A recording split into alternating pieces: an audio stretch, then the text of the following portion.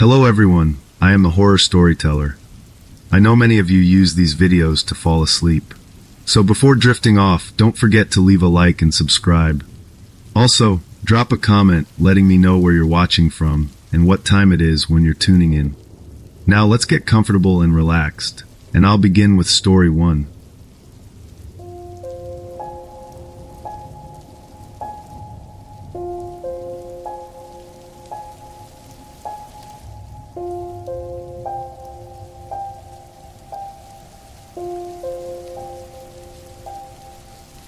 I never thought I'd be someone with a story like this, the kind of story that people tell at gatherings to send chills down your spine.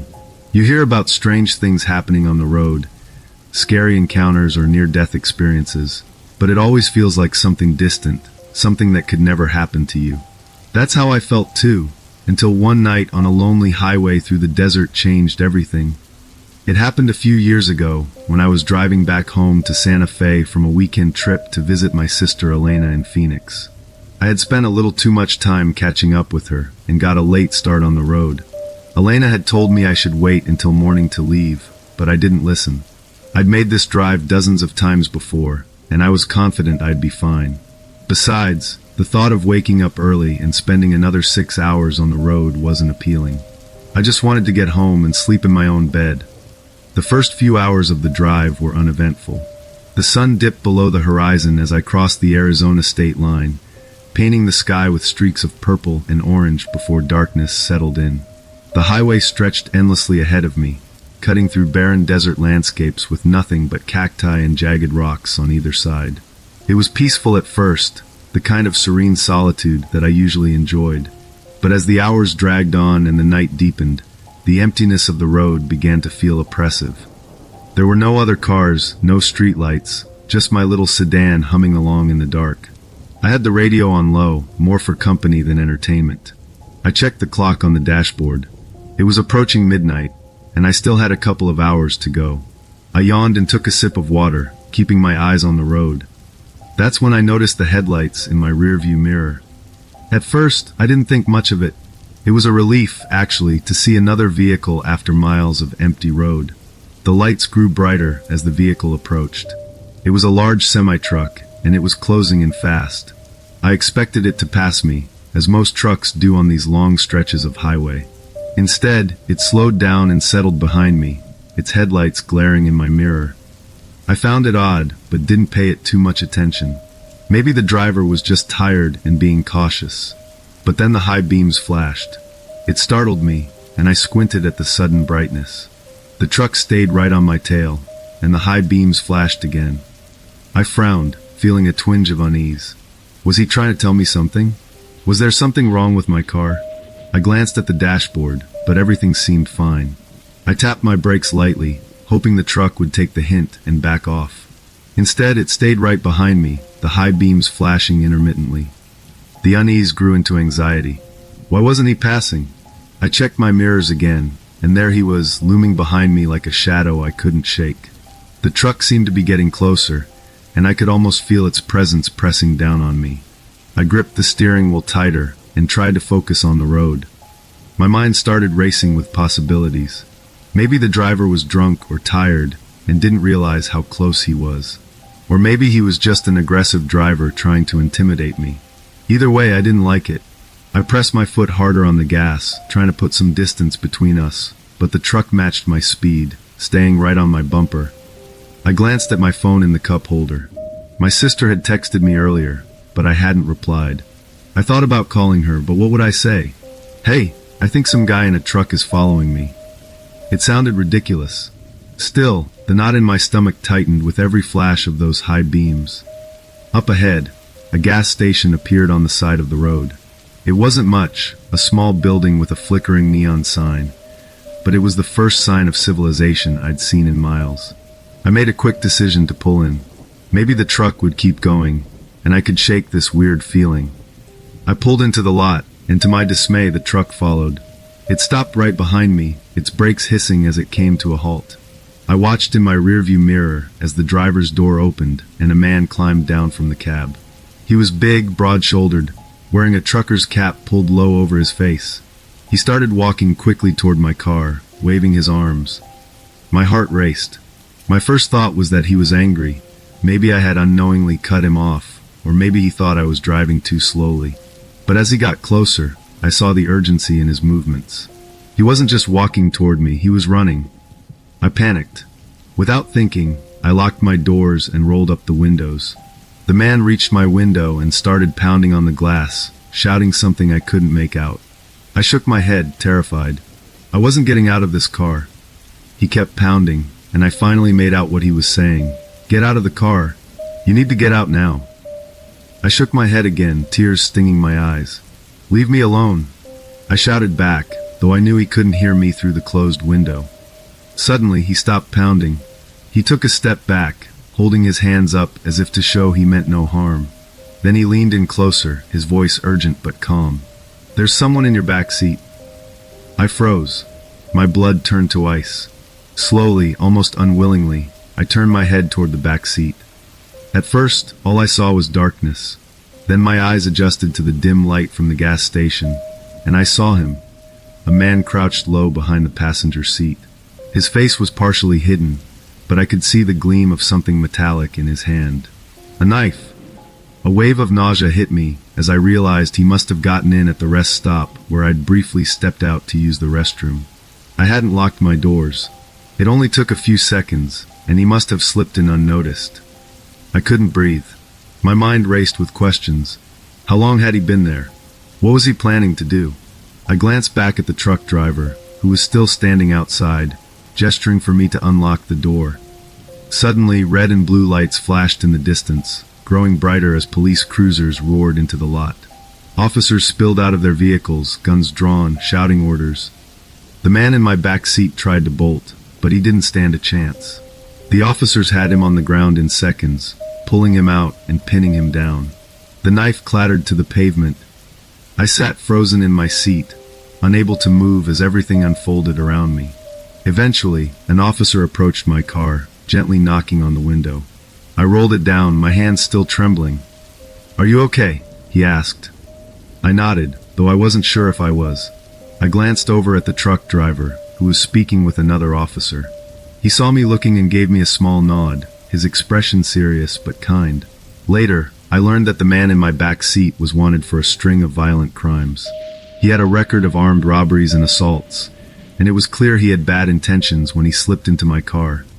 The truck driver, his name was Mike, told the officers he'd seen the man get into my car back at the rest stop. He'd tried to warn me, but he didn't want to scare me or alert the man in the back seat, so he followed me until he could get my attention safely. I don't know what would have happened if Mike hadn't been there. The thought keeps me awake some nights. I'm home now, safe, but that night left its mark. I double-check my back seat before I get into my car. I always lock my doors, even if I'm only stepping away for a minute. And every time I see a semi-truck on the highway, I think of Mike, a stranger who went out of his way to save my life.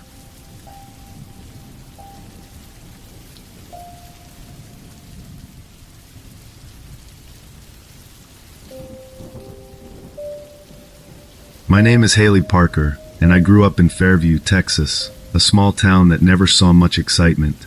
It was the kind of place where everyone waved at each other on the street, and most people left their doors unlocked at night. After high school, I stayed in Fairview, saving up money to attend nursing school. To do that, I took a job working nights at the Lone Star Gas and Mart, the only 24-hour gas station for miles. It wasn't glamorous, but it paid the bills and gave me time to think about my future. Working nights at the station was usually peaceful. The highway stretched into the dark horizon, with only the occasional hum of an engine breaking the silence. I found a strange kind of comfort in the quiet, stocking shelves, wiping down counters, and humming along to whatever classic rock station the radio happened to pick up. My shift started at 10 p.m. and ended at 6 a.m., just as the first light of dawn spilled across the Texas sky. One night, something happened that changed the way I thought about the world, about safety, and about myself. It was just after midnight when the doorbell chimed. I looked up from the counter, expecting to see one of the regulars, a trucker, maybe, or a college kid passing through on their way to somewhere more exciting. But it wasn't anyone I recognized. The man who walked in was tall, wearing a worn denim jacket and jeans that had seen better days. A baseball cap was pulled low over his face, so I couldn't see his eyes clearly. He moved slowly, his hands shoved deep into his pockets, and there was something about him that immediately put me on edge. At first, I tried to brush it off. People passing through on the highway often had a tired, road-weary look about them. But as I watched him pace up and down the aisles without picking up a single thing, my unease grew. He wasn't browsing, he was lingering. Occasionally, his head would tilt slightly, and I'd catch him glancing toward me at the counter. I tried to appear busy, pretending to rearrange the gum and candy bars on the display near the register. My heart was starting to race, but I reminded myself that maybe he was just tired or lost and didn't know what he wanted. After what felt like an eternity, he finally walked up to the counter. When he spoke, his voice was calm but unsettling. He asked me if I was alone. I don't know what it was, his tone, his expression, or the fact that I couldn't see his eyes under the shadow of his cap, but every instinct in my body screamed at me to lie. I told him my manager was in the back office.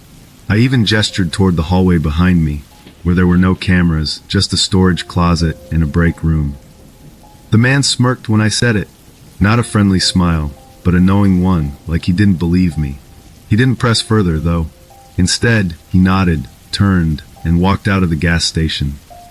As soon as the door closed behind him, I let out a shaky breath and glanced out the window. To my horror, his car was still parked at the far edge of the lot. The headlights were off, and the vehicle was barely visible in the dim glow of the single street lamp. My mind raced. What was he doing? Why hadn't he left? My pulse quickened as I reached for the cordless phone behind the counter. I knew I couldn't afford to second-guess myself. Something was wrong, and I needed help. I dialed 911 with trembling fingers and quietly explained the situation to the dispatcher. I told them about the man, the strange way he had acted, and the fact that his car was still sitting in the lot. They assured me that officers were on their way, and told me to stay inside and lock the doors. I followed their instructions, flipping the lock on the glass doors and turning off the interior lights to make myself less visible. Sitting behind the counter in the dark, I watched his car intently. My stomach churned every time I thought I saw movement inside. Minutes passed like hours.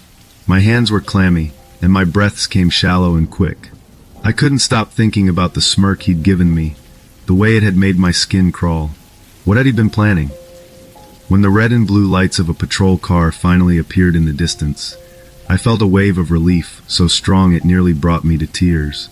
The cruiser pulled into the lot, and 2 officers got out, their flashlights cutting through the darkness. They approached the man's car cautiously, their hands resting on their holstered weapons. I couldn't hear what was being said, but I watched as the officers ordered the man out of the car. He complied without resistance, stepping out slowly and holding up his hands. One of the officers searched the vehicle, while the other kept a close eye on him. What they found still haunts me to this day. Sitting on the passenger seat were a roll of duct tape, a length of rope, and a large hunting knife. I felt the blood drain from my face as I realized just how much danger I had been in. The officers handcuffed the man and placed him in the back of the patrol car. One of them came inside to speak with me, his expression serious but kind. He told me I had done the right thing by calling them, and that my instincts had probably saved my life. After giving a statement, I was left alone in the quiet gas station, trying to process everything that had happened. I couldn't shake the image of the man's calm, detached demeanor, or the terrifying implications of what he had been planning. When my shift finally ended at 6 a.m., I stepped outside into the cool morning air. The sun was just beginning to rise, casting a soft golden light over the empty highway.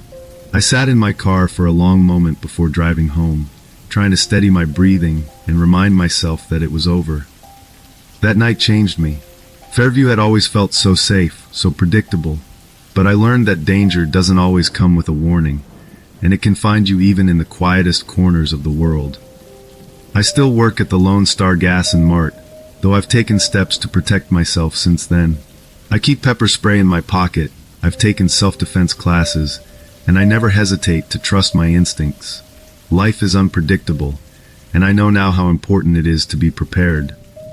Looking back, I don't know what would have happened if I hadn't acted quickly. What I do know is that I'll never forget that man's smirk or the chilling realization that my split-second decision to lie about being alone may have saved my life.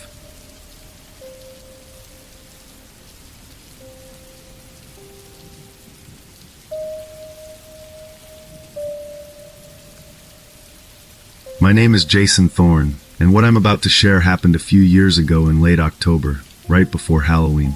At the time, I was working as a mechanic in Blackwood, a small mountain town tucked into the Rockies. It's the kind of place where everyone knows everyone, where the forest feels like it's closing in around you, and where the quiet nights are both peaceful and eerie. That night, I'd pulled a double shift at the shop. We'd been slammed with last-minute repairs, and I'd stayed late to help out a co-worker who had called in sick. By the time I locked up and got into my truck, it was close to midnight. The air was cold and heavy with mist, and I could feel the fatigue weighing on me as I started the engine. The drive home usually took about half an hour. Ridgewood, where I lived, was a small town further down the mountain. The road connecting the two towns was isolated, winding, and lined with dense pine trees. The moonlight filtered weakly through the fog, casting strange, shifting shadows. As tired as I was, I found the silence soothing. I had just rounded a sharp bend near Old Quarry Road when I saw her. A figure appeared on the side of the road, illuminated by my headlights. It was a woman, standing there alone, hugging herself against the cold. She looked young, mid-20s maybe, with dark hair and a lightweight jacket that seemed inadequate for the chilly mountain air. At first, I kept driving. My instincts told me not to stop. It was late, I was tired, and something about the sight of her standing there felt out of place. But as I glanced in my rearview mirror, I couldn't shake the image of her. She looked distressed, maybe even desperate. The guilt crept in. What if she really needed help? Against my better judgment, I slowed the truck and reversed back toward her. When I rolled down my window, she stepped closer, and I could see her face clearly for the first time. Her cheeks were pale, and her eyes looked tired, but there was a calmness in her expression that didn't quite match the situation. She thanked me and said her car had run out of gas a few miles back. I hesitated for a moment before unlocking the passenger door. She climbed in and sat quietly, clutching a small purse tightly to her chest. The air in the truck felt different with her there, tense, almost stifling, but I told myself I was imagining things. As we drove, I tried to make conversation to break the silence. She told me she was heading to her sister's house in Ridgewood. The story made sense. Ridgewood wasn't far, and there were a few residential areas on the outskirts. Still, something about the way she spoke put me on edge. Her tone was too calm, too measured. Then she started asking questions. At first, they seemed innocent enough. How late I usually worked, whether I was from the area. But then she asked if I lived alone. That question caught me off guard.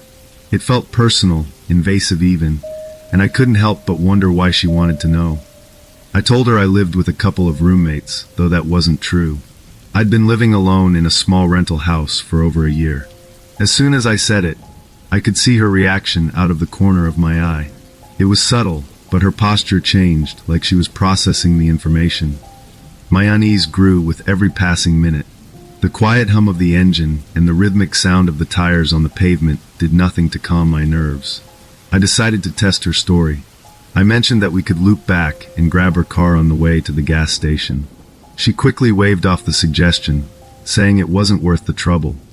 Her dismissal felt too abrupt, too final. That's when I started to think something was seriously wrong. I decided to take a detour, veering onto smaller, less traveled roads. I told her it was a shortcut, though I knew it wasn't. I wanted to see how she'd react. As the roads grew narrower and darker, her tension became palpable. She shifted uncomfortably in her seat, clutching her purse even tighter. She asked again why I wasn't taking the main road, her voice sharper this time. I played it off, telling her I knew the area well, and this route would save time. Her agitation grew with every turn. Finally, she demanded that I stop the truck. There was a tremble in her voice, but it was more frustration than fear. I pulled over onto the gravel shoulder, my heart pounding. She fumbled with the door handle, muttering something under her breath before getting out and disappearing into the shadows of the forest. I sat there for a moment, staring at the empty passenger seat. The relief of her absence was quickly replaced by a gnawing sense of unease. I replayed the entire encounter in my mind, trying to make sense of it. Why had she been so adamant about not going back to her car? Why had she asked if I lived alone? As I drove home, I decided to pass by the stretch of road where she'd said her car had broken down. I slowed down and scanned the area carefully, but there was nothing. No car, no signs of anyone walking along the roadside. It was as if she had never been there at all.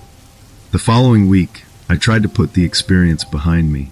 I told myself she might have been a scammer, or maybe just someone in a bad situation who didn't know how to ask for help. But then a news report changed everything. I was sitting in my living room, eating dinner, when the anchor's voice drew my attention. A photo appeared on the screen, a grainy image of a woman who looked eerily familiar. The anchor explained that she was wanted in connection with a series of robberies and assaults. Her method was to lure unsuspecting drivers into isolated areas, pretending to need help before turning on them. My stomach dropped. It was her, the hitchhiker I had picked up. For days, I couldn't shake the thought of how close I'd come to something terrible happening. The lies I told, the detours, the story about my roommates, those small decisions might have been what saved me. Even now, I can't drive past Old Quarry Road without thinking about that night.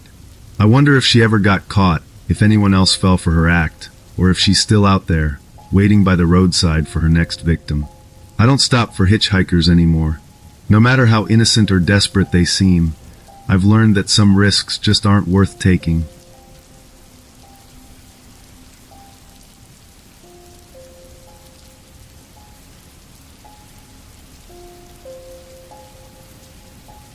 In the summer of 2003, I was 19 years old and looking forward to my first real job as a camp counselor.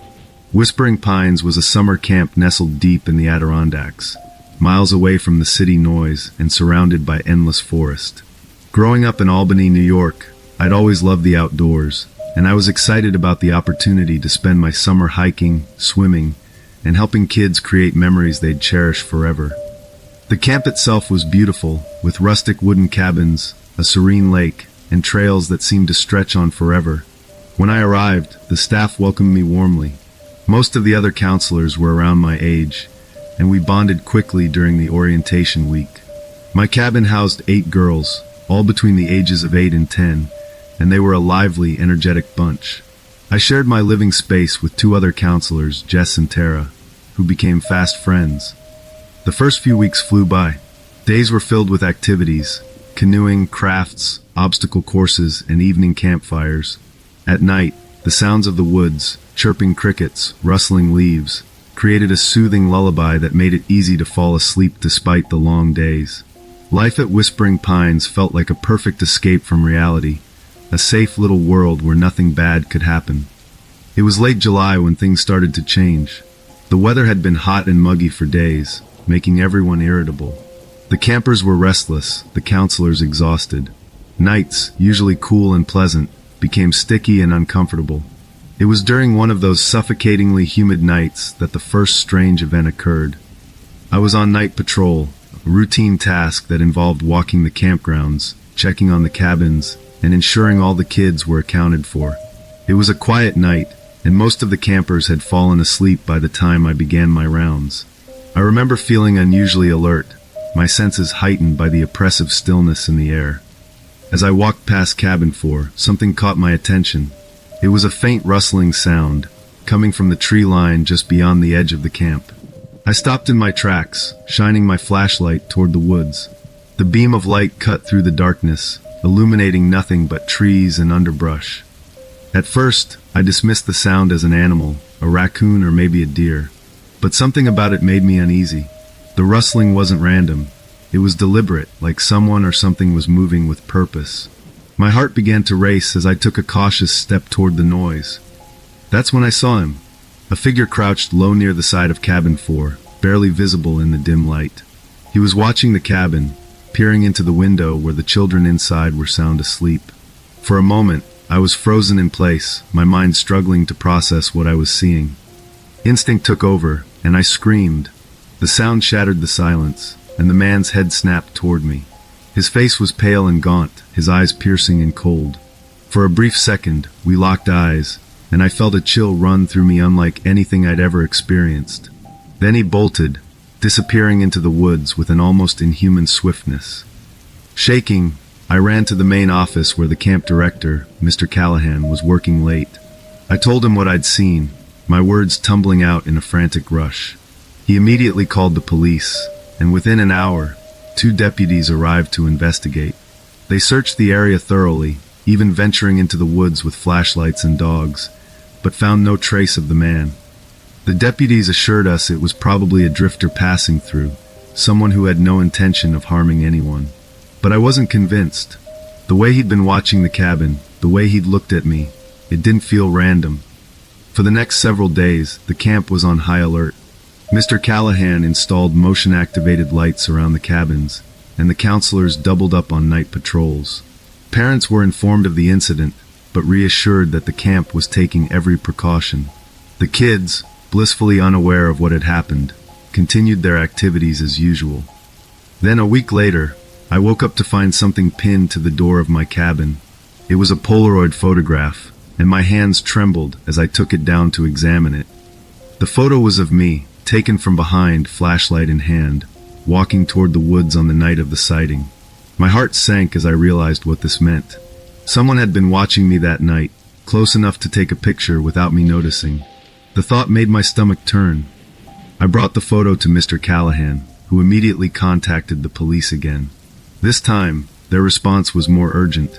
They questioned everyone, staff, campers, even local residents, and set up surveillance cameras around the camp. But once again, no evidence was found, no leads uncovered. The mood at Whispering Pines shifted.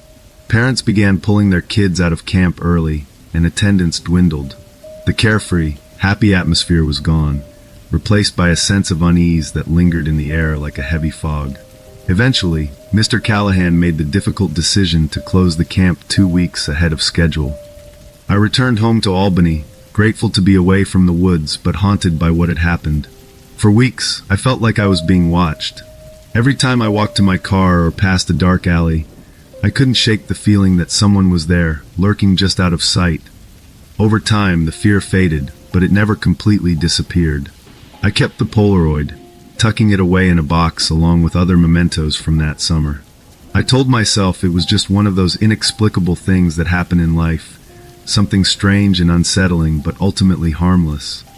Looking back now, 2 decades later, I still wonder what might have happened if I hadn't screamed that night. Would the man have tried to break into the cabin? Would he have targeted me instead? I'll never know, and maybe that's for the best. Whispering Pines never reopened, and the story of that summer became a local legend. Some people believe it was just a drifter, while others think it was something more sinister. All I know is that the events of that summer changed me. They taught me to trust my instincts, to always be aware of my surroundings, and to never take safety for granted. Life has moved on, but the memory of that man's eyes, cold, calculating, and utterly devoid of emotion, stays with me. It's a reminder that even in the most idyllic places, danger can be lurking just beyond the light.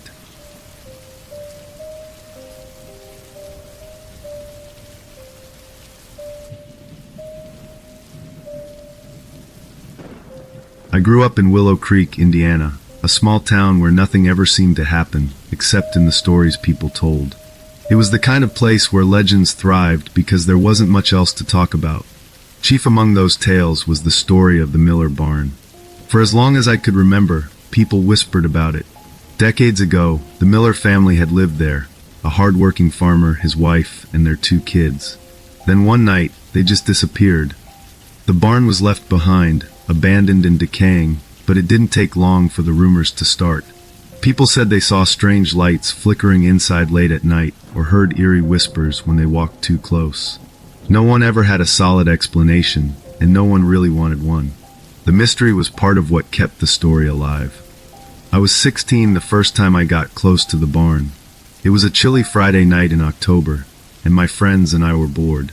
That wasn't unusual for Willow Creek. There wasn't much to do unless you counted hanging out at the diner or sneaking into the old drive-in movie lot. On that particular night, my best friend Jake brought up the barn. We'd all heard the stories, of course, but none of us had ever dared to actually go out there.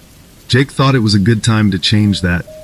Jake was the kind of guy who loved to push boundaries, and if he could get a laugh out of it, all the better. Mariah, his cousin, was with us that night.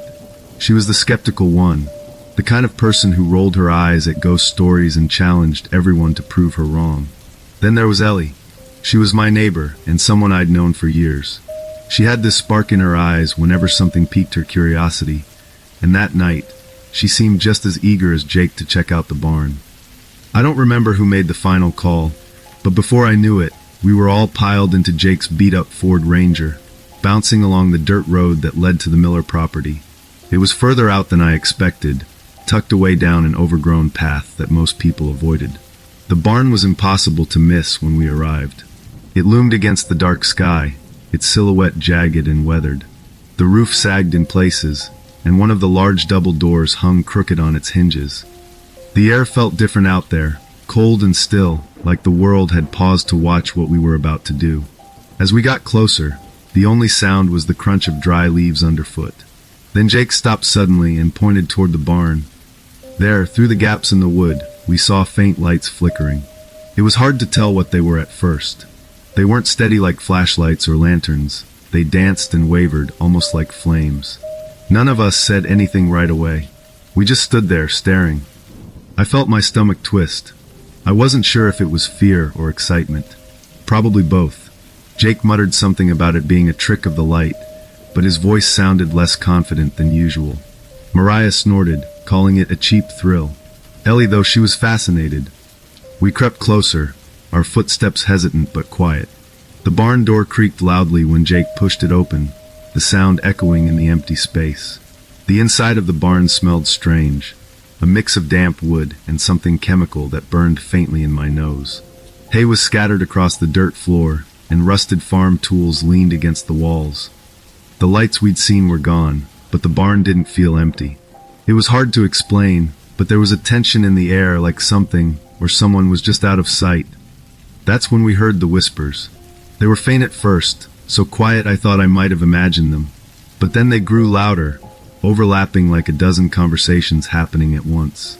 They came from the back of the barn, where the shadows were thickest. I froze.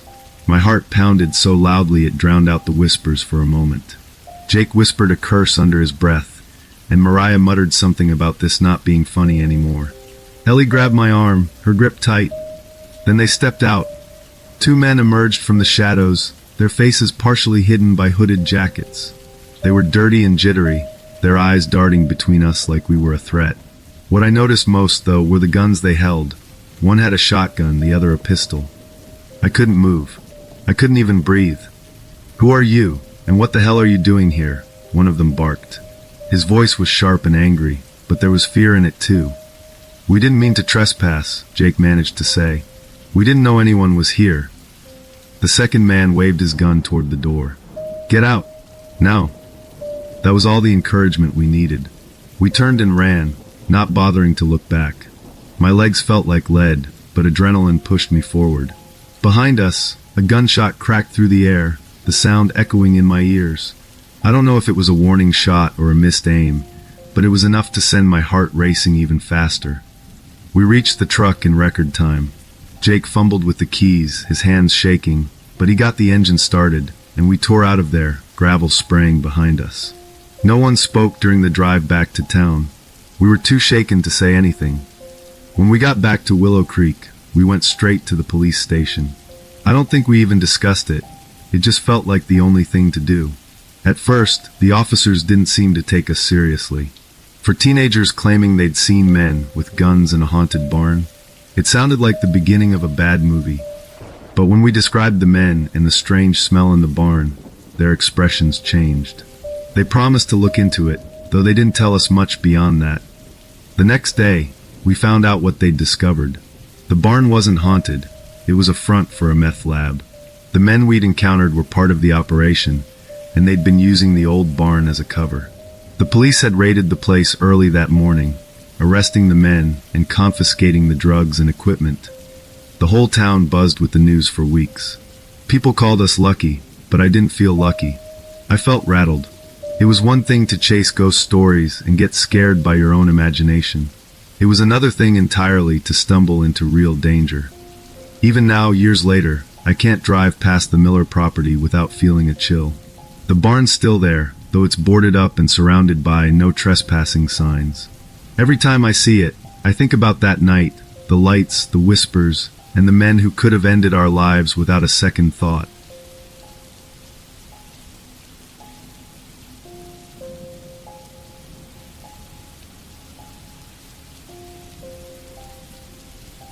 My name is Mia Harper, and I grew up in Willow Creek, Ohio, a town so small and quiet that people rarely locked their doors. Everyone knew everyone else, or at least thought they did. It was the kind of place where trouble seemed like a faraway concept, something you heard about on the news but never expected to touch your own life. I was 17 years old at the time, a senior in high school, and like most teens, I was juggling schoolwork, college applications, and part-time babysitting jobs to save for my future. Babysitting was something I genuinely enjoyed. It wasn't just about the extra money. It gave me a sense of independence and responsibility. The Parkers were one of my favorite families to sit for. They lived on Maplewood Lane, a cul-de-sac lined with towering maple trees that turned a stunning gold in the fall. Their house was warm and inviting, with a big bay window in the living room and a cozy kitchen that always smelled faintly of cookies. Emily and Jack, their kids, were 5 and 7 years old, respectively. Emily was a bubbly little girl with curly brown hair who carried a stuffed bunny everywhere she went. Jack was her big brother and protector, a curious boy who loved dinosaurs and space. They were sweet, well-behaved kids who made my job easy. That night, a crisp November wind blew through the trees, rattling the bare branches against the windows. I arrived at the Parkers' house at 6 p.m., greeted by Mrs. Parker, who looked elegant in a navy blue dress. She and her husband were heading to a charity gala and wouldn't be back until midnight. As always, she gave me a rundown of the evening. Dinner was already taken care of, bedtime was at 8:30, and the emergency numbers were on the fridge. After the Parkers left, the evening unfolded as usual. The kids and I played board games in the living room, their laughter echoing through the house. Dinner was uneventful, chicken nuggets and mac and cheese, their favorite. Afterward, we curled up on the couch to read Where the Wild Things Are. Emily insisted on hearing it twice before bed. By 8:30, the kids were tucked in, their small heads resting on pillows. I turned on their nightlight, kissed their foreheads goodnight, and quietly shut the door. Downstairs, the house was peaceful, the kind of calm that makes you feel safe. I grabbed a blanket from the couch, curled up with my phone, and let friends play softly in the background. About 20 minutes later, I heard it, a faint tapping sound. It was so subtle that I almost didn't notice it over the noise of the television. I paused for a moment, listening. It came again, faint but deliberate. My first thought was that it was just branches scraping against the windows. The wind outside was fierce enough to make the house creak. I went back to my phone, scrolling aimlessly, but the sound nagged at me. It was inconsistent, not like the rhythmic brushing of branches. Still, I convinced myself it was nothing and dismissed it. At 9:15, my phone buzzed with a text message from an unknown number. The message read, "Why aren't you answering the door?" My stomach dropped. I glanced at the front door, which was locked, just as I had left it. The porch light illuminated the empty street outside. I told myself it was probably a wrong number or a prank. I put my phone down and tried to focus on the sitcom, though my unease was growing. A few minutes later, another message came through. "I'm already inside." I froze. My breath caught in my throat as my mind raced. The house was quiet except for the faint hum of the TV. I glanced around, scanning the shadows in the dimly lit living room. The text didn't make sense. I had locked the doors. I knew I had. Fighting the rising panic, I decided to check on Emily and Jack. I tiptoed upstairs, careful not to make a sound. Their room was just as I had left it, the two of them sound asleep under their blankets. For a moment, I felt a sense of relief. Maybe it really was just a cruel prank. But something deep in my gut told me not to dismiss it. I gently woke the kids, whispering that we were going to play a hiding game. Emily rubbed her eyes sleepily, clutching her bunny, while Jack looked at me with a mix of confusion and concern. I led them to the upstairs bathroom and locked the door behind us. Emily curled up on the bath mat, her bunny clutched tightly to her chest. Jack sat beside her, his little hands fidgeting nervously. I whispered to them to stay quiet, trying to keep my voice steady. I pulled out my phone and dialed 911. My hands were trembling as I explained the situation to the dispatcher, my voice barely above a whisper. The woman on the other end of the line was calm and reassuring, promising that officers were on their way. And then I heard it, soft, deliberate creaks coming from downstairs. Someone was moving through the house. My heart felt like it was about to burst out of my chest. I held my breath, straining to listen. The creaks grew louder, moving closer to the staircase. The dispatcher's voice in my ear grounded me. She reminded me to stay quiet and keep the kids safe. Every second felt like an eternity as we waited for the sound of sirens. Finally, they came, breaking through the oppressive silence. The flashing red and blue lights outside the window were a welcome sight. I heard voices shouting, the unmistakable sound of officers entering the house. When they reached us, I unlocked the bathroom door, clutching Emily and Jack tightly as we were led downstairs. The house was a flurry of activity as the police searched every corner. In the basement, they found him.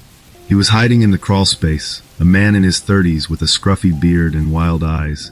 He had a backpack filled with zip ties, duct tape, gloves, and a knife. The officers led him out in handcuffs, his face expressionless. The Parkers came home to find their house swarming with police.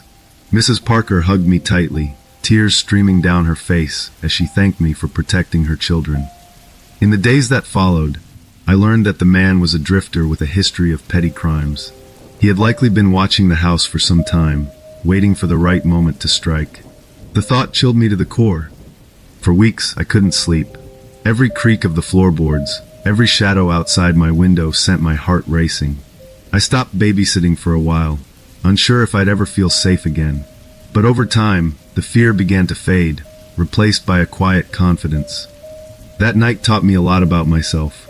I realized that even in the face of fear, I could stay calm and do what needed to be done. It's a lesson I carry with me to this day, one that's shaped the person I've become. Willow Creek is still my home, but I've never forgotten how quickly life can change, and how important it is to trust your instincts.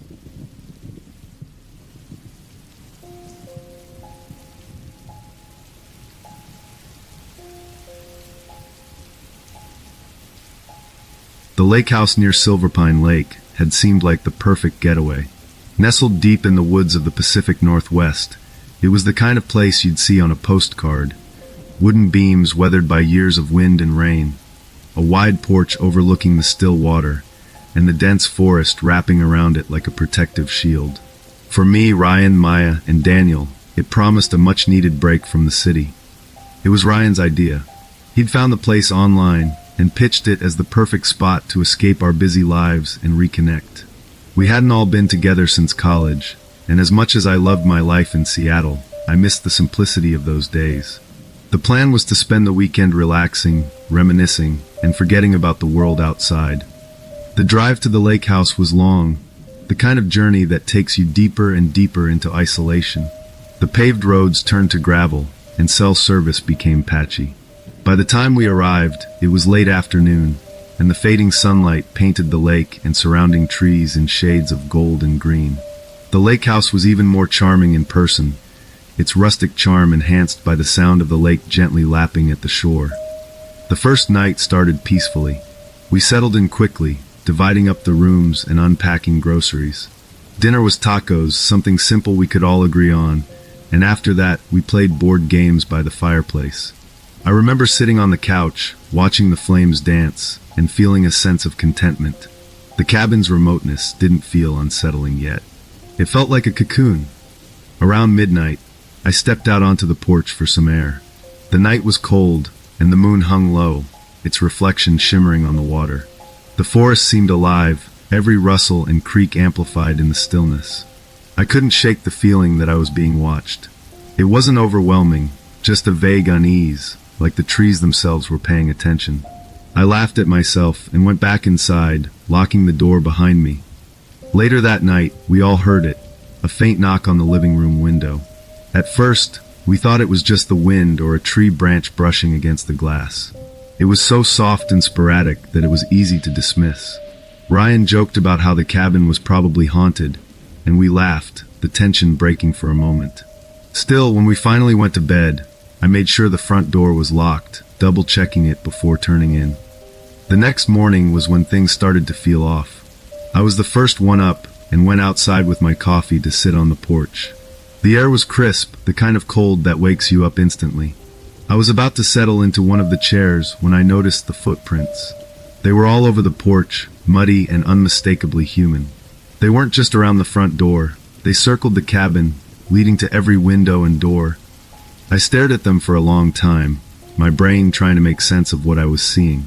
When the others woke up, I showed them, and we all stood there in uneasy silence. Ryan tried to reason it away, suggesting maybe it was a hiker or a curious neighbor, though none of us had seen another person since we arrived. Maya pointed out that no one would be wandering around a cabin at night without a reason. The footprints put a damper on the mood, but we decided not to let it ruin the trip. Ryan found an old axe in the shed and kept it close, just in case, though he tried to laugh it off. Maya called the local sheriff's office, but the deputy who answered said they were short-staffed and couldn't send anyone out until the next day. That wasn't reassuring, but we didn't feel like we were in immediate danger. We locked all the windows and doors and tried to move on. That evening, the unease lingered beneath the surface, though none of us wanted to admit it. We stayed together, playing cards by the fire and trying to act like everything was normal. The wind picked up outside, howling through the trees and rattling the windows. I couldn't shake the feeling that someone, or something, was out there watching us. When the power went out, it felt like the air had been sucked out of the room. One moment, the cabin was filled with the warm glow of the fireplace and our laughter, and the next, we were plunged into darkness. It took a second for our eyes to adjust, the only light coming from the faint glow of the fire. Ryan grabbed his phone, using the flashlight to help us find our way. We scrambled to grab flashlights and candles, trying to stay calm. That's when we heard it, a loud crash from the basement. The sound was so sudden and jarring that it stopped us in our tracks. We stood frozen, listening. The silence that followed was almost worse than the crash itself. I remember the way my heart pounded, every beat so loud I thought it might give us away. We whispered hurriedly about what to do. Ryan wanted to check it out, but the rest of us insisted it was too dangerous. We decided to barricade ourselves in the master bedroom instead. We moved as quickly and quietly as we could, grabbing knives from the kitchen before piling furniture against the bedroom door. We sat huddled together, our flashlights cutting through the darkness, and listened. Every creak of the floorboards, every rustle of the wind felt amplified, each sound making my chest tighten. Maya called the sheriff again, her voice shaking as she explained what had happened.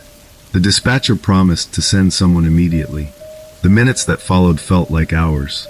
We could hear faint, deliberate footsteps below us, the sound of someone moving through the cabin. I gripped the knife so tightly my hand ached. When the red and blue lights of the police cars finally illuminated the windows, the relief was overwhelming. The officers moved quickly, searching the cabin from top to bottom. When they found him in the basement, it felt like something out of a nightmare. The man was thin and gaunt, his clothes dirty and his expression unnervingly calm. He had been hiding in the shadows, waiting. The sheriff later told us that the man had a history of breaking into remote homes and waiting for the residents to fall asleep. He'd been watching us from the moment we arrived, and the thought of how close we came to real danger still sends chills down my spine. We packed up the next morning, our weekend getaway cut short. As we drove back to Seattle, the lake house felt like a distant memory, its idyllic charm overshadowed by the events of the night. I haven't been back to Silver Pine Lake since, and I'm not sure I ever will. Looking back, I've learned to trust my instincts. The woods may seem peaceful, but their stillness hides secrets. That trip taught me that sometimes the quiet is anything but safe.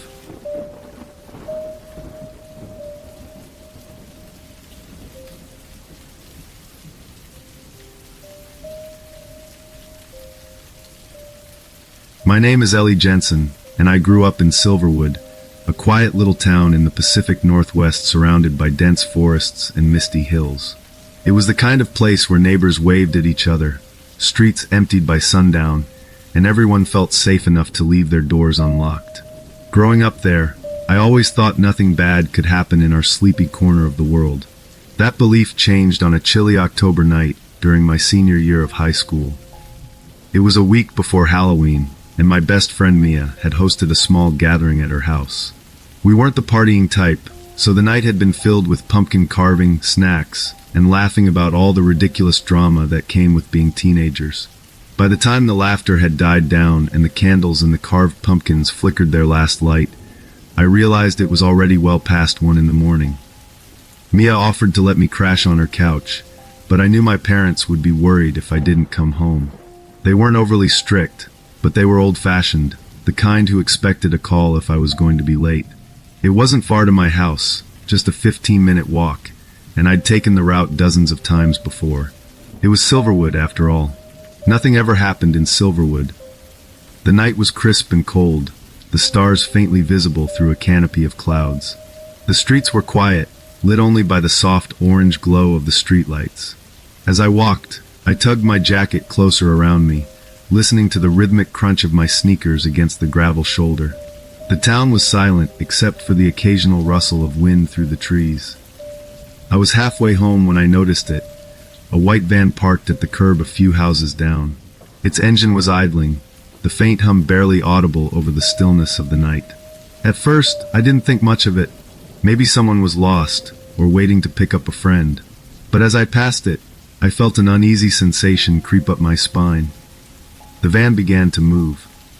It pulled away from the curb, slowly, and started trailing me at a distance. I glanced over my shoulder, pretending to be casual, but I couldn't see inside. The windows were tinted, and all I could make out was the vague silhouette of the driver. I told myself not to overreact. Maybe it was a coincidence, and they were heading in the same direction. Still, my stomach churned with unease, and I quickened my pace. The van matched my speed. I stopped, pretending to adjust my shoelaces, hoping they would drive past me. But they didn't. They stopped too, the engine still idling, their headlights casting long shadows across the pavement. My heart started to pound, each beat echoing in my ears. Something wasn't right. I started walking again, faster this time, my footsteps sharp against the asphalt. The van followed, its tires crunching faintly as it crawled along behind me. I turned down a side street, hoping to lose them, but the van turned too. By now, my unease had turned into full-blown panic. My mind raced with possibilities. Was this someone I knew playing a prank? Or was it something far worse? Ahead of me was the entrance to the woods, where a narrow dirt path cut through the trees. It was a shortcut I'd taken dozens of times during the day, but at night, the woods were dark and uninviting. Still, it was my only option. I darted onto the path without looking back, the branches overhead blocking out what little light the stars provided. The van came to an abrupt stop at the edge of the woods. For a brief moment, I felt relief. Maybe they wouldn't follow me in. Maybe they'd give up and drive away. Then I heard it. Footsteps. Heavy, deliberate, and fast. Someone was running after me. Adrenaline surged through me as I broke into a sprint, my breath coming in short, panicked gasps. The path was uneven, roots and rocks jetting out of the ground, but I didn't dare slow down. I could hear the person behind me crashing through the underbrush, the sound getting closer with each step. My house wasn't far now. I could see the faint glow of my porch light through the trees, a small beacon in the overwhelming darkness. I pushed myself harder, ignoring the burning in my legs and the sharp pain in my side. I burst out of the woods and into my backyard, the damp grass slippery beneath my feet. My hands shook as I fumbled with my keys, finally managing to unlock the back door. I slammed it shut behind me and locked the deadbolt, collapsing against it as I tried to catch my breath. For a moment, everything was silent. I thought maybe I'd imagined it, that my fear had conjured up something that wasn't real. Then came the knock. It wasn't a knock, though. It was a bang, loud, forceful, and angry. I froze, my breath catching in my throat. The banging continued, each hit rattling the door frame.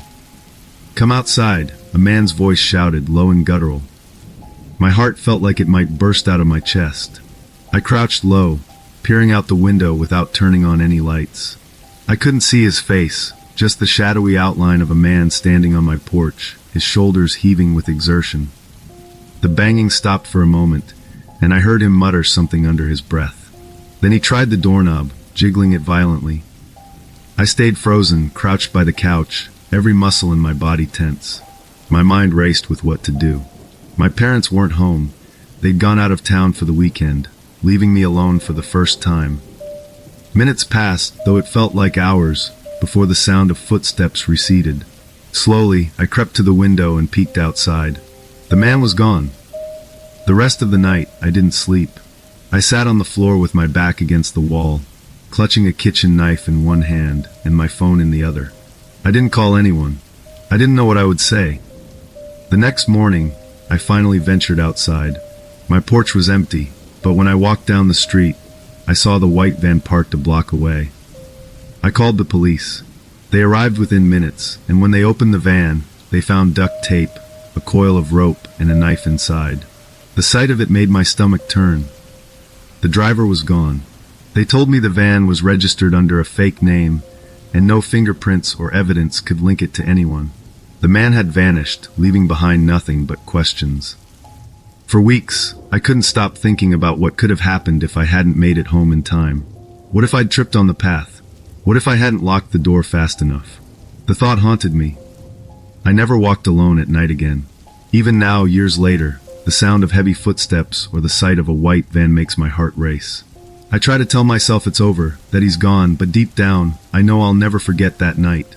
Sometimes, when the wind rustles through the trees, I catch myself glancing over my shoulder, half expecting to see headlights in the distance or hear that low, guttural voice calling for me to come outside.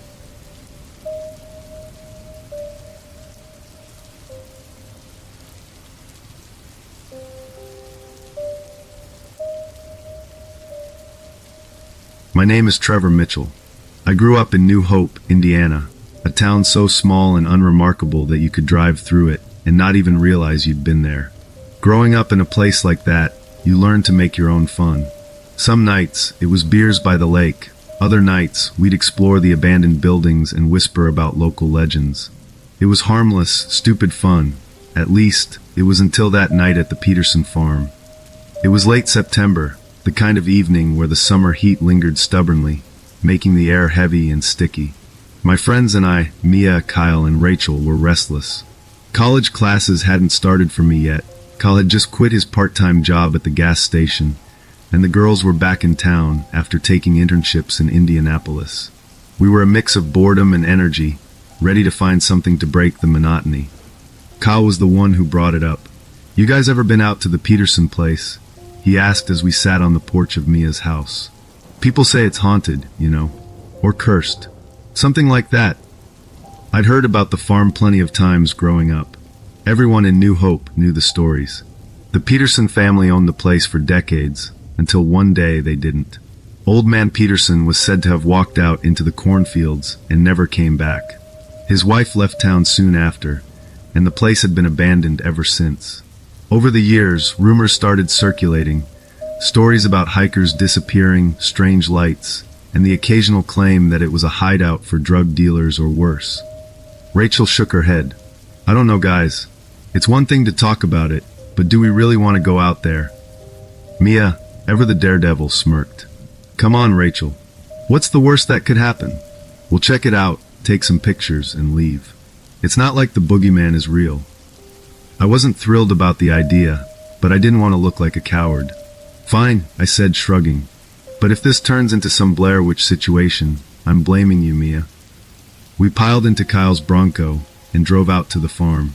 It wasn't far, just a 10-minute drive out of town, but as soon as we turned off the main road onto the overgrown path leading to the property, it felt like we'd entered another world. The fields stretched on forever, the corn taller than I'd ever seen. The farmhouse itself looked like something out of a horror movie. The roof sagged, and the windows were dark, empty rectangles. The barn leaned to one side, as if a strong wind might knock it over. Kyle parked near the barn, and we climbed out, armed with flashlights and the feigned bravery that comes from being in a group. The air was thick, almost oppressive, and it carried the faint scent of mildew and earth. We started with the barn. The doors creaked loudly as Kyle pushed them open, revealing a dim interior cluttered with broken tools and decaying bales of hay. It didn't look like anyone had been there in years, but as we moved farther inside, we began to notice strange things. Footprints in the dirt floor, too fresh to be old. A few cigarette butts near the back wall. A rusty wrench that didn't look as weathered as the rest of the tools. "Someone's been here," Mia said, her voice low. "Maybe some drifter," I offered, though I didn't believe it. Something about the place felt wrong, like we weren't alone. We stepped outside and wandered toward the edge of the cornfield. The sun was setting, casting long shadows across the ground. I remember feeling a shiver run down my spine, despite the warmth of the evening. That's when I saw it, a flicker of movement deep in the corn. I froze, squinting to see if it was just the wind playing tricks on me. "What's wrong?" Mia asked. "I thought I saw something," I said, pointing toward the stalks. Kyle aimed his flashlight into the field, the beam cutting through the rows of corn but revealing nothing. "Probably just an animal," he said, though his tone lacked confidence. We stood there for a moment, listening. At first, it was silent, save for the rustling of the corn in the breeze. But then, faintly, we heard it, the sound of footsteps. Rachel grabbed my arm. "Did you hear that?" Before I could answer, a man stepped out of the cornfield. He was tall and broad-shouldered, wearing dirty overalls and holding a machete that glinted in the fading light. His face was pale, his features sharp and hollow, and his eyes locked onto us with an intensity that made my stomach drop. He didn't say a word. He just stood there, smiling in a way that was anything but friendly. For what felt like an eternity, none of us moved. Then Kyle whispered, "We need to go. Now." We turned and started walking briskly back to the truck, trying not to run, though every instinct screamed at us to bolt. But as we moved, we heard more rustling in the corn. I glanced over my shoulder and saw more figures emerging from the stalks. That was it. We broke into a sprint, panic overtaking any attempt at calm. By the time we reached the truck, my chest was heaving and my hands were shaking. Kyle fumbled with the keys, dropping them in his haste. I snatched them off the ground, unlocked the doors, and we piled in, locking them behind us. The headlights flicked on, and for a brief moment, the beams illuminated the man with the machete. He stood at the edge of the cornfield, his eerie smile unchanged. Behind him, more figures loomed, their faces obscured by the shadows. Kyle didn't waste another second. He slammed the truck into gear and sped down the dirt road, the tires kicking up a cloud of dust behind us. None of us spoke until we were back in the safety of town, parked outside the diner where the fluorescent lights felt like a shield against whatever we had just escaped. For days after, I couldn't shake the feeling that we'd narrowly avoided something terrible. I scoured the internet, looking for any information about the Peterson farm, and what I found only deepened my unease. The stories of strange disappearances and criminal activity weren't just rumors. They were well documented, though never proven. To this day, I can't explain what happened that night. I don't know who those people were or why they were there, but I do know one thing: we were lucky.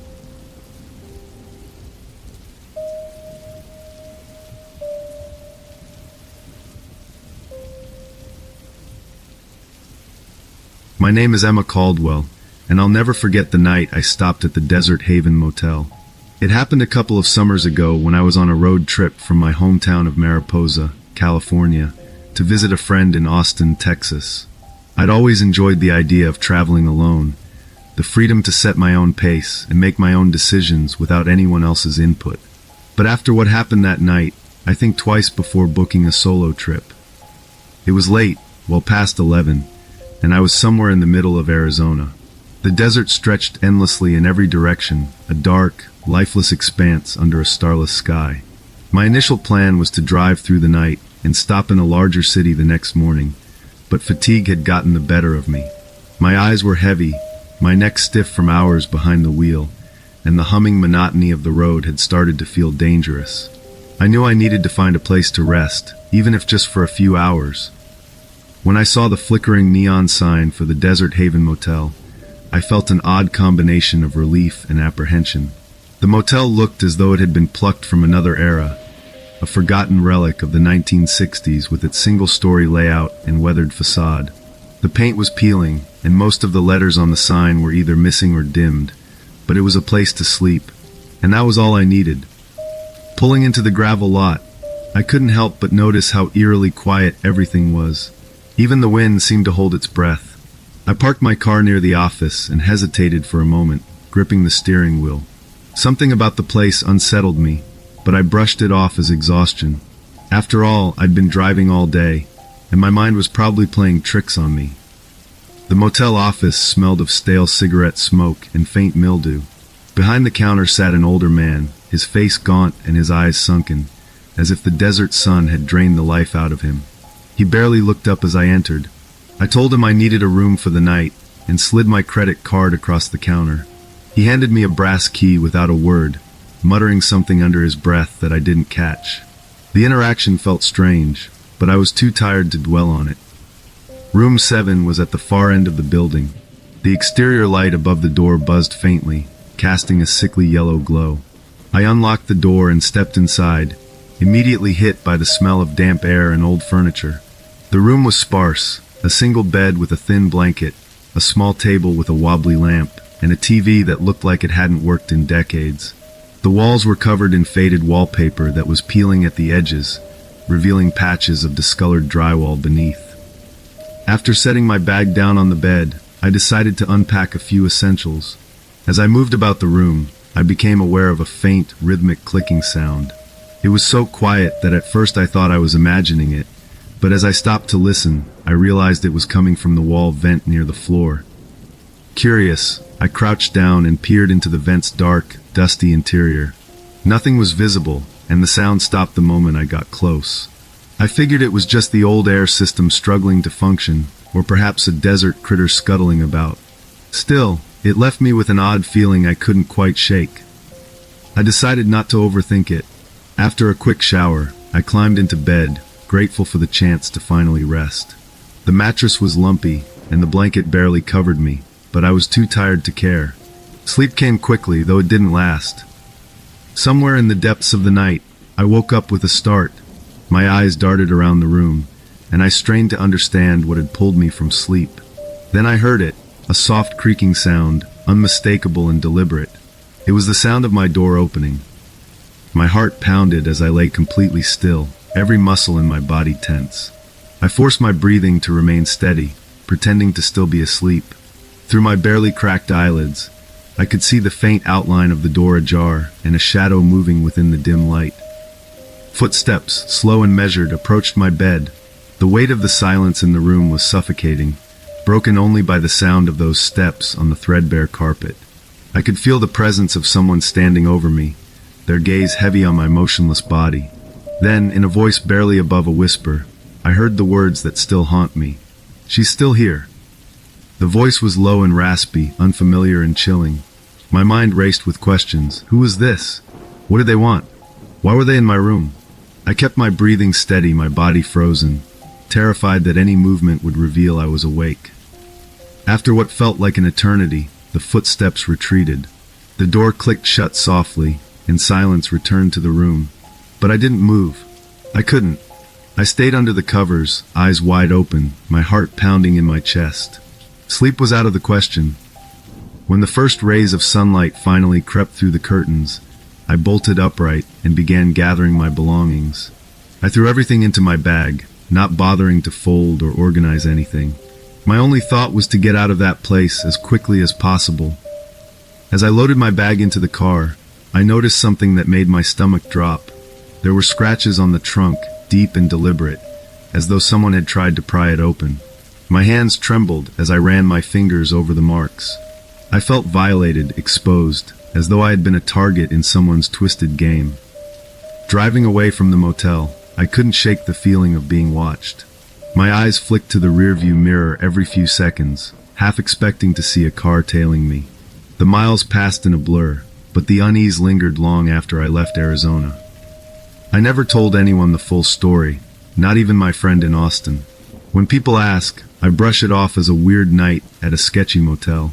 But the truth is, I don't know what really happened that night. I don't know who was in my room or why they were there. And I don't know what their intentions were with the scratches on my trunk.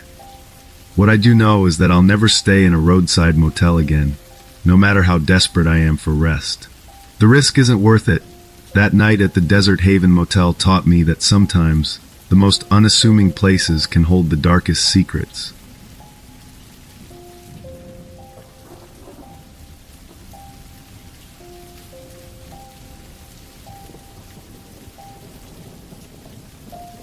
My name is Emma Carver, and a few years ago, my husband Jack and I decided to leave the chaos of Atlanta behind for a quieter, more affordable life. Jack had recently transitioned to working remotely as an IT specialist, and we figured it was the perfect opportunity to start fresh. That's how we found ourselves moving into a small rental home in Pine Hollow, a sleepy town in the Georgia countryside. The house on Sycamore Street seemed ideal at first. It wasn't fancy, but it had a rustic charm we couldn't resist. The white clapboard siding, wraparound porch, and spacious backyard felt like a dream come true for two people looking to slow down. Sure, the place was a little rundown, with creaky floorboards and a faint musty odor, but we told ourselves those things were part of its character. The rent was cheap, and the landlord seemed nice enough. He assured us the house was in good shape and had no major issues. The first few days in the house were everything we'd hoped for. Jack set up his office in the guest bedroom, while I threw myself into unpacking and organizing. We spent our evenings on the porch swing, enjoying the quiet hum of cicadas and watching the fireflies dance in the yard. Pine Hollow had a kind of stillness that we weren't used to, and for the first time in years, we felt like we could breathe. But as the days turned into weeks, small things started happening. Little things that didn't seem worth mentioning at first, but began to build up over time. I would find cabinet doors left open, even though I was sure I had closed them. Jack's keys disappeared from the kitchen counter one morning and turned up hours later on the living room coffee table. At first, we laughed it off, chalking it up to the stress and chaos of moving. But then there was the feeling. It's hard to explain, but I often felt like I was being watched. I'd be folding laundry in the bedroom or washing dishes in the kitchen, and a chill would run down my spine. Sometimes I'd glance up, half expecting to see someone standing in the doorway, but of course, there was never anyone there. Jack admitted he felt it too, though he tried to downplay it. Old houses have their quirks, he said, but his tone didn't convince me. The turning point came late one night, about 2 weeks after we'd moved in. I woke up suddenly, unsure of what had disturbed me. At first, I thought it was just a dream, but then I heard it, the faint sound of footsteps in the hallway just outside our bedroom. My heart started pounding. The steps were soft and deliberate, like someone was trying to move quietly, but not quietly enough. I froze, straining to listen. Jack was sound asleep beside me, his steady breathing a stark contrast to my growing panic. My first instinct was to wake him, but something made me stop. Instead, I reached for my phone on the nightstand and dialed 911. Whispering into the receiver, I explained the situation and gave them our address. The dispatcher assured me that officers were on their way, but every second felt like an eternity. By the time the police arrived, the footsteps had stopped. The officers searched the house thoroughly, checking every room, closet, and even the attic. They found nothing, no signs of forced entry, no evidence of anyone else being there. They suggested it might have been the house settling or an animal outside, but I wasn't convinced. I knew what I'd heard. Jack tried to reassure me the next morning, though I could tell he was shaken too. We decided to double-check all the locks, and even placed a chair under the doorknob in the bedroom at night. Still, I couldn't shake the feeling that something wasn't right. A few days later, I was cleaning the basement when I noticed a cold draft near the far wall. The basement was already dimly lit and cluttered with odds and ends left by previous occupants, but this draft seemed strange. Following the source, I discovered a loose wooden panel that didn't quite match the rest of the wall. Curious, I tugged it open. Behind it was a small, hidden room, barely large enough for a person to stand in. The sight made my stomach drop. Inside, there was a filthy mattress on the floor, surrounded by crumpled food wrappers, old clothes, and other debris. The smell was overwhelming, a mix of mildew, sweat, and something metallic that I couldn't identify. My hands were trembling as I backed away, closing the panel as quickly as I could. I ran upstairs to find Jack, barely able to get the words out as I explained what I'd found. Together, we returned to the basement, and his reaction was the same as mine, shock followed by fear. We immediately called the landlord to come over. When he arrived and saw the hidden room, his face turned pale. He hesitated for a moment before finally admitting the truth. A few months before we moved in, he said, there had been a squatter living in the house. The man had found a way into the basement and was using the hidden crawl space to stay unnoticed. The landlord claimed he had the sheriff evict him, but it was clear the man knew the house well enough to return without being detected. I was furious. The landlord had never mentioned any of this when we signed the lease. I didn't think it was relevant, he said, trying to defend himself. I thought the problem was dealt with. But it wasn't dealt with, and now Jack and I were the ones paying the price. That same night, we packed as much as we could into our car and left the house. We stayed with my sister in Savannah while we searched for a new place to live. Weeks later, I came across a news article about a man arrested for breaking into homes in Pine Hollow. The mugshot sent a chill down my spine. Though I had never seen him face to face, I was certain he was the same man who had been living in our house. Looking back, I can't believe how naive we were. We'd been so eager for a fresh start that we didn't ask enough questions or dig deeper into the house's history. The experience left me shaken, but it also taught me to trust my instincts. If something feels off, it probably is. Pine Hollow was supposed to be our quiet escape, but instead, it became a reminder of how fragile the sense of safety can be. Even now, in our new home, I double-check every lock and listen for every creak in the floorboards. I've learned to be cautious, and though I'll never forget what happened in that house on Sycamore Street, I'm grateful we got out before things took a darker turn.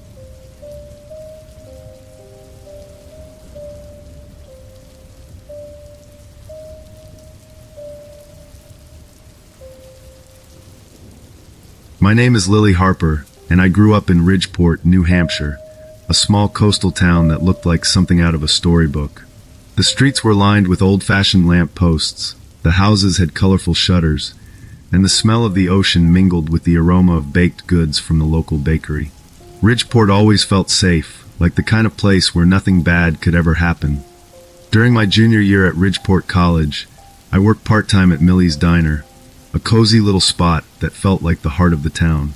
Locals gathered there for their morning coffee, and tourists stopped in for our famous blueberry pancakes. I loved my shifts, chatting with regulars and pocketing tips to save for my dream of traveling after graduation. That's where I first met him, Mark Bennett. He was just another customer at first, someone who came in regularly and ordered the same thing every time, black coffee and a slice of cherry pie. He always sat in the same booth near the window and left generous tips. His friendliness seemed harmless, complimenting my smile, asking how my day was going.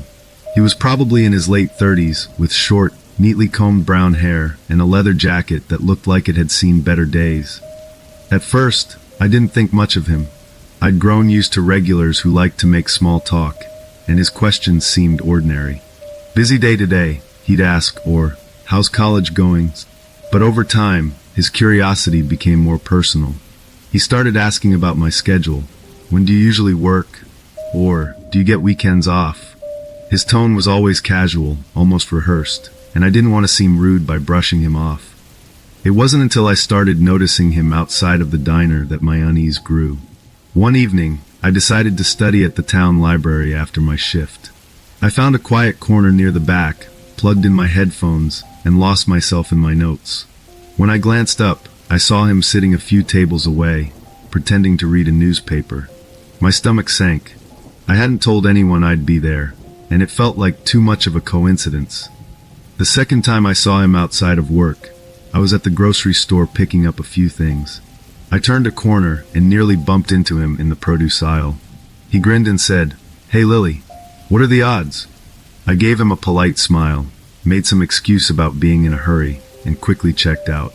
Ridgeport was small, but it wasn't that small. The final straw was when he showed up at my yoga class. It was an early evening session, and I always felt so at peace in that little studio above the bookstore. That night, as we moved through the poses, I glanced toward the back of the room and saw him standing awkwardly in the corner, his eyes fixed on me. I couldn't focus for the rest of the class. My safe spaces were starting to feel like traps. By then, I knew something was wrong. I started to feel like I was constantly being watched, even when I was alone in my apartment. I kept the blinds closed and checked the locks on my doors and windows twice before going to bed. I told myself I was overreacting, but a small voice in the back of my mind warned me otherwise. One night, after a late shift at Millie's, I was driving home down the quiet, winding streets of Ridgeport. The diner was about 10 minutes from my apartment, and the roads were practically deserted. As I turned onto Maple Street, I noticed a car behind me. I didn't think much of it at first. It wasn't unusual to see another car on the road. But when I turned again onto Elm Street, the same car followed. I glanced in my rearview mirror, and my heart skipped a beat. It was Mark's old sedan. I tried to stay calm, telling myself it was just another coincidence. Maybe he lived in this direction too. But when I made an unexpected turn onto a side street, and he followed, the truth hit me. He was tailing me. My hands gripped the steering wheel, my mind racing as I debated what to do. I couldn't lead him to my apartment. Without thinking, I turned toward the Ridgeport police station. As soon as I pulled into the parking lot, his car hesitated for a moment before speeding off. I sat there for a moment, shaking, before finally gathering the courage to go inside and explain what had happened. The officers listened attentively as I recounted everything. The way he'd shown up wherever I went, the unsettling questions, and now this. They assured me they'd investigate and advised me to be cautious. That night, one of the officers followed me home to make sure I got there safely. 2 days later, I got a call from the police.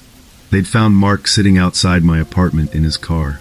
When they approached him, he tried to drive away, but didn't get far before they stopped him. What they found in his car made my blood run cold.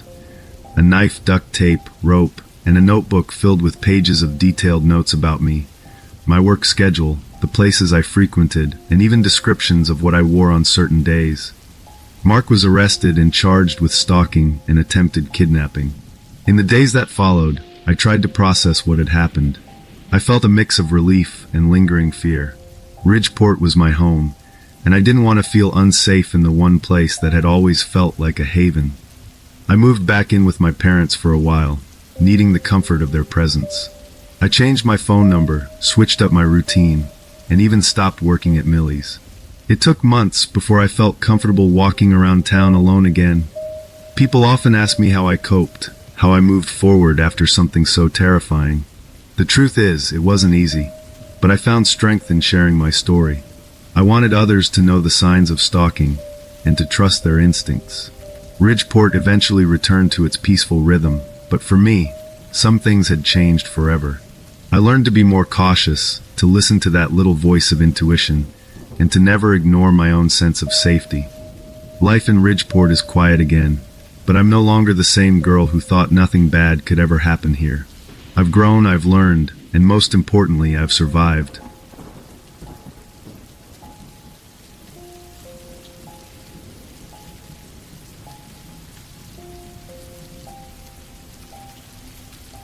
I'm Earl Fenton, and I grew up in Cedar Hollow, a tiny Appalachian town where everyone knew your name and business, or so it seemed.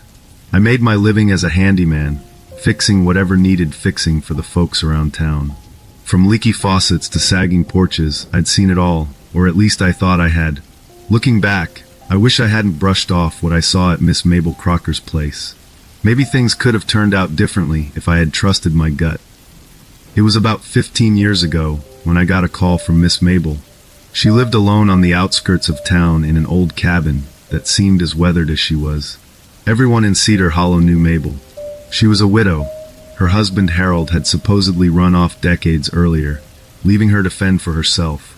Mabel had always been a bit of an oddball, but in a harmless way. She was the type to wave at you from her garden, but wouldn't invite you in for tea. That morning, she'd called to say her basement door had come off its hinges again. I'd fixed it a couple of times before, but the house was old, and the wood had a way of warping in the damp Appalachian weather. I loaded my toolbox into my truck and headed over. It was one of those cold, misty mornings where the air clung to your skin, and the hills were wrapped in fog. When I got to her house, Mabel was waiting for me on the porch, wrapped in a shawl. She looked frilier than usual, her thin frame almost swallowed by the heavy fabric. Her gray hair was pulled back into a tight bun, and her sharp blue eyes seemed to flit around nervously as she greeted me. She thanked me for coming, her voice quieter than usual, and led me inside. The house smelled like it always did, a mix of mothballs, old wood, and something sour I couldn't quite place. She led me down the creaky stairs to the basement, which was dimly lit by a single bulb hanging from the ceiling. The basement was cluttered, as basements often are. Boxes of old newspapers, dusty mason jars, and rusted tools were piled haphazardly. But what caught my eye was the large chest freezer in the corner. It wasn't the freezer itself that struck me. I'd seen plenty of those in my time. It was the padlock. A big, heavy thing that looked almost comically oversized for a freezer. Most folks around here didn't bother locking up their sheds, let alone a freezer. I remember standing there, looking at it for a moment too long, before turning back to the door. As I worked on the hinges, I made an offhand comment. I think I said something like, "That's a serious lock you've got there. What are you hiding, the family jewels?" It was meant to be a joke, just a bit of light-hearted banter to fill the silence. Mabel didn't laugh. In fact, she didn't say anything for a long moment. When I glanced over, she was staring at me, her hands clutching the edges of her shawl so tightly that her knuckles had turned white. Finally, she muttered something about it being old meat she didn't want the animals to get into. Her voice was shaky, and she wouldn't meet my eyes. I didn't push it. Everyone in town knew Mabel was peculiar, and I figured it was just another one of her quirks. I finished fixing the door, packed up my tools, and left. As I drove away, I couldn't shake the feeling that something about her reaction had been off. But who was I to judge? Folks had their reasons for doing things, and it wasn't my place to pry. A week later, I was sitting at the counter in Dan's diner, having my usual breakfast of eggs and bacon, when the news came on the TV above the counter. Cedar Hollow wasn't the kind of place that made the news often, so the words "breaking news" immediately caught my attention. The anchor's voice was calm but grave as she reported that Mabel Crocker had been arrested. Human remains had been found in her basement, locked inside a freezer. My fork froze midway to my mouth as I stared at the screen, my mind racing. The remains, the anchor explained, had been identified as Harold Crocker, Mabel's husband, who had been missing for over 20 years. My stomach turned as the details unfolded. Mabel had confessed to killing Harold during a fight all those years ago. In a fit of rage, she'd hit him with a cast-iron skillet, and when she realized what she'd done, she panicked. She dragged his body to the freezer, locked it up, and left it there. For 2 decades, Mabel had carried on as if nothing had happened. She went to church, tended her garden, and chatted with neighbors like any other old lady. All the while, Harold's body was right there in the basement, hidden away under lock and key. The story sent shockwaves through Cedar Hollow. People couldn't believe it. Sweet old Mabel, who baked pies for church fundraisers and knitted scarves for the neighborhood kids, had been hiding this dark secret for decades. In the weeks that followed, the town was abuzz with gossip. Some people felt sorry for her, saying Harold must have pushed her too far. Others were horrified, unable to reconcile the kindly old woman they'd known with the crime she'd committed. I couldn't stop thinking about that padlocked freezer and the way she'd reacted when I mentioned it. The memory gnawed at me. I kept wondering if there had been something I could have said or done differently, something that might have uncovered the truth sooner. But the truth is, no one suspected a thing. Mabel had fooled us all. The trial was quick.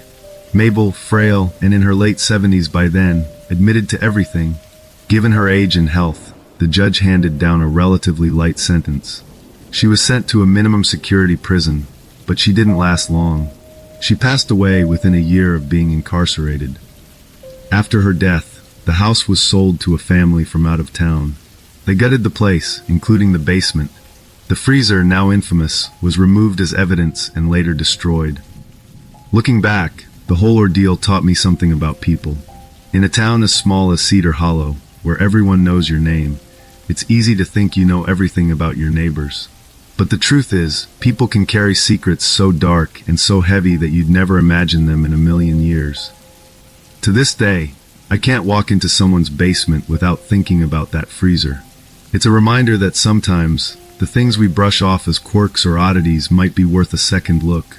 Mabel Crocker lived with her secret for over 2 decades, and she only got caught because someone finally asked the right questions. If I'd trusted my gut that day in her basement, maybe things would have turned out differently. Or maybe not. Either way, it's a story I'll never forget, and one I hope I'll never live through again.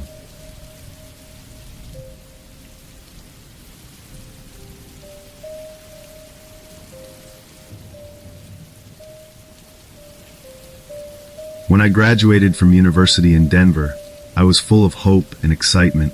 I had just landed my first teaching position in a little town called Millstone, nestled in the foothills of the Rockies. It was the kind of town where people still waved at strangers, and the air smelled of pine and earth. Everything seemed perfect. I was eager to start this new chapter in my life. Money was tight, so I opted for a small, cheap apartment on the outskirts of town. The building was old but not without its charm, creaky floorboards, ornate but faded trim around the windows, and a musty smell that I hoped would dissipate with time. It was one of those places you could tell had a story to it, though none of it was written in the lease agreement. The landlord, Mr. Grayson, was a wiry man with a hunched back and a distracted way of talking, as though his mind was always somewhere else. He took me on a quick tour of the apartment, rattling off a list of rules that seemed standard enough until he stopped at the door at the end of the hallway. It was old and weather-beaten, its paint peeling in long strips. He glanced at it, then turned to me with a look I couldn't quite place. "That door stays locked," he said. His tone was firm, final. "It's just an old storage area. Nothing down there you need to worry about." I nodded, more confused than concerned. Maybe it was dangerous, weak floorboards or old wiring. Or maybe he just didn't want tenants rummaging through his things. Whatever the reason, I figured it wasn't worth questioning. I had plenty of other things to focus on, like lesson plans and getting to know my students. For the first few weeks, everything went smoothly. My students were wonderful, bright, curious, and eager to learn. The townspeople were friendly in a way that felt genuine, and I quickly found myself settling into a routine. My mornings were spent in the classroom, my afternoons grading papers or exploring the trails around town, and my evenings curled up with a book or a good movie. Life was simple, peaceful. But then little things started happening. At first, they were so minor that I almost didn't notice. A book out of place. A cup on the counter I didn't remember leaving there. A feeling, faint but persistent, that someone had been in my space. I chalked it up to forgetfulness or the quirks of living in an old building. The unease grew harder to ignore as the weeks went by. One afternoon, I came home to find my kitchen window slightly open. I knew for a fact I hadn't touched it. Another time, I found my bedspread rumpled, as though someone had sat on the edge of the bed. It wasn't just my imagination, something was off. And then there was the basement door. I had largely ignored it at first, but as the days passed, I found myself drawn to it. Every time I walked by, I felt a strange pull, as though the door was daring me to open it. Late at night, when the building was quiet, I sometimes thought I heard faint sounds coming from the other side. A shuffle, a creak. I told myself it was just the building settling, or the wind finding its way through old cracks in the walls. One evening, I came home later than usual. The sun had just dipped below the horizon, leaving the hall dimly lit by the weak glow of the overhead bulb. As I walked past the basement door, I noticed something that stopped me in my tracks. A faint light was shining from the crack beneath the door, a flickering glow, like that of a candle or a lantern. My heart began to race. I stood there for what felt like an eternity, staring at that sliver of light, debating what to do. Curiosity won out over fear. I crouched down and pressed my eye to a tiny crack in the wood. At first, I couldn't make out much. The light was dim, and the angle was awkward. But then I saw them. A pile of blankets on the floor, surrounded by empty food wrappers. It wasn't just an old storage room. Someone was living down there. I stumbled back, my pulse pounding in my ears. My first thought was to call the landlord, but I quickly realized I needed more help than Mr. Grayson could provide. I grabbed my phone and dialed the police. My hands were shaking so badly, I could barely hit the buttons. The officers arrived quickly, their presence both reassuring and terrifying. I stayed in my apartment while they investigated, pacing back and forth and straining to hear what was happening. The sound of the door being forced open echoed through the hallway, followed by heavy footsteps descending into the basement. When the officers emerged, their expressions were grim. They told me they had found more than just the blankets and wrappers. There were personal items, a tattered backpack, a few changes of clothes, and a notebook. But the most disturbing discovery was a stack of photographs. Photographs of me. Some were taken from outside, through the windows of my apartment. Others were much closer. Pictures of me asleep in bed, my face illuminated by the soft glow of a lamp I always left on. The realization hit me like a punch to the stomach. Someone had been in my apartment. Someone had been watching me. The officers later identified the man as Daniel Hart, a fugitive with a history of stalking and breaking into homes. He had been living in the basement for months, sneaking into my apartment when I wasn't home and, apparently, while I was sleeping. That night, I packed a bag and left. I couldn't stay there, not after what I had learned. For the next few days, I stayed with a colleague while the police continued their investigation. They caught Daniel a week later, hiding in an abandoned shed in the woods outside town. The relief I felt was immense, but it didn't erase the fear that had taken root in me. I broke my lease and moved into a new apartment closer to the school, one with modern locks and no mysterious doors. I thought a fresh start would help, but the experience left a mark on me. I became hyper-aware of my surroundings, double-checking every lock and scanning every room before settling in. Years have passed, and I've tried to move on. But every so often, I think back to that basement and the man who had been living just a few feet away, watching me from the shadows. It's a reminder I carry with me, a lesson in the dangers of curiosity, but also in the strength it takes to face the unknown.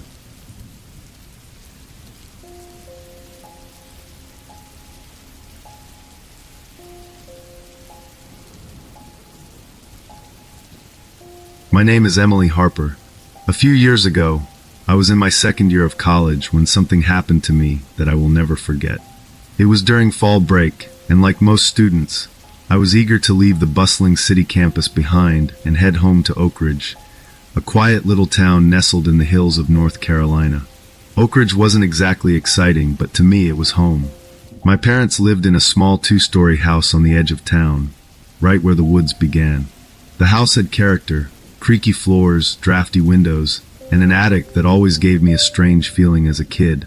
Still, it was comforting in a way, like a piece of my childhood frozen in time. When I arrived that afternoon, my parents were busy packing for a trip. They were heading out to visit my aunt in another state and would be gone for a few days. I didn't mind being alone. In fact, I welcomed it. After months of shared dorm rooms and noisy neighbors, I was looking forward to a few quiet days to myself. I unpacked, helped my parents load their bags into the car, and waved them off as they drove down the gravel road. The first night was uneventful. I spent it catching up on a show I hadn't had time to watch during the semester. I curled up on the couch with a blanket, ate way too much popcorn, and drifted off to sleep around midnight. The house was silent except for the occasional groan of the old wooden beams settling. It was peaceful in a way I hadn't experienced in months. It was on the second night that things started to feel off. Around midnight, as I was lying in bed scrolling through my phone, I heard a faint tapping sound. It seemed to be coming from the window on the far side of the room. I paused, listening intently. The tapping was rhythmic, soft, and steady tap, tap, tap. It was barely loud enough to hear over the wind outside. I tried to rationalize it. Maybe tree branches were brushing against the glass, or perhaps it was some small animal. After all, the house was surrounded by trees, and wildlife wasn't uncommon in Oak Ridge. I decided it was nothing to worry about, and eventually fell asleep. The next morning, I couldn't shake the strange feeling the noise had given me. I told myself I was just being paranoid. This was my childhood home. Nothing bad ever happened here. I spent the day reading, taking a walk around town, and enjoying the crisp fall air. Oak Ridge was the kind of place where everyone knew everyone, and life moved at a slower pace. By evening, I had convinced myself that the noise had been nothing more than a tree branch or some other perfectly normal explanation. That night, however, the tapping came back. This time, it wasn't just at the window. I could hear faint creaks in the ceiling, the kind of sound that makes your skin crawl. It reminded me of footsteps, slow and deliberate, but I told myself it was just the house settling in the cool night air. Still, it unsettled me enough that I had trouble falling asleep.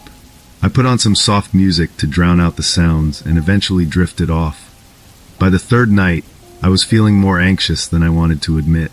Every creak and groan of the house seemed louder, more deliberate. I was lying in bed again when the tapping started. It was softer this time, almost hesitant, as though whoever, or whatever, was making the sound knew I was listening. My heart began to race, and I forced myself to take slow, deep breaths. I decided I couldn't ignore it anymore. I needed to calm my nerves.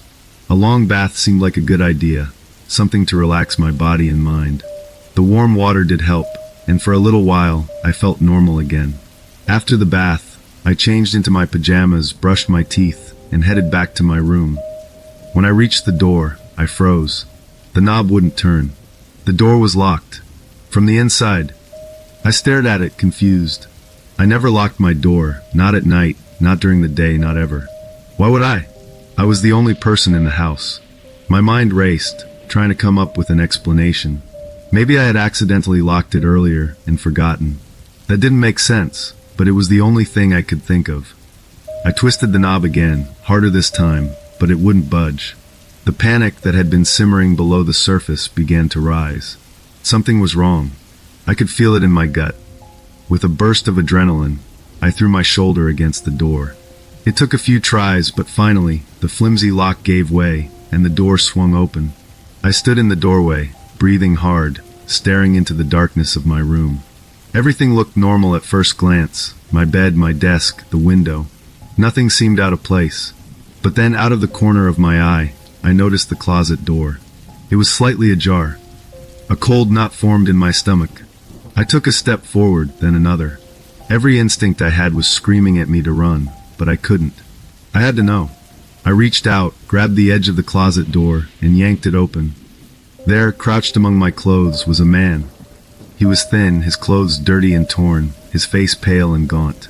His eyes were wide and unblinking, locked onto mine. For a second, neither of us moved. Then instinct took over, and I screamed loud, shrill, and full of pure terror. I turned and ran, slamming the door behind me.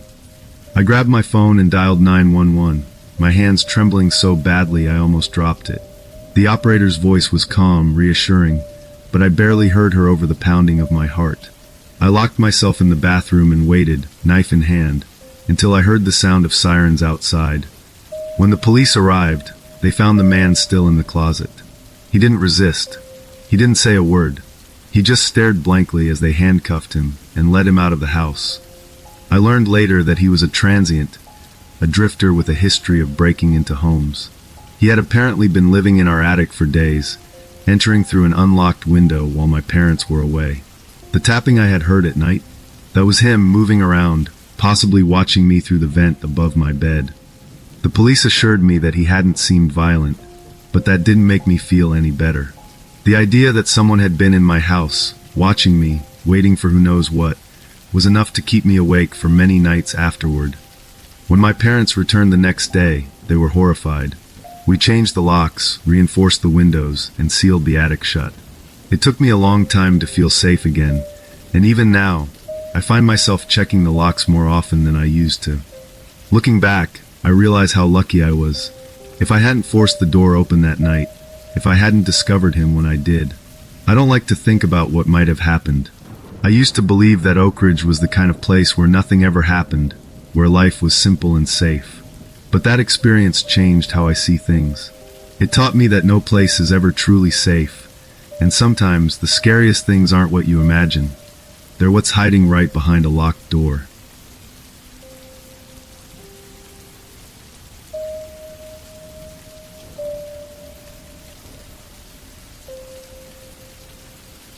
It was late October, a time of year when the days in Harper's Grove seemed to shorten too quickly, leaving the small town blanketed in darkness and the kind of stillness that makes even the faintest sound echo. I had retired from teaching a few years earlier and had settled into a quiet routine. Most nights, I found myself in the basement, fiddling with my amateur radio equipment. It wasn't just a hobby, it was a connection to a world beyond the endless cornfields that surrounded our town. That night started like any other. I was sipping on a lukewarm cup of coffee, the kind I'd brewed hours earlier and forgotten about, while scanning through the frequencies. There was something soothing about the static, like the hiss of white noise lulling me into a meditative state. Occasionally, I'd pick up a distant voice, a trucker chatting on his CB radio, or a faint transmission from another hobbyist miles away. But at 10:47 p.m., I heard something that made me freeze. At first, it was faint, a sound buried beneath layers of static. I leaned closer to the speaker, turning the knobs to fine-tune the signal. The noise became clearer, and my heart began to race. It was a woman's voice, but she wasn't speaking. She was crying. The sobs were soft, almost muffled, and they carried an aching quality that made my skin crawl. Every now and then, the crying would be interrupted by bursts of static or faint whispers that I couldn't make out. I told myself it had to be interference. Maybe I was picking up some odd atmospheric transmission or a faraway broadcast. But the longer I listened, the more certain I became that this wasn't ordinary. The sobbing sounded close, too close. I listened for nearly an hour, unable to tear myself away, until the signal abruptly stopped. The next morning, I couldn't shake the sound from my mind. I didn't tell anyone at first, partly because I wasn't sure what I'd heard, and partly because I didn't want to sound crazy. But curiosity got the better of me, and I brought it up during the weekly meeting of our local amateur radio club. There were only a few of us: Hank, the town's mechanic, Linda, a retired nurse, and Dave, a high school science teacher. I described the sound in as much detail as I could, expecting them to laugh it off.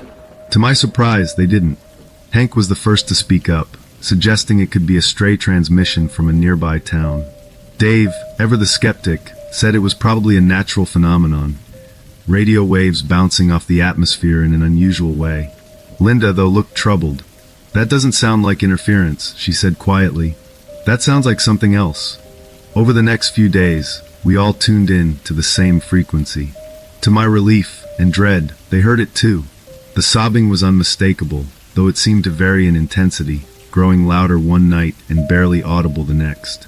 We decided to investigate. Using our handheld antennas, we began the painstaking process of triangulating the signal's origin. It wasn't easy. The sound seemed to fade in and out, making it difficult to pinpoint. But after several late nights and countless adjustments, we traced it to a spot on the outskirts of town. I knew the place well. It was an old barn, abandoned for as long as I could remember. As a kid, I'd ridden my bike past it countless times, always speeding up as I passed. Even then, the barn had an eerie quality. Its sagging roof and peeling paint gave it the look of something left behind by time itself. When we arrived, the barn was even more decrepit than I remembered. The roof had partially caved in, and the wood was rotting in places. The air around it felt heavy, and I could see the unease on my friends' faces as we approached. None of us wanted to go inside, but we had to know. The interior was just as desolate as the exterior. Broken beams lay scattered across the dirt floor, and the air was thick with the smell of mildew and decay. We spread out, each of us inspecting a different part of the barn, but there was nothing to see. No wires, no equipment, nothing that could explain the signal. Then Linda noticed something. In one corner of the barn, beneath a pile of rotting wooden planks, the dirt looked different, looser, as if it had been disturbed. My stomach churned as we cleared away the planks and began to dig. We didn't have to dig far before we found it. Bones. Human bones. The sight of them stopped us cold. They were curled in on themselves, as if whoever they belonged to had been buried in a fetal position. For a long time, none of us spoke. The weight of what we'd uncovered was too much to process. We called the sheriff, and soon the barn was swarming with law enforcement and forensic experts. They cordoned off the area, shooing us away while they examined the remains. Over the next few days, the town buzzed with speculation. The forensic team determined that the skeleton belonged to a woman in her late 20s or early 30s. She had likely been dead for decades. The cause of death was inconclusive, though there were signs of trauma. Eventually, they identified her through dental records as Margaret Holloway, a woman who had gone missing from a neighboring town nearly 40 years earlier. The news hit me like a punch to the gut. I'd heard of Margaret. Everyone in Harper's Grove had. Her disappearance was one of those unsolved mysteries that lingered in the background of small-town lore. A tragic story parents told their kids as a cautionary tale. What none of us could explain, though, was the signal. The investigators found no equipment in the barn, no wires, no transmitters, nothing that could have broadcast the sound we'd heard. And yet, the sobbing had been real. We'd all heard it. Experts speculated endlessly. Some suggested it was a natural phenomenon, a freak combination of environmental factors creating a sound that resembled crying. Others thought it was a prank, though no one could explain how it had been pulled off. A few people even whispered about the paranormal. I didn't know what to believe. All I knew was that the signal stopped after Margaret's remains were uncovered. I tuned into the same frequency night after night, hoping for answers, but all I ever heard was static. The barn was torn down not long after, and Margaret was given a proper burial. The town moved on, as towns do, but I couldn't. Even now, years later, I think about that signal. I wonder if Margaret was somehow trying to reach out, if her cries for help had somehow lingered in the air, waiting for someone to listen. I don't use my radio much anymore. It doesn't feel the same. Every time I turn it on, I half expect to hear her again, and the thought terrifies me. Maybe it's better not to know. Some mysteries, I think, are meant to remain unsolved.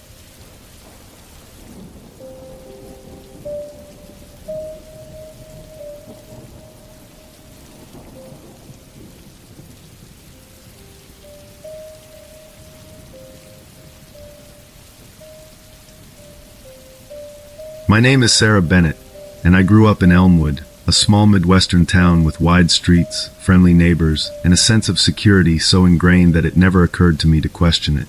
Elmwood was the kind of place where people didn't lock their doors, where kids played outside until the street lights came on, and where the most exciting thing to happen was the annual fall festival. When I was 16, life was simple. I went to Elmwood High, hung out with my best friend Jenna, and spent my afternoons at soccer practice or the local diner where my friends and I shared fries and laughed about the latest gossip. I never thought much about danger or fear. That changed one fall evening, though I didn't know it at the time. I had just come home from soccer practice. The sun was setting, and the sky was painted in warm shades of orange and pink. As I walked up the driveway, I noticed a dark blue sedan parked across the street. It wasn't an unusual sight. People often parked there to visit a neighbor or make a quick phone call. But something about the car caught my attention. The man inside was sitting perfectly still, a baseball cap pulled low over his face. I glanced at him briefly, but he didn't look up. Over the next few days, I saw the car again. It was always in the same spot, always in the evenings. I started to wonder if it was a neighbor's guest or someone from out of town, but it lingered too often to feel coincidental. At first, I tried to brush it off. It was probably nothing, I told myself. Elmwood was safe. Nothing bad happened here. Weeks passed, and the unease I'd pushed aside returned in full force when I found a note in my locker at school. It was written on plain lined paper in blocky handwriting and read, "You looked nice in that blue sweater yesterday." The words sent a chill down my spine. I had worn a blue sweater the evening before, but I hadn't gone anywhere, just stayed at home with my family. No one outside my house could have seen me. I stared at the note for a long time, trying to make sense of it. I finally crumpled it up and threw it away, convincing myself it had to be a coincidence or a prank. But the notes kept coming. Each one was more personal, more specific. "I saw you laughing with Jenna near the park. You have a nice laugh. I know you like the corner booth at Mike's Diner. The strawberry milkshake is your favorite, right? Don't worry, I'll keep your secrets safe." My unease turned to outright fear. Whoever was leaving these notes knew things about me they shouldn't. They weren't just watching me, they were following me, listening to my conversations, keeping track of my routine. And as much as I tried to put on a brave face, I couldn't ignore the growing anxiety. The blue sedan became a fixture in my life. It was there when I walked home from school, parked near the soccer field during practice, and even appeared near the diner when I was out with friends. I began to feel trapped, as though I couldn't escape the invisible eyes that followed me everywhere I went. I confided in Jenna, but she thought it was just someone from school pulling a prank. Her reassurance helped for a little while, but the fear never really went away. One night, after seeing the sedan parked outside our house again, I finally told my parents about the notes. They listened carefully as I explained everything. How long the car had been around, the strange man inside, and the unnerving notes in my locker. I could see the concern on their faces. My dad said he'd handle it, while my mom hugged me tightly and told me everything would be okay. The next day, my dad reported the car to the police, and they promised to send patrols through the neighborhood. They also visited my school to investigate the notes and check security cameras. For the first time, I felt like someone was taking me seriously, but the anxiety didn't go away. It wasn't long before the police confronted the man in the blue sedan. His story seemed innocent enough at first. He claimed to be a traveling salesman who parked there to rest between long drives. But something about his demeanor unsettled the officers, and they decided to search his car. What they found still haunts me to this day. The back seat was filled with papers, some crumpled and others neatly folded. On closer inspection, they realized the papers were notes about my daily routine. What time I left the house, where I liked to sit at the diner, who my friends were. There were binoculars under the driver's seat and a camera with a telephoto lens. The camera's memory card contained dozens of photos of me, walking to school, sitting with Jenna at the park, even through the windows of my house. The man's name was Dennis Hall, and he was a former custodian at Elmwood High. He had been fired months earlier for erratic behavior, but no one had thought much of it at the time. During questioning, he admitted he had become captivated by me after seeing me at school. He insisted he meant no harm, but the evidence told a different story. When the police told my family what they had found, I felt a mix of relief and horror. Dennis was arrested and charged with stalking, but that didn't make the fear go away. For weeks after his arrest, I felt like I couldn't breathe. Every shadow outside my window, every unfamiliar car on the street, sent my heart racing. My parents did everything they could to make me feel safe. My dad installed security cameras around the house, and my mom started driving me to and from school. The neighbors pitched in too, keeping an eye on our house and making sure I was never alone when walking around town. Despite all of this, I couldn't shake the paranoia. I stopped going to the diner, avoided the park, and kept my curtains drawn at all times. Even though Dennis was in custody, I couldn't convince myself that I was safe.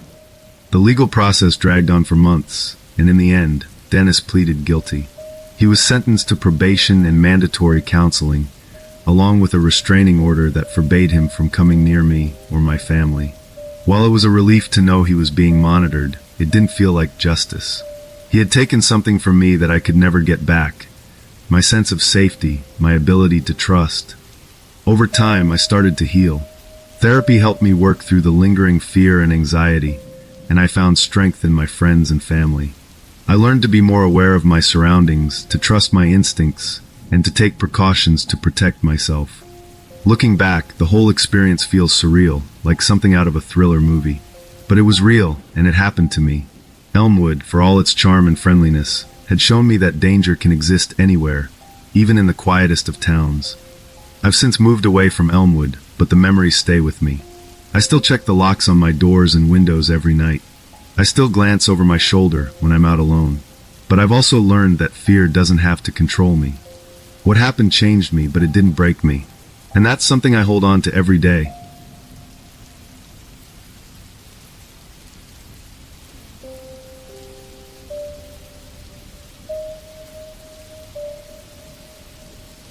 My name is Emma Caldwell, and for a long time, I kept what happened in Willow Creek to myself. It's not an easy thing to talk about, even now. But sometimes the memories resurface in the quiet hours of the night, and I feel the need to share it, if only to remind others to trust their instincts. It all started 5 years ago when my husband Jack and I decided to leave the chaos of Portland behind. We were both burnt out, craving something slower, quieter, and more connected to nature. That's how we ended up in Willow Creek, Montana, a tiny town nestled in the foothills of the Rockies. It was the kind of place you'd see on a postcard, charming, serene, and untouched by the hustle of modern life. The house we found felt like a dream come true. It was a beautiful craftsman-style home with a wraparound porch, a large backyard, and thick woods that bordered the property. It felt secluded yet safe, the perfect place to start fresh. From the moment we arrived, the neighbors were welcoming, the kind of people who stopped by with homemade pies and advice about the best places to fish or hike. But one thing stood out almost immediately: the man on the bench. Across the street from our house was a small park with a single wooden bench beneath a massive oak tree. On that bench sat an older man who seemed to always be there. He was thin, with a scruffy gray beard, deep wrinkles, and a weathered cowboy hat that cast a shadow over his face. His clothes were faded and frayed, a plaid jacket that looked like it had seen decades of Montana winters. But what unsettled me wasn't his appearance, it was his eyes. He always watched us. At first, I thought I was imagining things. I'd glance out the window while unpacking boxes or tidying up, and there he'd be, sitting on that bench, staring at our house. He didn't look away when I noticed him, and he never smiled or waved. It was just this silent, unblinking observation that left me feeling exposed. I tried to brush it off, telling myself that small-town folks were probably just curious about the new arrivals. Jack didn't seem too bothered by it, chalking it up to nosy neighbors. But as the days turned into weeks, the man's constant presence began to gnaw at me. He was there every morning when I opened the curtains, and every evening when the sun dipped below the horizon.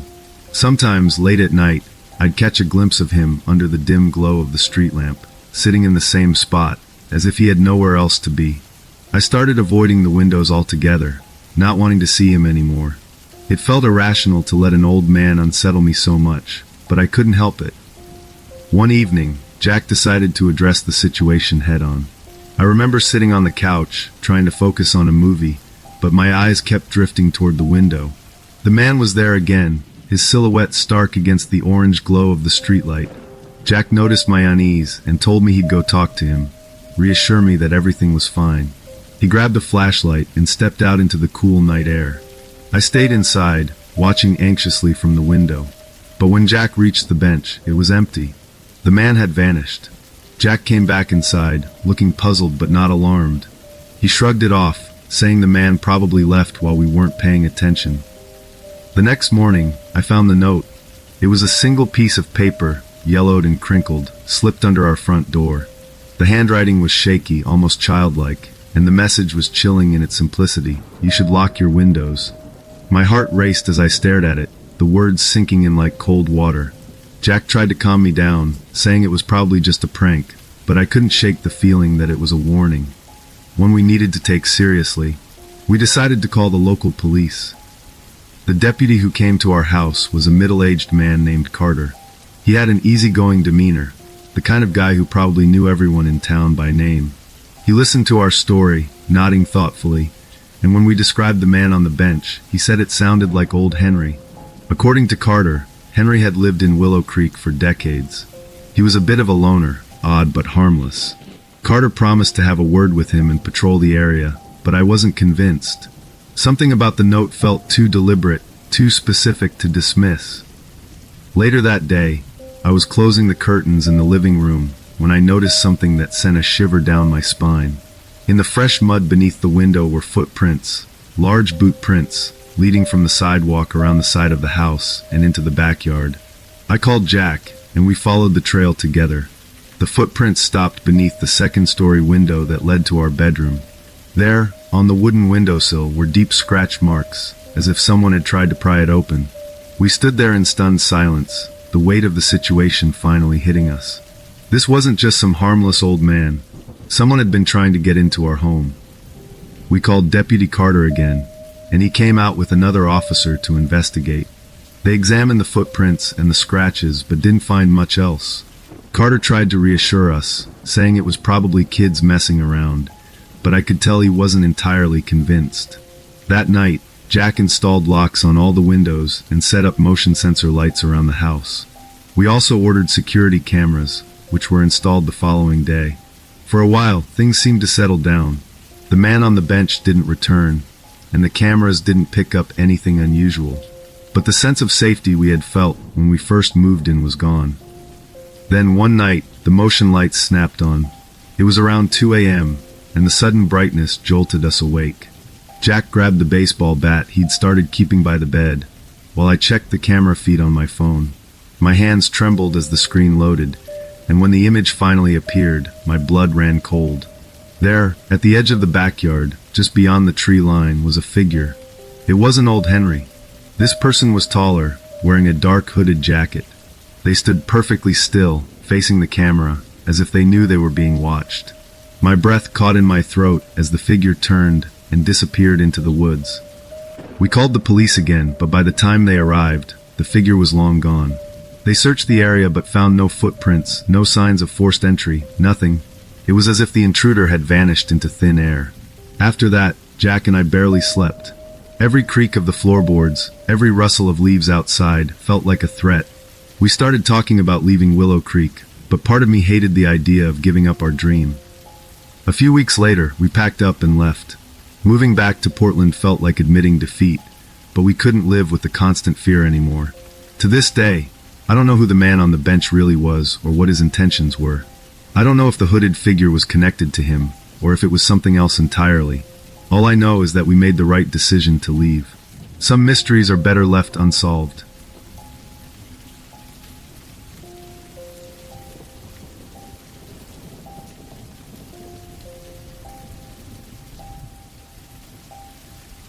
My name is Melanie Carter, and for as long as I can remember, I've loved the quiet charm of Crestwood, Ohio. It's the kind of place where everyone knows your name, where the local diner still serves coffee for $1, and where life moves at a slower, steadier pace. My husband, Josh, and I had settled into a comfortable routine in our Victorian house on Maple Street, a home that had been in his family for generations. It was beautiful, with its ornate woodwork and sprawling backyard, but it came with a hefty price tag. The house had always been a bit of a financial strain, but we managed. That is, until the plumbing started acting up and the roof needed repairs. Bills piled up faster than we could handle, and we realized we needed extra income. That's when we came up with the idea to rent out the basement. The basement wasn't much to look at initially, just concrete walls, a few old storage shelves, and a faint musty smell that seemed to linger no matter how much we cleaned. But we put in some effort, painting the walls, installing new flooring, and adding basic furnishings to make it feel cozy. It wasn't luxurious by any means, but it was functional. We advertised it as a quiet studio apartment, ideal for someone who needed a peaceful place to live. We got a few inquiries, but one stood out, a man named Peter Hall. His email was polite, concise, and to the point. When we met him, he seemed even more unassuming. A thin man in his late 30s, with neatly combed brown hair and wire-rimmed glasses. He said he was a freelance writer, looking for a quiet space where he could focus on his work. He didn't talk much, but he was courteous and respectful, and he offered to pay 3 months' rent up front. That sealed the deal for us. At first, Peter was the perfect tenant. He kept to himself, didn't make noise, and paid his rent on time. He wasn't particularly friendly, but we chalked that up to his personality. Some people are just reserved, we thought. Besides, we weren't looking to make friends with him. We just needed him to follow the rules and pay rent, and he did both. It wasn't long before I started noticing little things that didn't add up. For one, Peter never brought groceries into the house. I couldn't figure out how he was eating. He didn't have a car, and I never saw him carrying bags of food. He didn't seem to order takeout either. Then there was his odd schedule. During the day, it was as if he wasn't there at all. The basement would be completely silent. But at night, I'd hear faint noises, footsteps, the sound of furniture scraping, and sometimes what sounded like muffled voices. One night, I heard a loud banging noise coming from the basement. It was so sudden and so forceful that it startled me. A few seconds later, there was a sound that I can only describe as a muffled scream. My heart raced as I froze in place, straining to listen. The noise stopped abruptly, and everything went quiet again. The next morning, I mentioned the noises to Josh. He dismissed it as my imagination, saying it was probably Peter watching a movie or moving furniture around. I tried to convince myself he was right, but deep down I felt uneasy. Over the next few days, I started paying closer attention to Peter's comings and goings, or lack thereof. He never left the house during the day, but occasionally, I'd hear the basement door creak open in the middle of the night. I'd watch from the upstairs window as he walked down the driveway, carrying a large black duffel bag. He always returned just before dawn, looking disheveled. I tried to convince myself that it wasn't any of my business. Maybe he was going to a 24-hour gym or visiting friends who worked night shifts. But I couldn't shake the feeling that something was off. Josh and I decided to install a security camera in the shared stairwell leading to the basement. We told ourselves it was just for safety, in case of break-ins or emergencies. We didn't tell Peter about it. I felt a little guilty about spying on him, but my unease outweighed my reservations. The footage we captured over the next week only deepened my fears. Almost every night, Peter would leave the basement around midnight, carrying that same black duffel bag. When he returned a few hours later, his clothes were often dirty, and on one occasion, there appeared to be bloodstains on his shirt. I couldn't ignore it any longer. I showed Josh the footage, and we debated what to do. What if we were wrong? What if he was just an eccentric writer who liked to take long walks at night? But what if we were right?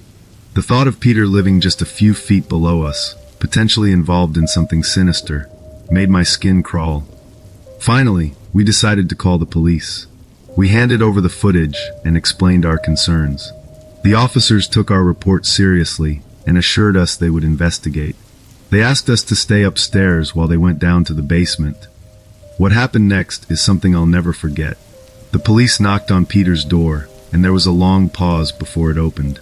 From upstairs, I couldn't hear what was being said, but then there was a commotion, shouting, the sound of a struggle, and something heavy hitting the floor.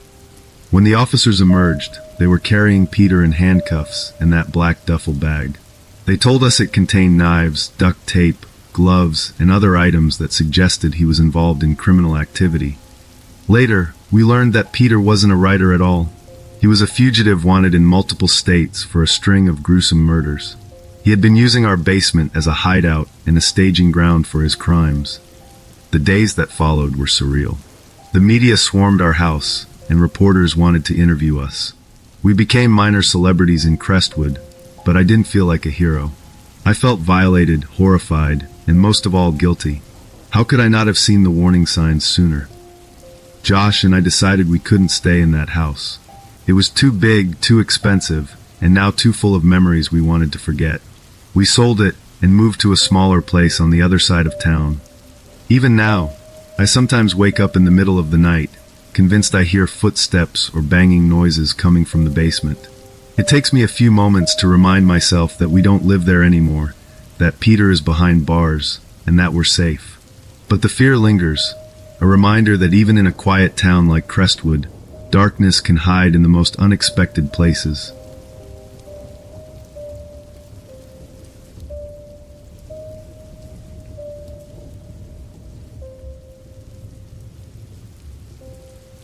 When I was 19, the summer after my freshman year of college, a few friends and I planned a road trip through the Midwest.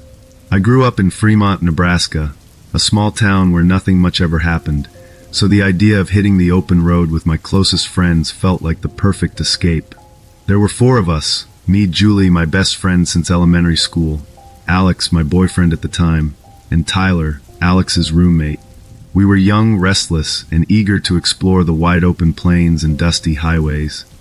We didn't have much of an itinerary, just a vague plan to drive through Nebraska, visit some roadside attractions, and camp under the stars. Alex's old Subaru was packed to the brim with everything we thought we might need: snacks, a cooler of drinks, sleeping bags, and a stack of CDs that ranged from classic rock to the latest pop hits.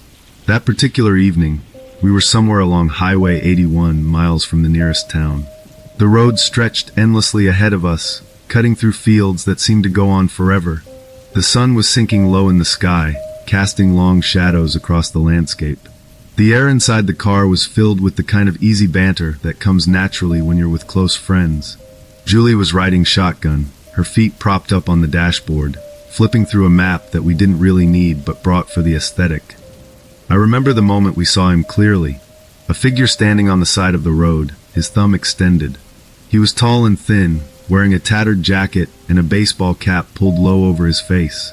His posture was slumped, and something about him looked worn down, like he'd been out there for a long time. Julie was the first to speak up, her voice cutting through the music. She pointed toward him and said we should stop. Alex, who was driving, immediately shook his head. He wasn't the type to trust strangers, especially out here in the middle of nowhere. I think he even made a joke about how this was the kind of thing that only happened in scary movies. But Julie had a soft heart, and she wouldn't let it go. She said something about how we couldn't just leave someone stranded out here. What if it were one of us in his position? After a little back and forth, Alex reluctantly pulled over. The man approached the car slowly, his movements deliberate.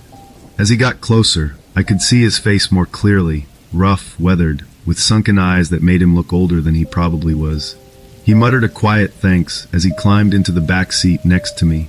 I shifted a little closer to the door, trying to make room. At first, we tried to make small talk.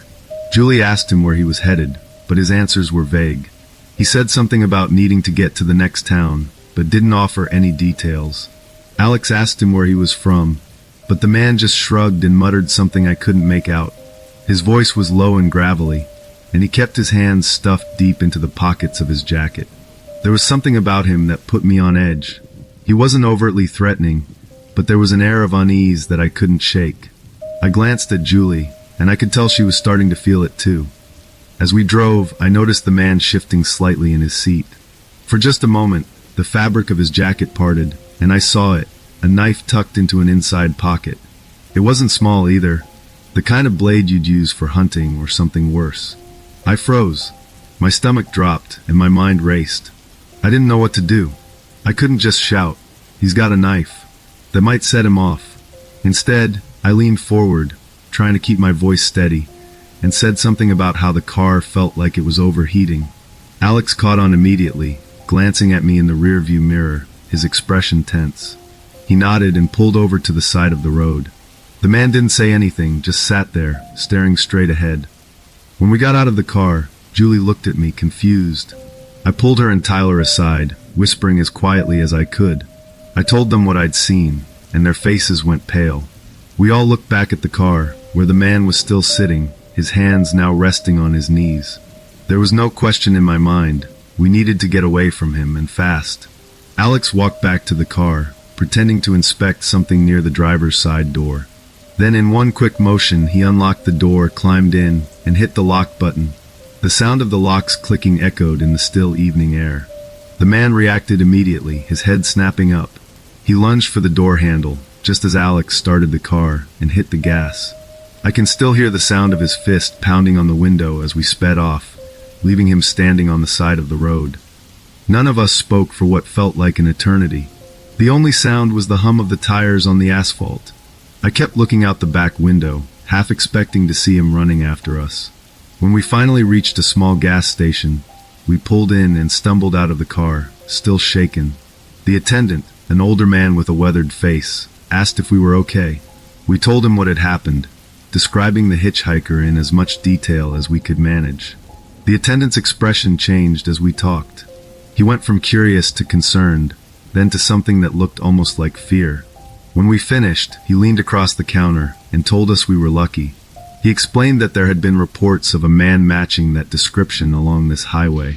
A hitchhiker with a knife, tied to several disappearances.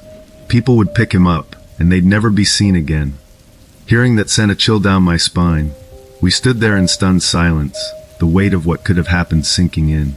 The man promised to call the local sheriff and report what we'd told him. The rest of the trip was a blur. The excitement and carefree spirit that had defined the start of our journey were gone, replaced by a heavy, lingering fear. We kept replaying the events in our minds, each of us wondering what might have happened if we hadn't noticed the knife, if we hadn't pulled over when we did. Even now, years later, I still think about that night whenever I'm driving down a lonely stretch of road.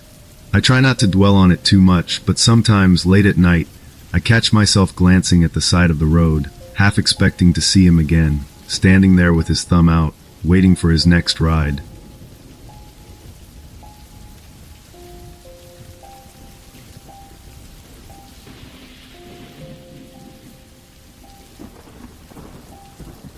My name is Nathan Kane, and I grew up in Santa Monica, California. This story took place during the summer of my junior year in college, a time when my closest friends and I were obsessed with finding hidden gems, places off the beaten path where we could escape the noise of city life. That summer, Jenna, Alex, Sophie, Marco, and I decided to go camping in the Sierra Nevada mountains. Jenna was the planner of the group, the one who always found the coolest, most remote spots, and this time was no different. She had come across a place called Crescent Ridge Campground on an old map she found in a thrift shop. None of us had ever heard of it, but that only made it more intriguing. We packed up Alex's SUV early on a Friday morning. It was the usual assortment of camping gear, snacks, and over-the-top equipment that we didn't actually need but brought anyway, like a portable espresso maker Jenna insisted on packing. The drive took about 5 hours, winding through picturesque mountain roads and thick pine forests. By the time we reached the final dirt path leading to the campground, the sun was beginning its slow descent, casting long, golden shadows over the landscape. When we arrived, the first thing we noticed was how completely empty the place was. It wasn't just that there were no other campers.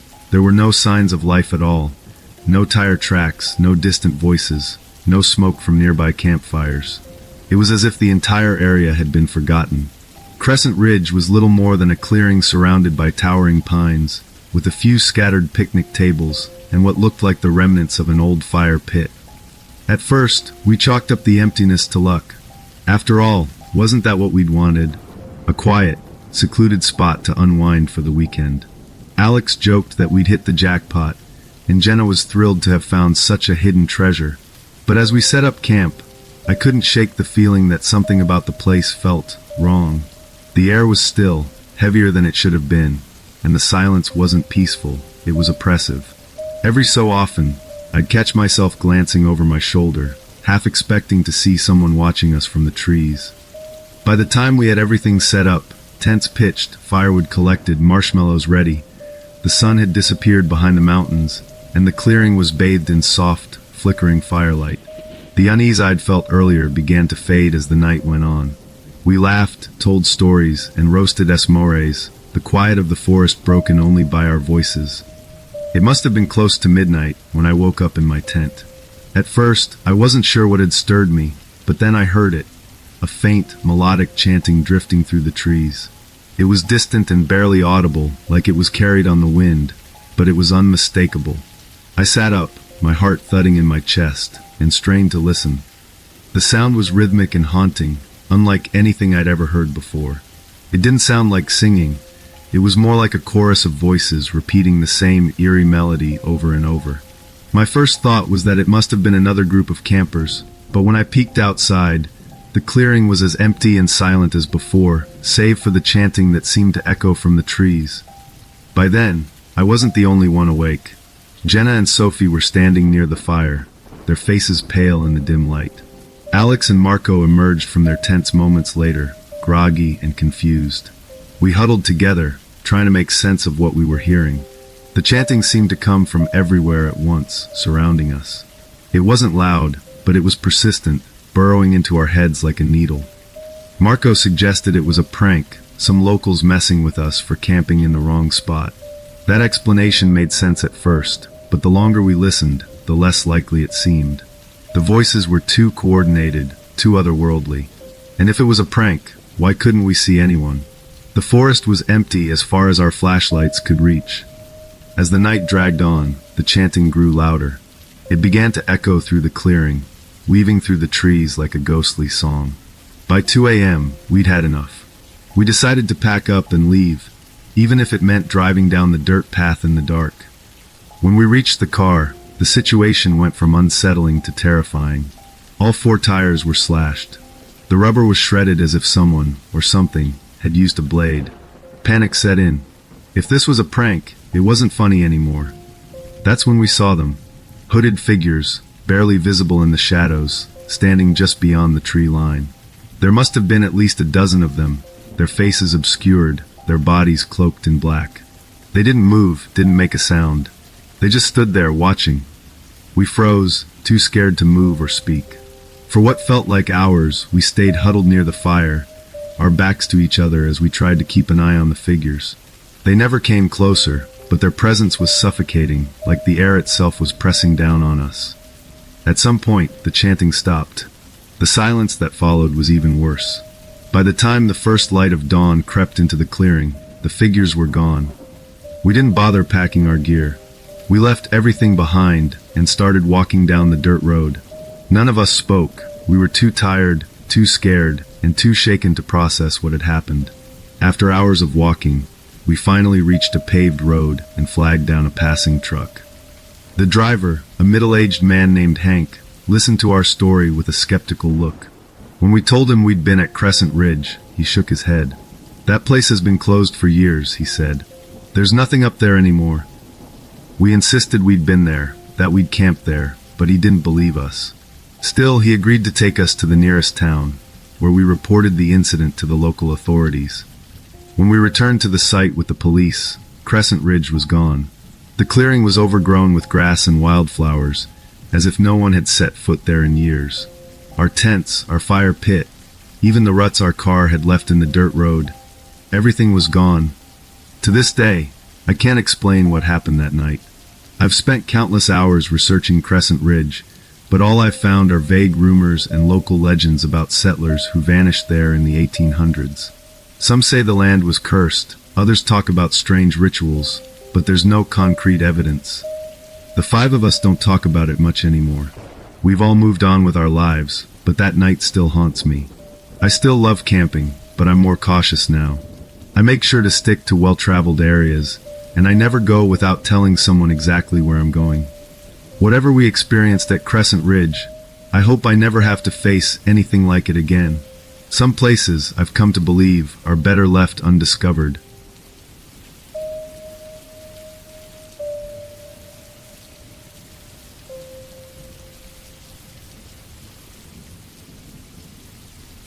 My name is Emily Harper, and I used to live on Maple Street in Greenfield, Indiana, a small town where everyone knows everyone, or at least thinks they do. When I moved there a couple of years ago, I was craving a quiet, predictable life. I had just ended a messy relationship and was ready to focus on myself. My little house was perfect, a cozy front porch, a big oak tree in the yard, and neighbors who seemed friendly but not overly intrusive. Next door to me lived an older couple, John and Margaret Brennan. They were probably in their late 60s. Margaret was always tending to her garden, and her flowers were the envy of the street, bright marigolds and tulips in neat rows. She would smile and wave whenever we crossed paths, but we never had more than a passing conversation. John, on the other hand, was more reclusive. I'd only ever seen him walking their dog, Max, a scruffy little terrier who sometimes wandered into my yard. John rarely acknowledged me, and when he did, it was with a curt nod. At first, I didn't think much about the Brennans. They seemed like the kind of couple who enjoyed their solitude, and I respected that. Besides, I was busy settling into my new life. Between unpacking boxes, starting a new job at the library, and navigating my own emotions after the breakup, I barely had time to notice what was going on around me. It wasn't until the fall of that year that I started paying closer attention. It was a crisp October morning, and I was sitting on my porch with a cup of coffee, enjoying the quiet. That's when I noticed Max barking. At first, it didn't seem unusual. Dogs bark, after all, but his barking was incessant, almost desperate. I glanced over at the Brennans' house and noticed something odd. Their newspapers were piling up on the porch. Their mailbox was stuffed, too, the lid unable to close over the jumble of envelopes and flyers. I remember thinking it was strange, but I rationalized it. Maybe they were on vacation and had forgotten to pause their deliveries. But as the days passed, the barking continued, and their house remained eerily silent. I didn't see Margaret in her garden, and their car hadn't moved from the driveway. The silence felt heavy, almost oppressive. I thought about knocking on their door, but I hesitated. What if I was overreacting? What if they were home but just didn't want to be disturbed? I didn't know them well enough to intrude. Still, something about the situation gnawed at me. On the third day, I decided I couldn't ignore it any longer. I picked up the phone and called the police, explaining my concerns. When the officers arrived, I watched nervously from my living room window. They knocked on the Brennans' door, called out their names, and even rang the doorbell. When there was no response, they started peering through the windows. One of them must have seen something that raised alarm, because he quickly called for backup. A few minutes later, he used a crowbar to force the door open. I can still picture the look on their faces when they came back outside. It was a mix of shock and sadness. More police cars arrived, followed by an ambulance and eventually a coroner's van. I stayed glued to my window, heart pounding, as the scene unfolded. Later that evening, I learned the horrifying truth. John and Margaret were both dead. John had shot Margaret while she was asleep in bed, then turned the gun on himself in the living room. The police suspected it had happened days earlier, which explained the piling newspapers and Max's distressed barking. It felt like the ground had been pulled out from under me. How could something so tragic have happened right next door without me realizing? I started replaying every interaction I'd had with the Brennans, searching for signs I might have missed. Margaret had always seemed cheerful, but was it forced? Could there have been something in her demeanor that hinted at trouble? In the weeks that followed, more details emerged. A mutual friend of Margaret's came forward, saying that Margaret had confided in her just weeks before the incident. She had expressed fear that John was planning something final. The friend hadn't known what to do with that information. She hadn't taken it seriously enough to intervene. That revelation hit me hard. I couldn't stop thinking about the warning signs, the barking dog, the uncollected mail, the silence. Had I waited too long to act? Could I have made a difference if I'd called the police sooner? The guilt was overwhelming, and it started affecting every part of my life. I couldn't sleep, and when I did, I had nightmares about Margaret. I'd imagine her last moments, wondering if she had felt trapped or hopeless. Even the sight of Max, who had been taken in by another family on the street, was enough to bring tears to my eyes. He would wag his tail and bark happily, but all I could think about was how he had been left alone, barking for help that never came in time. The Brennan's house stayed empty for months, a haunting reminder of what had happened. Every time I passed it, I felt a chill. The garden, once so vibrant, withered away, and the shutters started to look weathered. The house seemed to reflect the sadness it had witnessed. Eventually, I realized I couldn't keep living like that. I needed to do something, anything, to make sense of what had happened. That's when I started volunteering at a local domestic violence shelter. I wanted to learn how to recognize the signs of abuse and how to help people like Margaret before it was too late. At first, it was difficult. Hearing the stories of the women at the shelter was heartbreaking, and it brought up all my unresolved emotions about Margaret. But over time, it became a source of healing. I wasn't just wallowing in guilt anymore. I was doing something constructive. Life on Maple Street slowly returned to normal. The Brennan's house was eventually sold to a young couple who painted the shutters, planted new flowers, and brought a sense of life back to the property. It looked different, almost unrecognizable, but I still couldn't walk past it without a pang of sadness. Looking back, I've come to terms with the fact that I can't change what happened. I'll never know if calling the police sooner would have saved Margaret, but I've learned the importance of trusting my instincts. If something feels off, it probably is. I've also learned that even small actions, checking in on a neighbor, making a phone call, offering a listening ear, can make a difference. Margaret's story will always stay with me. It's a painful reminder that tragedy can hide behind closed doors, even in the quietest of neighborhoods. But it's also a call to be more present, more aware, and more willing to act. After all, being a good neighbor isn't just about keeping your lawn tidy or waving hello. It's about caring enough to notice when something isn't right and having the courage to do something about it.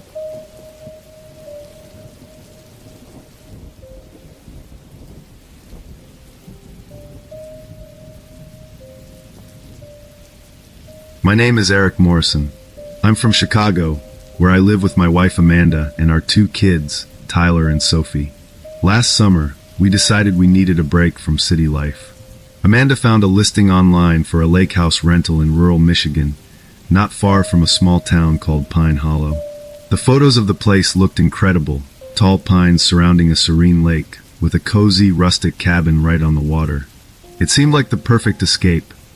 The drive to the lake house took us about 6 hours. As we got closer, the roads became narrower, winding through thick forests. By the time we arrived, the sun was setting, casting a golden glow over the lake. The house itself was just as charming as the pictures had shown. It wasn't fancy, but it had everything we needed. 2 stories, large windows overlooking the lake, a wraparound deck, and a little dock that jutted into the water. Sophie immediately ran to the swing hanging from an old oak tree in the yard, while Tyler stood at the edge of the dock, already planning to fish. That first evening felt perfect. Amanda grilled burgers on the deck, while I set up a fire pit nearby.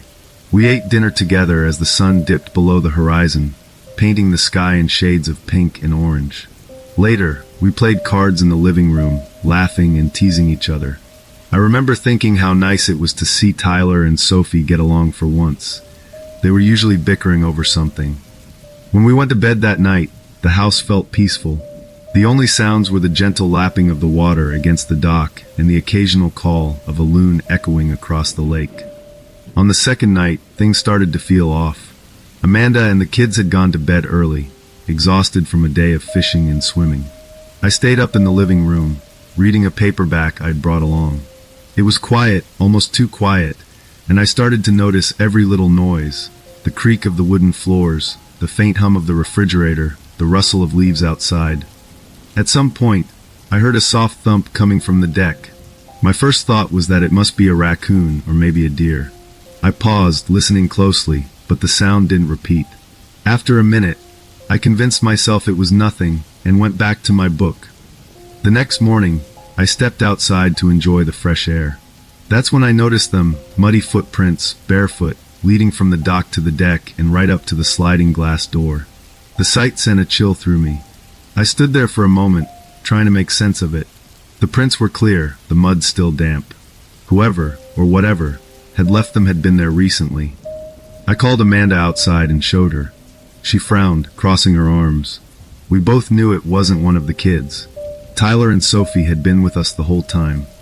"Do you think someone was out here last night?" Amanda asked, her voice low. I told her I'd heard a noise but hadn't seen anything. We agreed to be more cautious that night. I double-checked all the doors and windows, making sure they were locked. Amanda, always practical, dragged a couple of chairs from the dining room and wedged them against the sliding glass door. "Just in case," she said, though we both tried to laugh it off. We didn't tell the kids about the footprints. There was no point in scaring them. That night, I couldn't sleep. Every creak of the house, every rustle of leaves outside, seemed amplified in the silence. Around 2 a.m., I heard it again, the sound of footsteps on the deck. My heart started racing.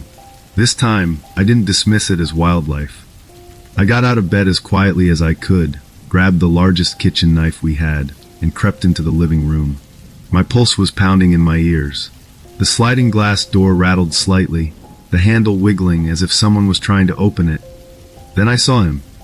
He was crouched low, his face partially obscured by the shadows, but I could make out enough to see he was a man, tall and thin, with dirty, ragged clothes. His movements were slow and deliberate, as if he were trying not to make noise. For a moment, we locked eyes. His expression was hard to read, but there was something about it that made my skin crawl. Without thinking, I shouted, "Hey!" The man bolted, disappearing into the woods behind the house. I stood there, shaking, the knife still in my hand. Amanda ran into the room, asking what had happened. I told her about the man, and her face went pale. We didn't sleep the rest of the night. I sat by the sliding glass door, watching the woods, while Amanda stayed with the kids upstairs. The next morning, I called the local sheriff's office. A deputy came out to take a report, but there wasn't much he could do. He told us they'd had similar complaints in the area, break-ins at cabins, stolen supplies, that sort of thing. Later that day, while I was outside securing the windows, our neighbor stopped by. His name was Carl, an older man who lived in a cabin a few properties down. He'd heard about the incident and came to check on us. Carl told me there had been trouble in the area for weeks. Someone had been living in abandoned cabins, stealing food and other supplies from nearby homes. He'd even heard stories about the intruder watching families before making his move. That was all Amanda needed to hear. By noon, we had packed up the car and were on the road back to Chicago. The kids didn't ask too many questions, though I could tell they were nervous. As we drove away, I couldn't shake the feeling that we were being watched.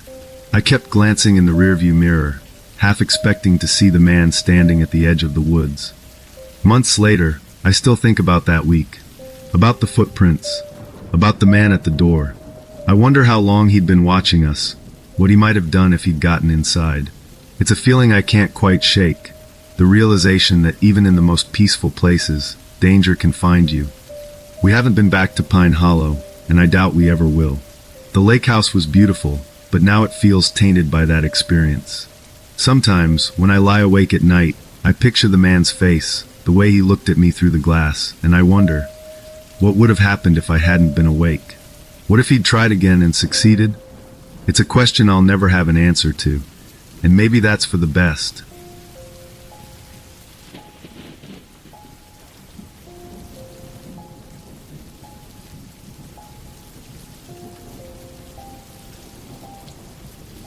I'm Carly Thompson, and I grew up in a small, unassuming town in Mississippi called Brookhaven. It was the kind of place where life moved at a leisurely pace, where everyone knew everyone, and where stories got passed down like heirlooms. One of those stories revolved around the old church on Willow Road, a crumbling relic that stood at the edge of town. Abandoned for decades, the church was the subject of countless rumors and ghost stories. People said it was haunted, that strange noises could be heard at night, and that it was a place best left alone. I was 16 when I decided to see the church for myself. My best friend, Sarah, was just as curious as I was. We were both drawn to the mystery, the allure of uncovering the unknown. It was a cool October afternoon, and the air was crisp with the promise of fall. We packed flashlights, a couple of snacks, and hopped on our bikes, pedaling the 3 miles out to Willow Road. The church stood alone at the end of a dirt path, its once white exterior now weathered and gray, its steeple leaning slightly, as if burdened by the weight of years. The windows were broken, shards of stained glass scattered like forgotten memories. As we approached, the building loomed over us, its silence almost deafening. We pushed open the heavy wooden doors, the hinges creaking in protest. Inside, the air was thick with dust and the faint scent of mildew. The pews were covered in grime, and sunlight streamed through the broken windows, casting eerie patterns on the floor. The place felt frozen in time, as though the last service had ended abruptly and the congregation had never returned.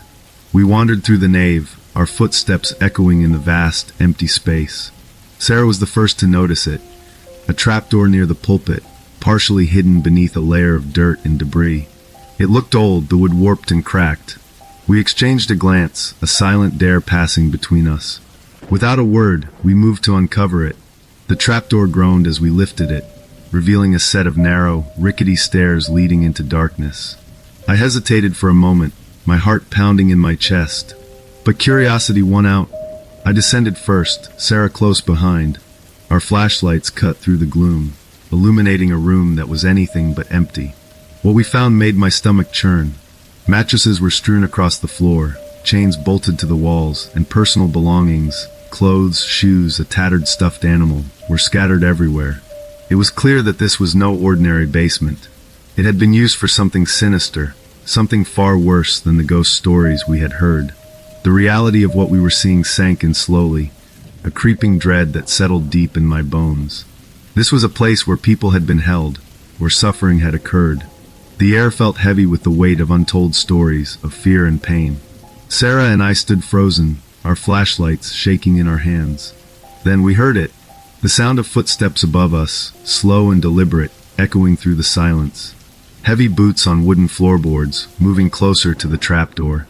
My heart leapt into my throat. Someone was there. Panic surged through me, a primal instinct to flee. I grabbed Sarah's arm, and we bolted up the stairs, our breaths ragged and shallow. The sound of the footsteps grew louder, closer. I could feel my pulse pounding in my ears as we scrambled through the trapdoor and into the sanctuary.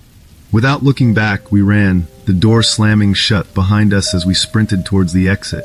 We didn't stop until we were back on our bikes, pedaling as fast as we could, our hearts racing with fear and adrenaline.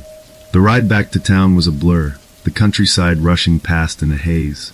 When we finally reached the safety of our homes, we knew we couldn't keep what we had seen to ourselves. We went straight to the police station, still shaking from the encounter. We told the officer on duty everything, describing the basement in detail, the chains, the belongings, the footsteps. At first, he seemed skeptical, but as we spoke, his expression shifted. He promised to investigate, and we left, unsure of what would come next. In the days that followed, Brookhaven was buzzing with news. The police had found the basement just as we described it, and it was linked to a nearby missing persons case. A young woman who had vanished months earlier. The old church, it seemed, had been a hideout for something far more terrifying than ghosts. The FBI got involved, and the story grew larger than we could have ever imagined. Details were scarce, but we knew enough to understand that we had stumbled upon a piece of a much darker puzzle. Sarah and I were called in for more questions, our story now a key part of the investigation. Life in Brookhaven changed after that. The old church on Willow Road was no longer just a spooky tale to scare children. It was a grim reminder of the very real dangers that could hide in plain sight. Sarah and I tried not to dwell on it too much, but the memories lingered, the images of that basement etched into our minds. Even now, years later, I can still feel the weight of that day. The creak of the trapdoor, the chill of the air below, the sound of footsteps above us.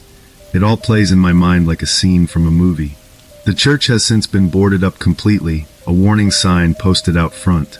But every time I pass by Willow Road, I can't help but think about what might have happened if we hadn't gone exploring that day. It's a sobering thought, a reminder that even in the quietest places, darkness can find a way in.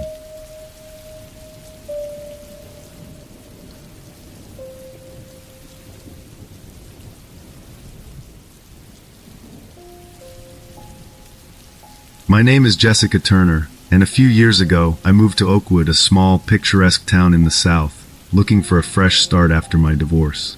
Life had thrown its challenges my way, but I was determined to build a safe and happy life for my 9-year-old daughter, Lily. Oakwood seemed like the perfect place to begin again, a quiet, close-knit community where everyone knew each other, and safety was just another part of daily life.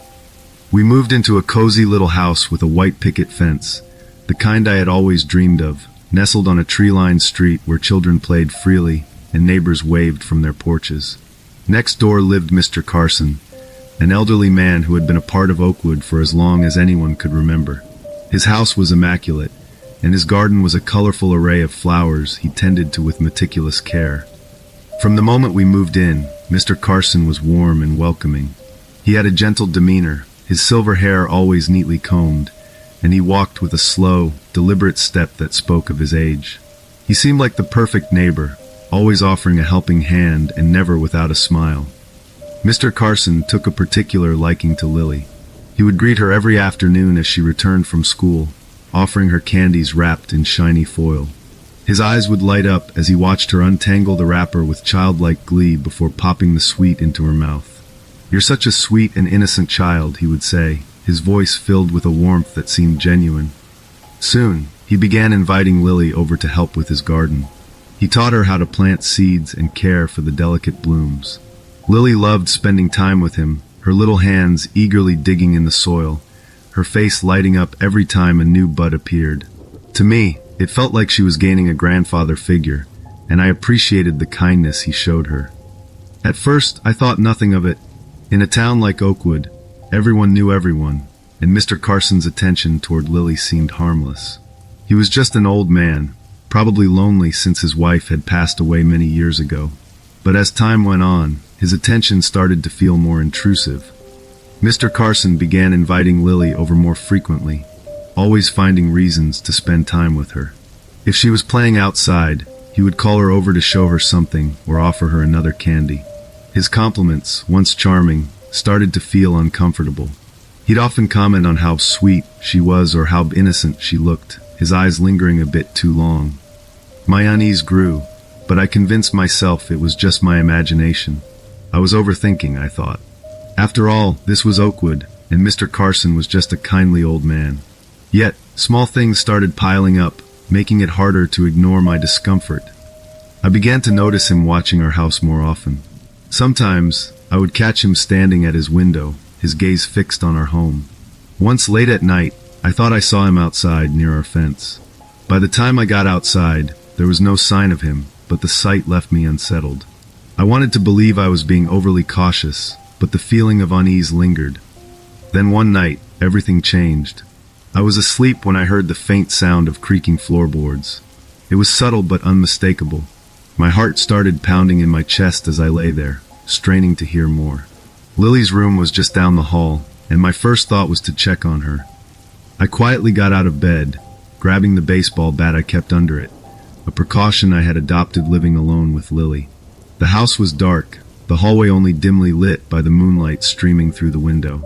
As I moved toward Lily's room, I saw a figure standing in the hallway. It was Mr. Carson. He was standing just outside Lily's bedroom door, a camera in one hand and a crowbar in the other.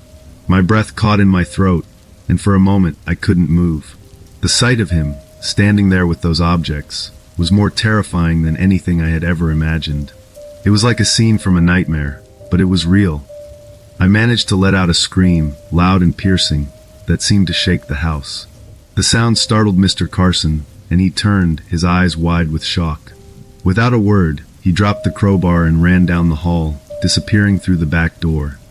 I quickly locked the door behind him, my hands trembling as I called the police.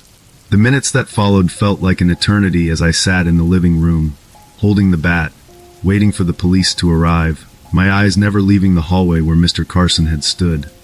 The police arrived swiftly, taking my statement and beginning their search for Mr. Carson. They found him hiding in the woods behind his house. When they brought him in, his demeanor was completely different from the kindly neighbor I had known. There was a coldness in his eyes that sent shivers down my spine. The investigation that followed was even more harrowing. The police discovered hidden cameras in Mr. Carson's house, footage of our home, and a collection of child exploitation material in his basement. He had been watching us, filming us for months. The man I had trusted to be a neighborly figure turned out to be a predator in the most horrifying sense. Oakwood was rocked to its core. Mr. Carson, the friendly neighbor everyone knew, had betrayed the trust of an entire community. His arrest and the revelations that followed were a wake-up call to the town. Neighbors who had once left their doors unlocked began double-checking their locks, and the once serene community became more vigilant. The aftermath was difficult for both Lily and me. The trust one had in the safety of our town and in people was shattered. Lily had nightmares for weeks, her once carefree spirit now burdened by fear. But the community of Oakwood, despite its shock, rallied around us. Friends and even strangers brought meals, offered support, and stood by us as we tried to rebuild our sense of security. Mr. Carson was sentenced to a long term in prison. Justice, in a legal sense, was served, but the emotional wounds took much longer to heal. Therapy helped Lily cope with the trauma, and over time, she began to regain her confidence, her laughter returning little by little. For me, the experience was a harsh lesson in the importance of trusting my instincts. I had ignored the subtle signs because I didn't want to believe something so terrible could happen in our peaceful little town. But it did, and it left a lasting mark on both of us. Today, Lily and I have moved forward, stronger and more cautious. Our bond is unbreakable, forged through the challenges we faced together. While the memory of that night will always linger, it also serves as a reminder of our resilience and the power of community. Oakwood, despite its shadows, proved to be a place of light and support when we needed it most.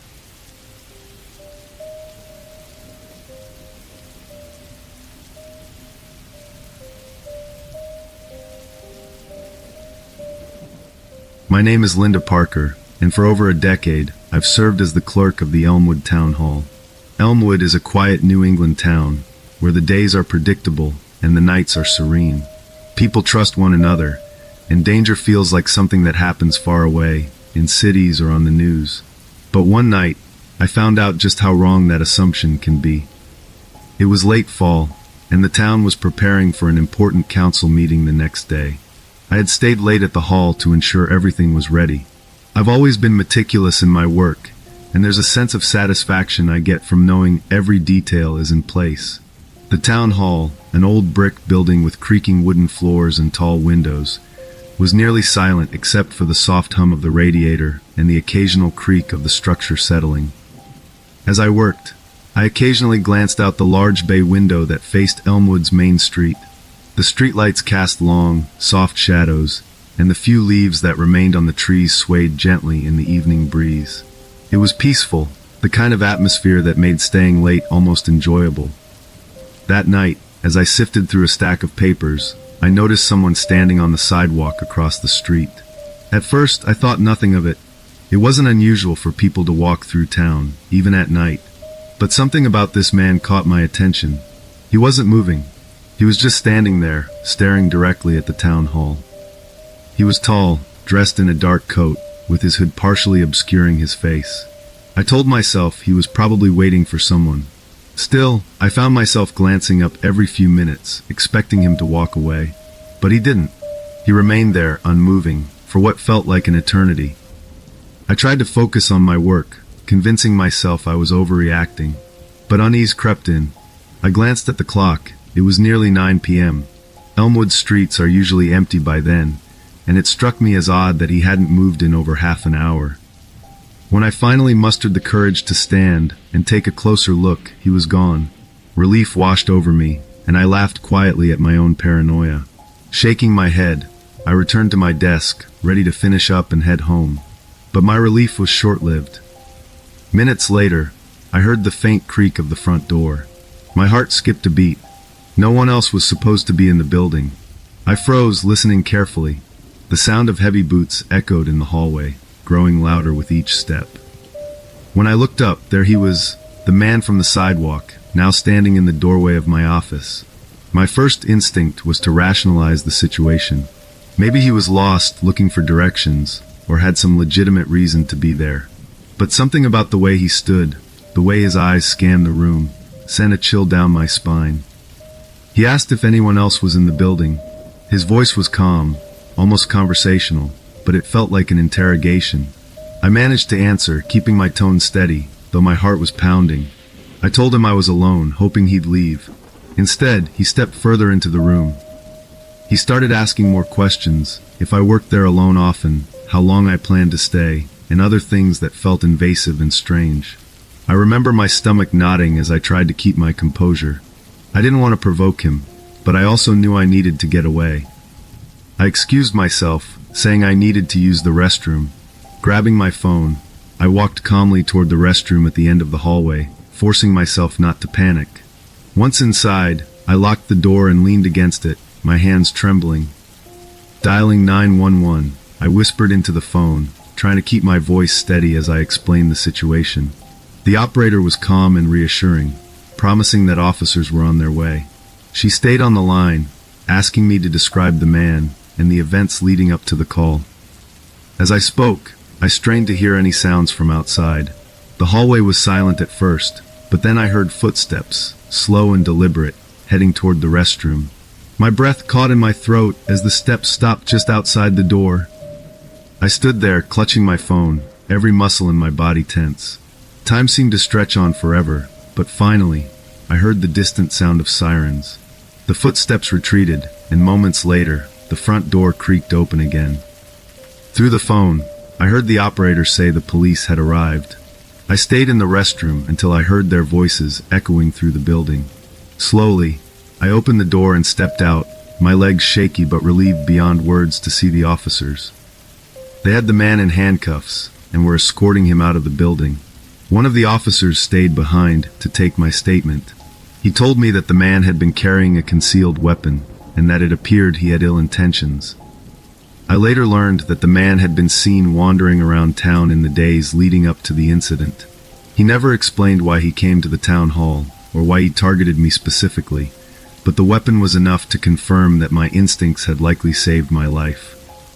The days that followed were a blur of police reports, concerned townspeople, and security upgrades at the hall. Cameras were installed, locks were replaced, and a part-time security guard was hired for the evenings. The council even approved a new policy requiring at least 2 staff members to be present during after-hours work. For weeks, I replayed the events of that night in my mind.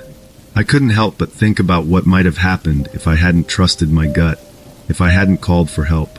It's a thought that still haunts me, but it also serves as a reminder of the importance of intuition and quick thinking. Life eventually returned to normal, though I'm more cautious now. I avoid staying late whenever possible, and I always keep my phone within reach. I've also learned to lock the doors behind me, even in a town as seemingly safe as Elmwood. That night changed me. It made me realize that danger doesn't always come with a warning, and even the quietest places can hold unexpected threats. But it also showed me the strength of my community. People I'd known for years came forward to offer support, reminding me that Elmwood's true strength lies in its people. While the experience was terrifying, it taught me lessons I'll carry with me forever. Sometimes the world isn't as safe as we believe it to be, but with vigilance, trust in our instincts, and the support of others, we can face even the darkest moments.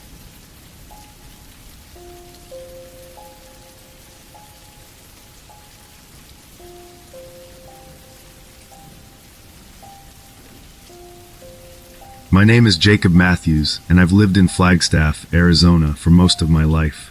It's a quiet town, surrounded by towering pines and blessed with cooler weather than the rest of the state. I work as a regional sales manager, which means I'm often on the road, traveling between cities like Phoenix, Tucson, and smaller towns scattered across the state. Over the years, I've driven through countless miles of desert, but one trip in particular stands out. A drive that left me with a story I'll never forget. It was a few years ago, in the late spring, when the desert heat wasn't yet at its peak, but still intense enough to make you feel parched just by standing outside. I had spent the day in Phoenix, attending back-to-back meetings with clients. By the time I wrapped up and started heading back to Flagstaff, the sun was already beginning its descent, painting the sky with hues of orange and pink. The stretch of highway between Phoenix and Flagstaff is long and lonely, cutting through miles of open desert. It's the kind of road where you can drive for what feels like an eternity without seeing another car. The radio signal fades quickly, leaving you with only the hum of your tires and the occasional bird of prey circling in the distance. I've always found those drives peaceful, a time to reflect and decompress after a busy day. That evening, as I drove along the familiar route, my thoughts drifted between work and home. Emma, my wife, was waiting for me, and I looked forward to a quiet dinner together. The road stretched out before me, straight and endless, with only the occasional cactus or distant mountain to break the monotony. About an hour into the drive, just as the sun was dipping below the horizon, I noticed something unusual up ahead. A figure was standing by the side of the road, waving their arms frantically. As I got closer, I saw that it was a young woman, probably in her mid-20s, with long, disheveled hair and a dusty backpack slung over one shoulder. I've always been cautious about picking up hitchhikers, especially on these isolated highways. You hear stories, some true, some exaggerated, about things going wrong. But there was something about her that made me pause. She looked desperate, scared even, and the thought of leaving her out there alone in the desert didn't sit right with me.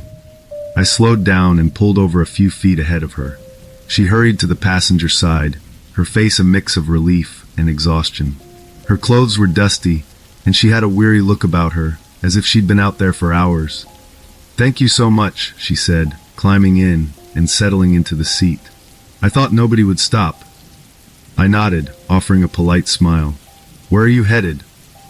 "My car broke down back there," she explained, pointing vaguely behind us. "I've been walking for hours, trying to find help."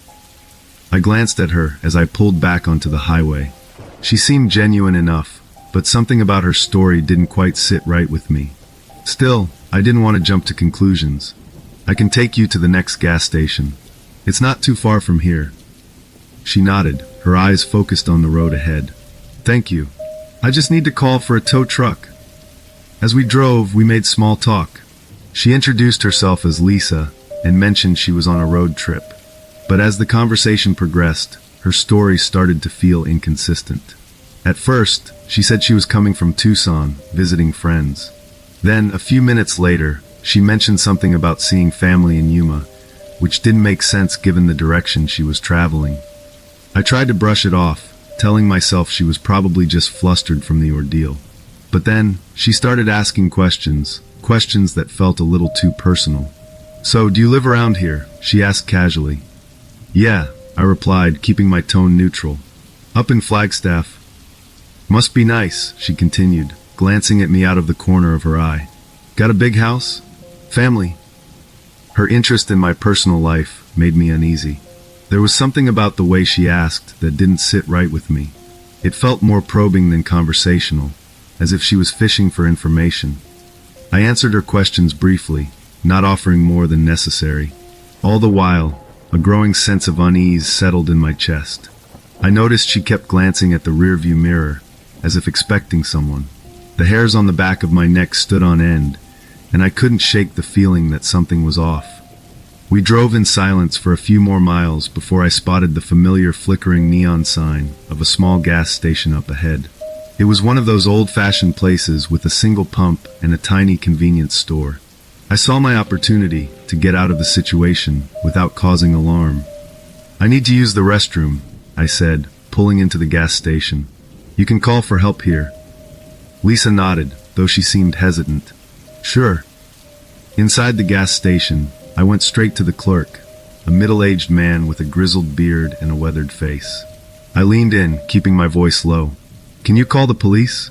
I think that woman out there might be trouble." The clerk's eyes widened slightly, but he didn't ask any questions. He nodded and picked up the phone, dialing quickly. I stepped back, my heart pounding in my chest, and waited. Within minutes, 2 police cruisers pulled into the lot, their lights flashing. The moment Lisa saw them, she bolted, sprinting into the open desert. The officers gave chase, and after a tense few moments, they caught her. As they brought her back in handcuffs, one of the officers approached me. "Good instincts," he said. "She's part of a gang that's been targeting drivers on these highways. They lure people in, then rob them at isolated stops with help from their accomplices." The weight of his words hit me hard. If I hadn't trusted my gut, I could have been in serious trouble. After giving my statement, I got back in my car, still shaken but grateful the situation hadn't escalated further. The rest of the drive home felt surreal. The dark desert around me seemed more menacing, every shadow hiding potential danger. When I finally pulled into my driveway, the sight of my small, cozy house in Flagstaff felt like a sanctuary. Emma was waiting for me, worry etched on her face. I told her everything, and we stayed up late, processing what had happened. That night changed how I view those lonely stretches of highway. It reminded me that even in places as familiar as the roads of Arizona, danger can lurk just out of sight. Since then, I've been more cautious, always trusting my instincts and staying alert. And I haven't picked up another hitchhiker since.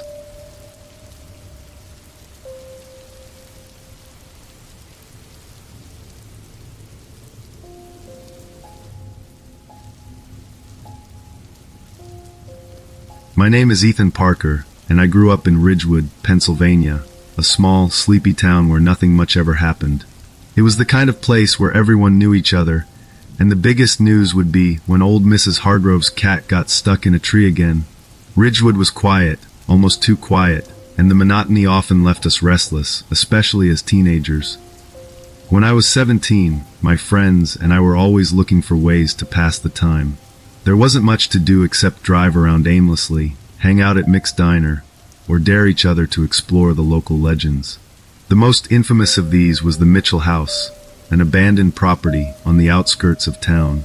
Everyone in Ridgewood knew the stories about the place. It had been empty for as long as I could remember, and it looked every bit the part of a haunted house. The paint was cracked and peeling, the windows were caked with grime, and the front yard was overgrown with weeds that seemed to swallow everything in their path. The rumors were endless. Some said the house was cursed, that anyone who stepped inside would never come out. Others claimed to have seen lights flicker in the windows at night, or heard strange noises coming from inside. There were even whispers about shadowy figures lurking around the property, though no one could ever provide proof. To most of us, it was just a spooky old house, perfect for Halloween dares and late-night thrills. But what happened to me and my friends one chilly October night proved that the truth was far darker than any ghost story. It started like any other weekend. I was at Mick's Diner with Alex, Olivia, Chris, and Emma, my closest friends.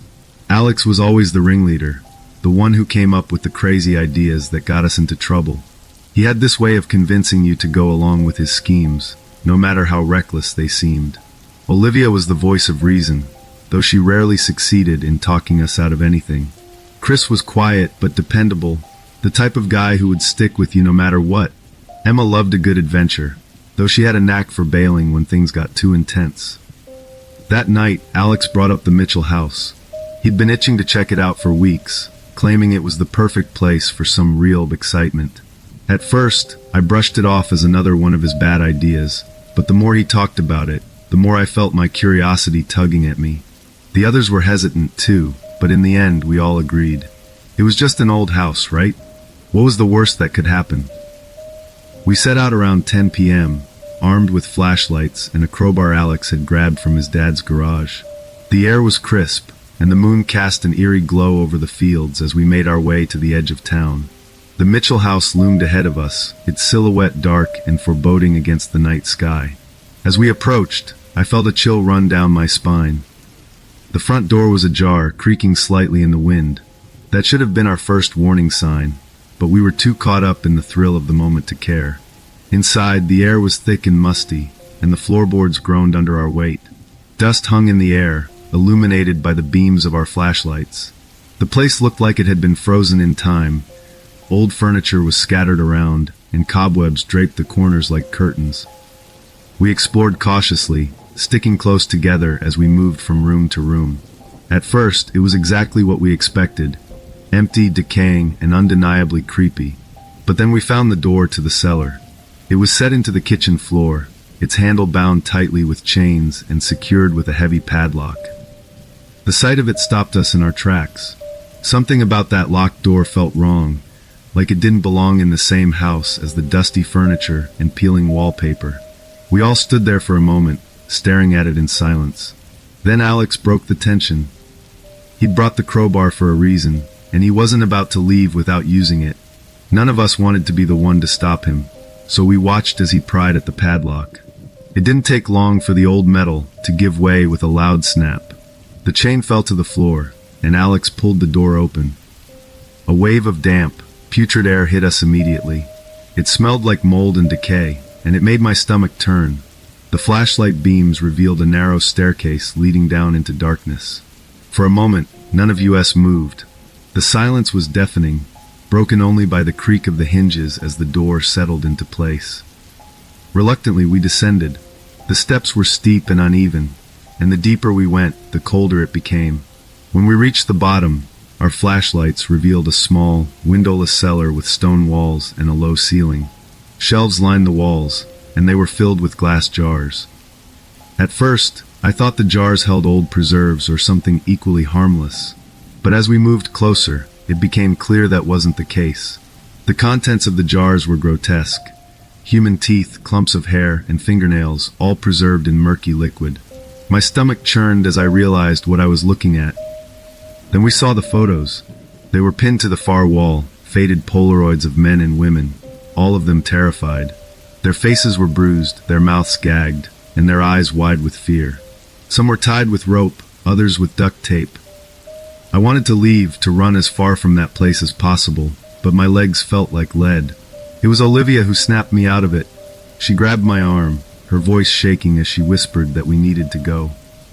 We didn't stop running until we were back outside, gasping for air. My hands were trembling as I called 911, struggling to explain what we'd found.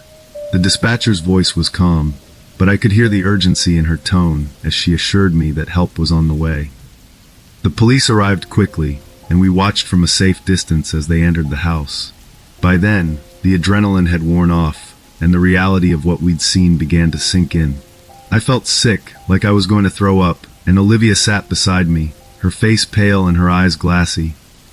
The investigation that followed uncovered the horrifying truth about the Mitchell house. The cellar had belonged to John Lafferty, a man who had been arrested in the 1970s for a series of kidnappings and tortures. He'd died in prison years ago, but the house had never been fully searched. The jars and photos were remnants of his crimes, a macabre collection that had remained untouched for decades. News of the discovery spread quickly, and our quiet little town was thrust into the national spotlight. For weeks, forensic teams worked to identify the victims, piecing together a dark chapter of Ridgewood's history that no one had known or wanted to know. The Mitchell house was eventually demolished, but its memory lingers. I still think about that night, about the smell of the cellar and the terror in those photographs.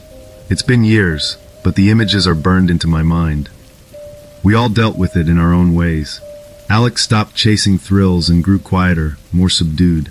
Emma moved away and cut ties with most of us, saying she couldn't handle the memories. Olivia and I stayed in touch, but we don't talk about that night.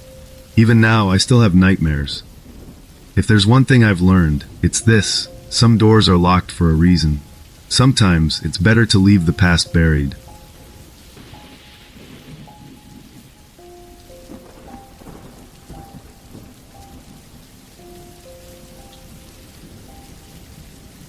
When I think back to that night, a chill still runs down my spine. It was October 2017, and I was driving back to Flagstaff from Tucson after spending the weekend with my family. I was a sophomore at Northern Arizona University, and the drive home had always been a mix of quiet reflection and the soothing monotony of the desert landscape. That evening, I decided to take the scenic route through Route 66. I didn't have a pressing schedule, and the thought of a quiet drive through the open desert seemed peaceful. The drive started off uneventfully. The setting sun cast a golden glow over the desert, and the sky shifted into brilliant hues of orange and pink. I had my favorite playlist on, the volume turned low, and my windows cracked just enough to let the cool evening breeze in. It was one of those moments when everything feels calm and serene. As the sun dipped below the horizon, the empty highway stretched endlessly before me. I hadn't seen another car for miles, which was both comforting and a little unnerving. The fuel gauge on my car caught my attention. It was lower than I liked, but I figured I'd make it to the next town without a problem. The desert had a way of making everything seem farther away, though, and I started to feel a little more isolated. Then I saw him. Up ahead, standing near an old, weathered sign, was a man. He was waving one arm while holding a small bag in the other. His figure was silhouetted against the dimming light, but as I got closer, I could make out his features. He was an older man, probably in his late 50s or early 60s, with a scruffy beard and a tired face. His denim jacket and jeans looked worn, and the duffel bag at his feet had seen better days. I remember slowing down, debating with myself. My dad had always told me to never stop for strangers on the road, and I'd heard enough cautionary tales to know the risks. But there was something about him that seemed harmless. He looked weary, like he'd been walking for miles. The road was empty, and the idea of leaving someone stranded in the middle of nowhere didn't sit right with me. Against my better judgment, I pulled over. I don't remember every word exchanged, but I do remember his tone. He was polite, maybe even a little too polite, and he seemed genuinely grateful for the ride. His name was Carl, he told me, and he'd been traveling across the Southwest picking up odd jobs wherever he could find them. I told him I was a college student heading back to Flagstaff after visiting family, but I kept the details vague. Something about the way he looked at me made me cautious. For the first 20 minutes or so, the conversation was light. He commented on the beauty of the desert at dusk and shared a few stories about his travels. I responded with short, polite answers, not wanting to come off as rude, but also not wanting to open up too much. The more he talked, the more I noticed small things. His voice, though calm, carried a strange undercurrent, and his eyes seemed to linger a little too long when he glanced at me. The questions started small at first. Where I was coming from, where I was heading. Then he asked if I was driving alone. That question made my stomach tighten. I lied, telling him that a friend was following me in another car. I said we'd been traveling together, but got separated briefly. It wasn't true, of course, but the way his expression changed when I answered confirmed that lying had been the right choice. He nodded slowly, not saying much in response, but his fingers tapped rhythmically on the duffel bag resting at his feet. The uneasiness in me grew with each passing mile. Carl asked more questions, if I lived alone, if anyone was expecting me when I got home. I answered vaguely, throwing in small details that made it sound like I wasn't isolated. I told him my roommate was waiting for me, that we had dinner plans with friends. Every answer I gave was calculated to make it seem like I wasn't an easy target. By now, the sun had completely set, and the desert around us was cloaked in darkness. The road ahead was illuminated only by my headlights, and the isolation felt heavier. I started to regret stopping for him, but I didn't want to show my nerves. I pretended to receive a phone call, holding my phone to my ear and speaking as though someone on the other end was checking in on me. I kept the imaginary conversation casual, but loud enough for Carl to hear. I mentioned my friend following behind me, and how they were keeping an eye on the road ahead. Carl's demeanor shifted. He stopped asking questions and stared out the window, his fingers still drumming on his bag. After a few minutes of silence, he spoke again. He told me he needed to stop at the next gas station, saying he had something to take care of. His voice was calm, but I could feel the tension between us. When the gas station finally appeared on the horizon, I felt a wave of relief. I pulled into the lot, keeping the engine running as he grabbed his bag and stepped out. He paused before shutting the door, giving me a long, searching look. Then he thanked me for the ride and walked off into the dimly lit station. I didn't stick around. As soon as he was out of the car, I drove off, not stopping until I reached a well-lit rest stop about 20 miles down the road. I didn't sleep well for days after that encounter. Something about Carl's questions and his demeanor had felt wrong, but I tried to convince myself that I was overthinking it. Maybe he really was just a tired traveler. Maybe I'd let my imagination run wild. Then 3 days later, I saw the news. A headline popped up on my feed: serial killer targeting drivers in Arizona arrested. My heart stopped. The article described how the man had been preying on drivers along remote highways, gaining their trust before attacking them. He'd been arrested at a gas station after someone recognized him from a police bulletin. The accompanying mugshot confirmed what I already knew. It was Carl. The realization hit me like a punch to the gut. I'd let that man into my car. I'd talked to him, sat just feet away from him.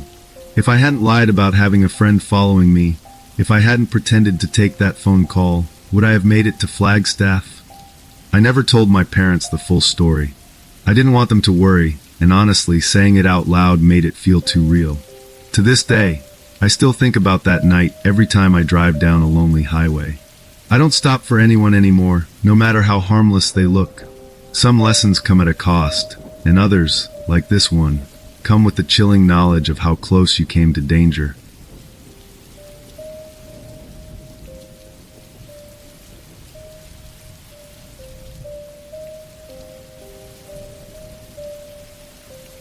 I'll never forget the Johnsons. My name is Sam Daniels, and I grew up in Greenfield, Vermont, a town where everyone knew everyone else. Greenfield was one of those postcard-perfect places, with its quaint houses, charming downtown, and vibrant autumns that drew tourists from all over. Beneath its picturesque surface, though, Greenfield had its mysteries, and the Johnson family became the most perplexing of them all. The Johnsons lived next door to us on Maple Lane. Their colonial house stood at the end of the street, always meticulously maintained. John Johnson, the patriarch, was a skilled carpenter who ran a small workshop out of his garage.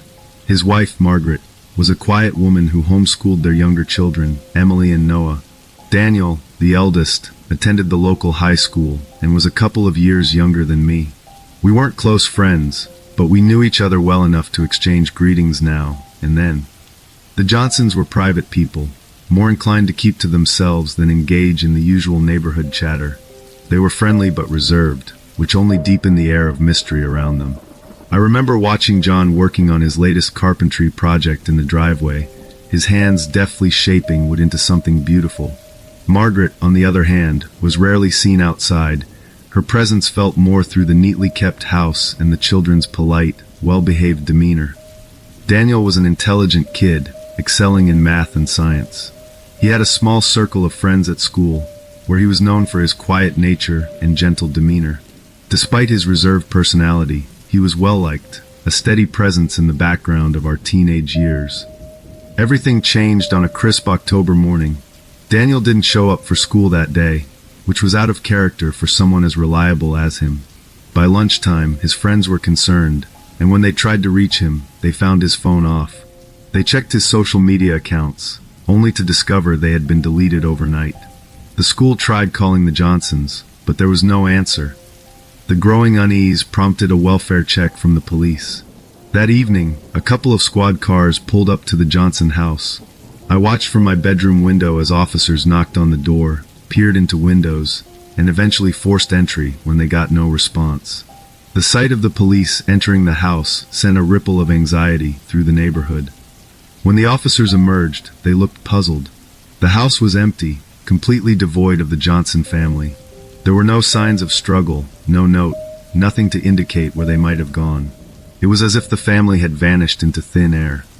The next few days were a blur of activity. News of the Johnsons' disappearance spread rapidly, and soon the whole town was talking about it. Search parties were organized, with volunteers combing the nearby woods and fields. I joined one of the groups, walking through the dense forest, calling out their names, hoping for any sign of them. The local news covered the story extensively, turning the Johnsons into an enigma that puzzled everyone. Then, about a week after their disappearance, a significant discovery was made. A group of hikers in the Green Mountain National Forest stumbled upon the Johnsons' minivan, abandoned deep in the woods. The vehicle was loaded with survival gear, tents, sleeping bags, food, but there was no sign of the family. The discovery only deepened the mystery. Why would the Johnsons leave their homes so suddenly and disappear into the wilderness? Theories began to swirl. Some speculated that they had chosen to live off the grid, escaping the trappings of modern life. Others feared something more sinister had happened. Foul play, perhaps, or a desperate escape from an unknown threat. The minivan and its contents provided no clear answers, only more questions. Despite extensive search efforts, the Johnsons remained missing. The police continued to investigate, but with no new leads, the case eventually went cold. Life in Greenfield resumed its usual rhythm, but the absence of the Johnsons was a shadow that lingered over the town. Their house stood empty, a silent reminder of the family that had simply vanished. Years passed, and I moved away for college, but the Johnsons' disappearance stayed with me. Every time I visited my parents, I couldn't help but glance at their house, now overgrown with ivy and a sense of loss. The mystery became part of Greenfield's lore, whispered about at gatherings and remembered in quiet moments. Then, nearly 20 years after the Johnsons disappeared, something happened that brought their story back to life. I was visiting my parents for the holidays when the local paper ran a story about a man named Henry Tucker. Henry was a seasoned hiker, familiar with the trails that crisscrossed the Appalachian region. He claimed to have had an unusual encounter while hiking near the Vermont-New Hampshire border. According to Henry, he stumbled upon a remote cabin deep in the woods. Living there were two people, a young man and an older man. The young man introduced himself as Daniel and bore a striking resemblance to Daniel Johnson. Henry described him as well-spoken and educated, someone who seemed out of place in the wilderness. The older man was quiet, watchful, and gave little away about their life in seclusion. Henry's account caused a stir. Could it be that Daniel had survived all these years, living off the grid with an unknown companion? The police reopened the case, and new search efforts were launched in the area Henry described. Despite their best efforts, the rugged terrain and vast expanse of wilderness made it difficult to find the cabin. The search teams came up empty-handed, and Henry's story remained the only new lead in decades. The encounter reignited speculation. Some believed Henry had mistaken someone else for Daniel, while others were convinced the Johnsons had indeed chosen to vanish from society.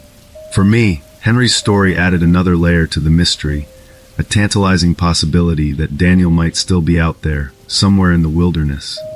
The Johnsons' disappearance remains a poignant memory from my youth, a story that continues to captivate those who remember it. Though the case has faded from the headlines, it lingers in the hearts of Greenfield's residents. Every time I drive past their old house, I'm reminded of the family that disappeared so quietly and the unanswered questions that still hang in the air. What really happened to the Johnsons? The answer remains elusive, a mystery that, even after all these years, refuses to be solved.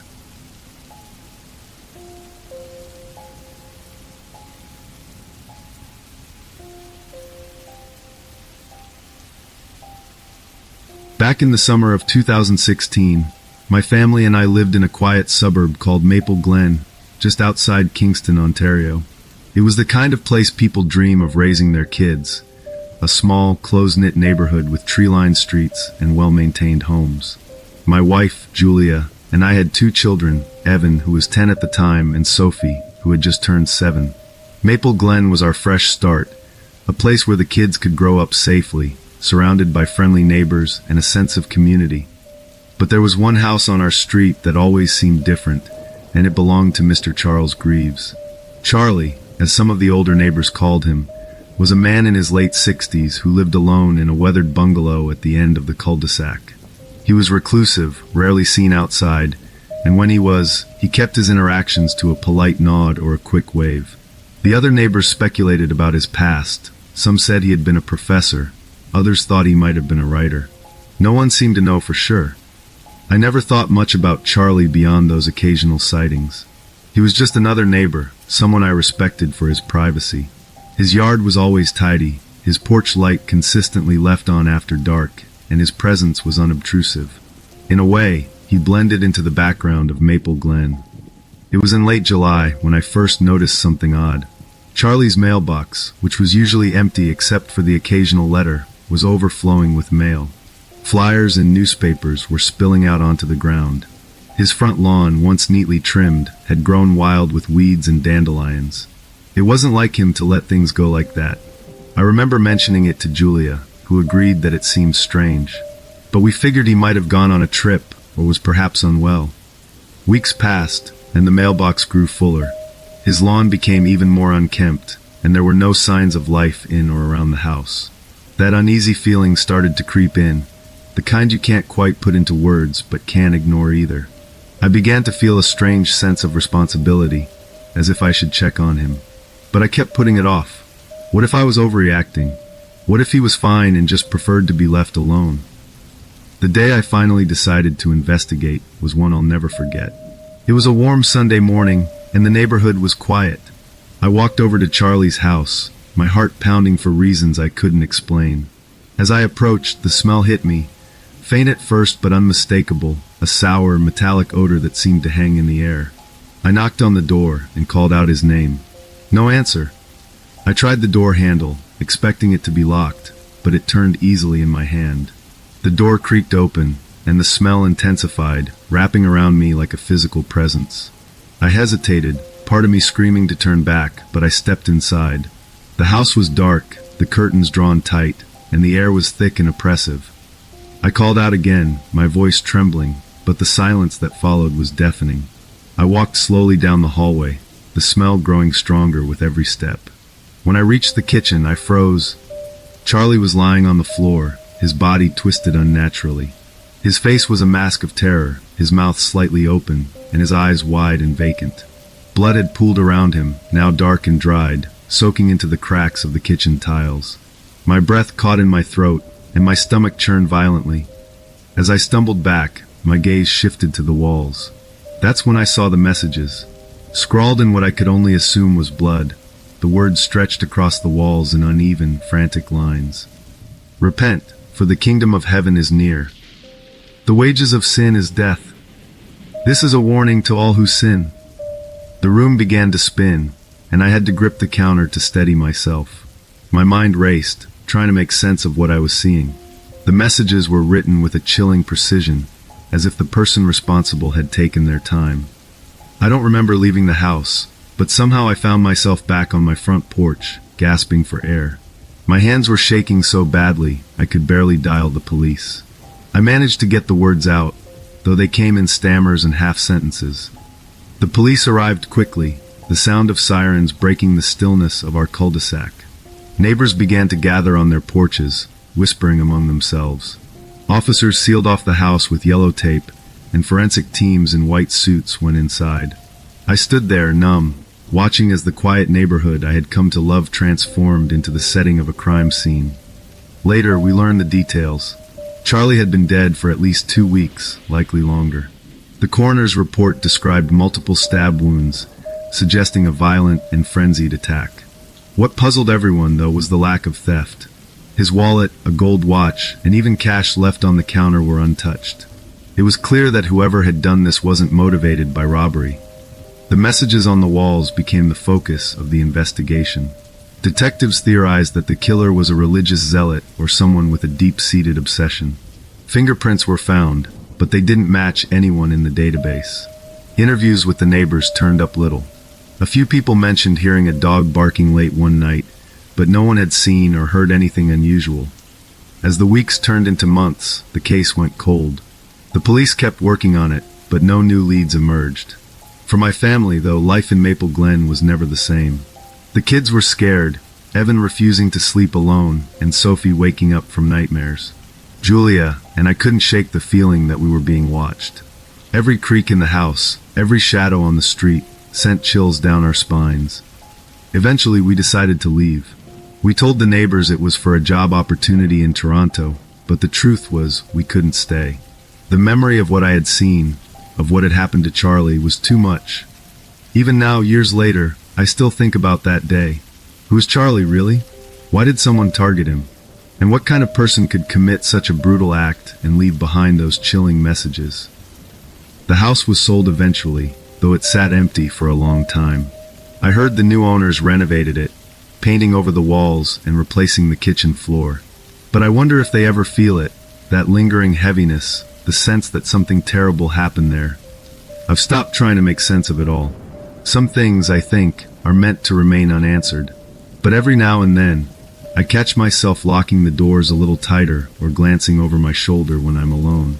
And I wonder if the person who did this is still out there, watching, waiting, ready to strike again.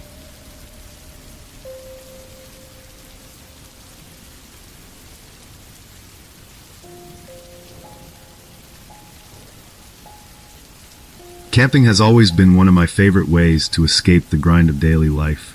Growing up in Oregon, I was lucky enough to have some of the country's most beautiful wilderness right in my backyard.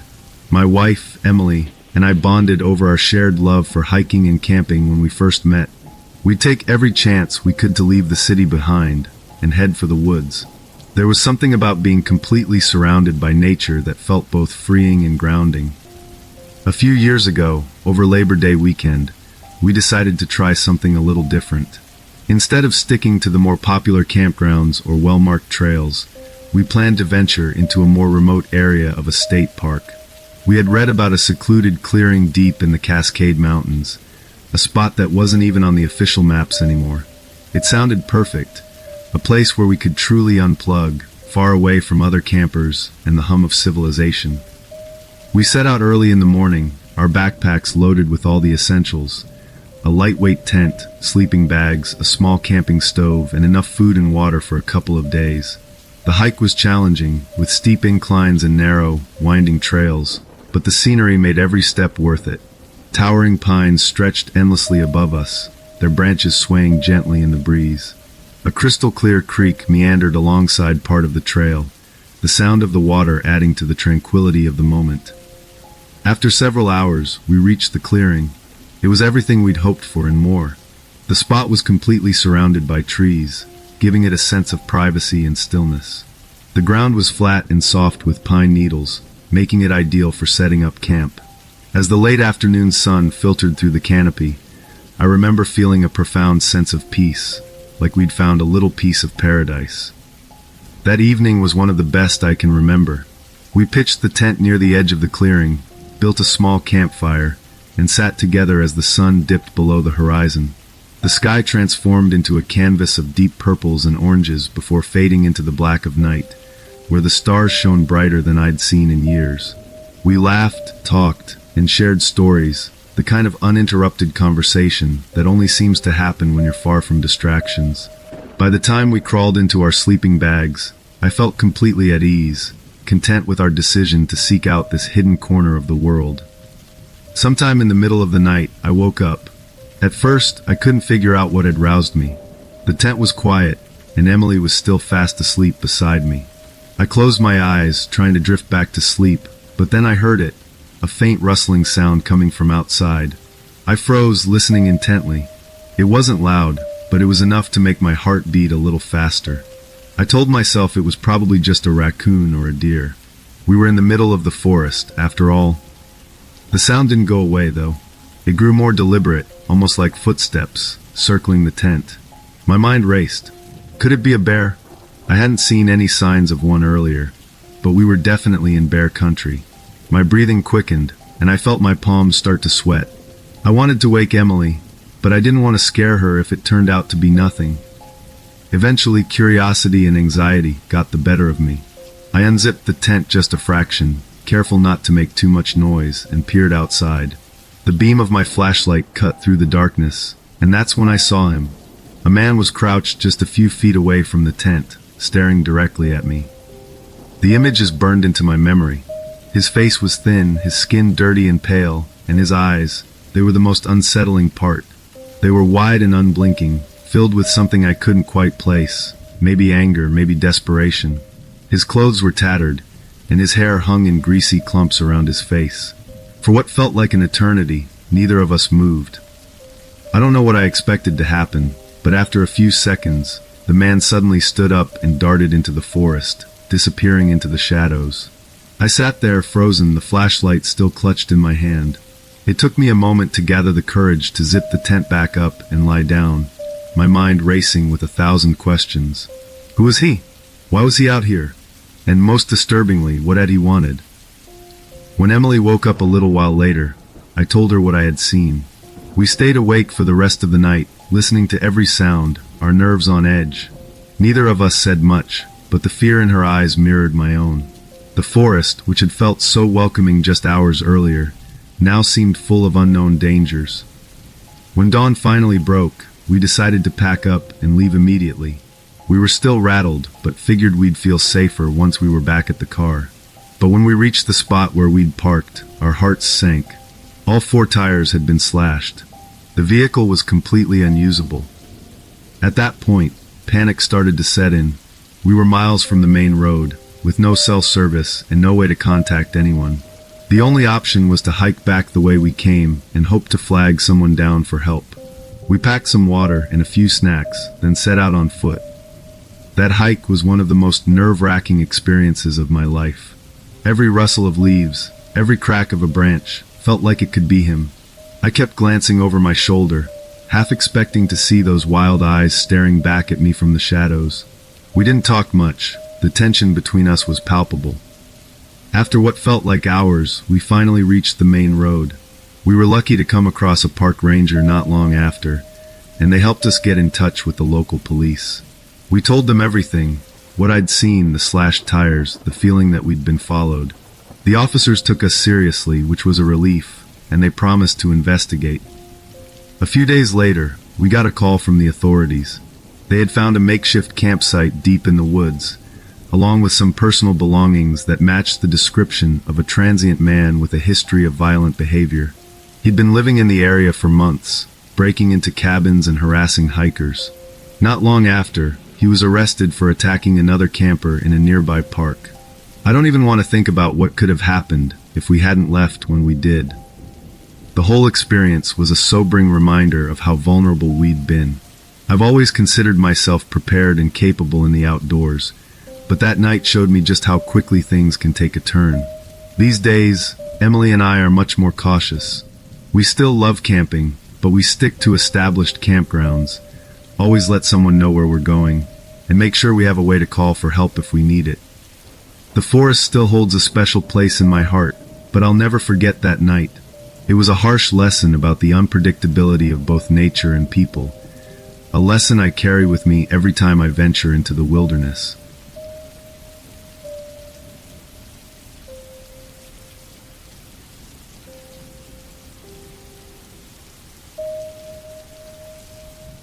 My name is Mark Calloway.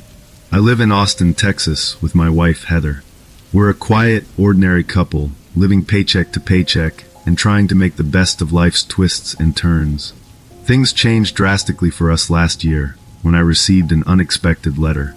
A distant relative, Arthur Blythe, had passed away years ago, and with no other heirs, his property in Mill Creek had been left to me. I barely remembered Arthur.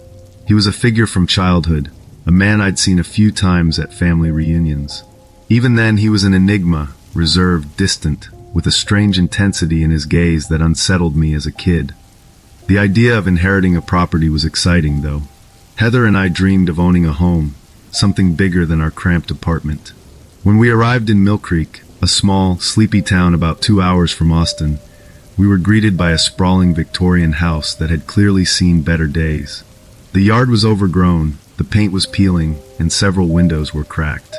Yet, there was something charming about the place, as if it had once been loved and cared for. In the backyard stood a greenhouse, its frame rusting, and its glass panels shattered or missing. Heather joked that it looked like something out of a haunted house movie. I laughed along, even as unease prickled at the back of my mind. Our first days were spent cleaning out the house. It was cluttered with old furniture, dusty books, and boxes filled with odds and ends. Arthur had been a collector of strange things, taxidermy animals, antique medical tools, and jars filled with specimens that looked like parts of plants or insects. It was eerie, but we chalked it up to his being an eccentric old man with peculiar hobbies. Once we'd made some progress in the house, we turned our attention to the greenhouse. It stood in disrepair, its wooden floor warped and rotting. The inside was a chaotic mess, broken shelves, rusting gardening tools, and dirt everywhere. The air was heavy and smelled of damp wood and decay. While sweeping away debris, I noticed a loose floorboard near the center. It was slightly raised, and when I stepped on it, it wobbled under my weight. Curious, I grabbed a crowbar and pried it loose. Beneath the board was a shallow hollow space, and inside it were several large, sealed glass jars. My first thought was that they contained preserved seeds, or maybe pickled vegetables. But as I held one up to the light, my stomach lurched. Floating in the murky liquid was a severed human hand, its pale fingers curled as if frozen mid-motion. I dropped the jar in shock, and it shattered on the ground, the stench of formaldehyde filling the air. Heather, who had been sorting through tools nearby, screamed. The sight of the hand, now lying on the dirt floor, was enough to send us both stumbling backward, horrified. We called the police immediately. Within hours, the quiet property was swarming with officers and detectives. They cordoned off the greenhouse and began an exhaustive search. Over the next few days, they uncovered more jars hidden under the floorboards, each containing preserved human remains, hands, feet, and other unidentifiable fragments. The jars were labeled with initials and dates, written in a neat, deliberate hand. It was clear that whoever had done this had taken great care in documenting their gruesome collection. The investigators didn't stop there. They combed through the rest of the greenhouse and surrounding property, eventually finding a hidden compartment in the greenhouse wall. Inside was a weathered leather journal, its pages filled with meticulous notes. It was Arthur Blythe's handwriting, and what it contained was chilling. He wrote about his fascination with anatomy, his desire to unlock the secrets of life, and his belief that true understanding could only come from hands-on experimentation. The journal detailed how he had lured his victims, usually young men and teenagers, under the pretense of offering them work or mentorship. He described his methods in clinical detail, as if he were conducting scientific research rather than committing unspeakable acts. DNA testing on the remains confirmed what everyone feared. The parts belonged to two teenage boys who had gone missing in the 1980s, Luke Porter and Jeremy Henshaw. Their disappearances had been widely reported at the time, but had eventually faded into cold case files. Seeing their photos on the news, smiling and full of life, was gut-wrenching. The realization that my own relative had stolen their lives and hidden their remains in the greenhouse made me feel sick. I couldn't comprehend how someone connected to me, even distantly, could be capable of such evil. The investigation expanded as more remains were uncovered. Some were buried in shallow graves around the property. Others were hidden in the attic of the house. The evidence suggested that Arthur Blythe had been active for years, possibly even decades. Detectives linked him to other unsolved disappearances in Mill Creek and nearby towns. The scope of his crimes was staggering, and the town was in shock. Arthur had been a recluse, but he wasn't entirely unknown. Neighbors described him as odd but harmless, the kind of man who kept to himself and rarely spoke to anyone. Now they wondered how they had missed the signs. Heather and I tried to process what had happened, but it was impossible. The house, once a symbol of a fresh start, became a place of nightmares. We couldn't sleep, couldn't eat, and couldn't shake the images of those jars from our minds. We eventually decided to sell the property. Staying there was out of the question. Before we left, we worked with the town to create a small memorial in the backyard, where the greenhouse had stood. It was a simple stone plaque engraved with the words, "In memory of the lives lost, may we never forget." It felt like the least we could do. The media attention was overwhelming. Reporters camped outside the property, and news vans lined the street for weeks. People called Arthur the greenhouse butcher and speculated about how many lives he might have taken. For me, it was deeply personal. I didn't want to be associated with his crimes, but I couldn't escape it. My last name was in every headline, and strangers whispered about me whenever I went into town. It felt like a curse. Eventually, Heather and I moved back to Austin.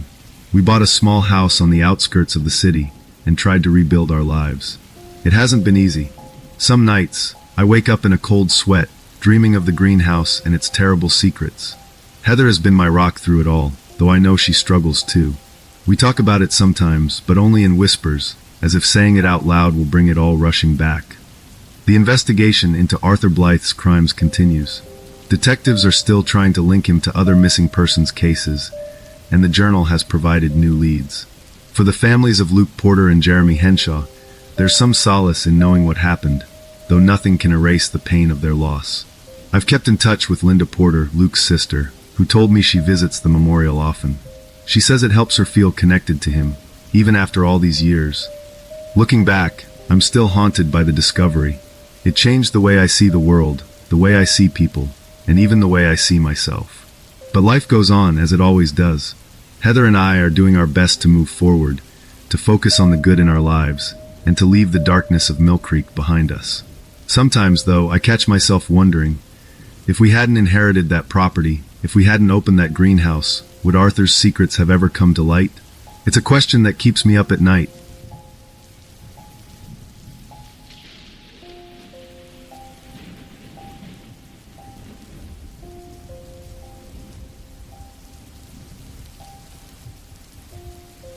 My name is Karen Ashwood, and a few years ago, my husband Tom and I moved to Maplewood, Indiana, with our 2 children, Lily and Ben. Maplewood was the kind of place that seemed too good to be true. A charming, small town with friendly neighbors, tree-lined streets, and a sense of quiet that felt almost magical. After years of city living, the slower pace was a welcome change. We were ready to build a life there, to make it our home. Among the people we met early on was an elderly man who lived in the ivy-covered house directly across the street. His name was Mr. Thompson, and he introduced himself one morning as I was unloading groceries from the car. He wore a cardigan despite the warm weather and leaned slightly on a cane. His warm blue eyes sparkled with a kind of youthful mischief, and his gentle smile instantly put me at ease. Mr. Thompson quickly became a part of our routine. He was the kind of neighbor who seemed to notice everything, always showing up just when you needed a helping hand. If he saw me struggling with the kids' bikes or hauling a heavy bag of soil for the garden, he'd amble over with his steady gait and pitch in. He was a natural storyteller, too, and most evenings he'd join us on the porch, spinning tales from his younger days. He'd talk about growing up in the Midwest, about fishing trips with his father, and about Rufus, the dog he'd had as a boy. Lily and Ben adored him. They'd sit cross-legged at his feet as he told stories, their eyes wide with wonder. He seemed to have a way with them, always patient, always attentive. When Lily had a school project, a solar system diorama, he spent an entire afternoon helping her paint tiny planets and position them just right. He even showed her how to sprinkle glitter to mimic stardust, his hands surprisingly steady despite his age. Over time, Mr. Thompson became more than just a neighbor. He felt like family. We looked forward to his visits, and I came to rely on his quiet presence. He was someone you could count on, someone who seemed as solid and enduring as the town itself. Then, one evening in late October, he didn't show up for our usual chat. It wasn't like him to miss our evening porch time, but I figured he might be tired or unwell. The next day came and went, and still no sign of him. By the 3rd evening, I couldn't shake the growing sense of unease. Tom, ever the pragmatist, suggested we check on him to make sure he was all right. We crossed the street that Saturday afternoon. The air was crisp, the scent of fallen leaves hanging heavy. As we approached his house, I noticed how quiet it was. Usually there was some sign of life, a porch light glowing softly, the faint hum of a radio drifting through the window. But now the place seemed almost abandoned. We knocked on the door, but there was no answer. Tom tried peeking through the windows, but the curtains were drawn. He suggested we check if the door was unlocked, and to our surprise, it was. The moment we stepped inside, I felt an overwhelming sense of wrongness. The house was empty, completely and utterly empty. There was no furniture, no decorations, no personal belongings. Dust coated the wooden floors, and cobwebs clung to the corners. The air smelled stale, as though the house had been unoccupied for years. Room by room, we searched for any sign that someone had been living there, but there was nothing. No dishes in the kitchen, no clothes in the closets, not even a stray piece of mail on the counter. It was as if the house had been untouched for a very long time.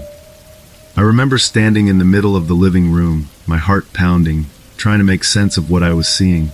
Tom's voice was calm but tinged with disbelief as he tried to rationalize the situation.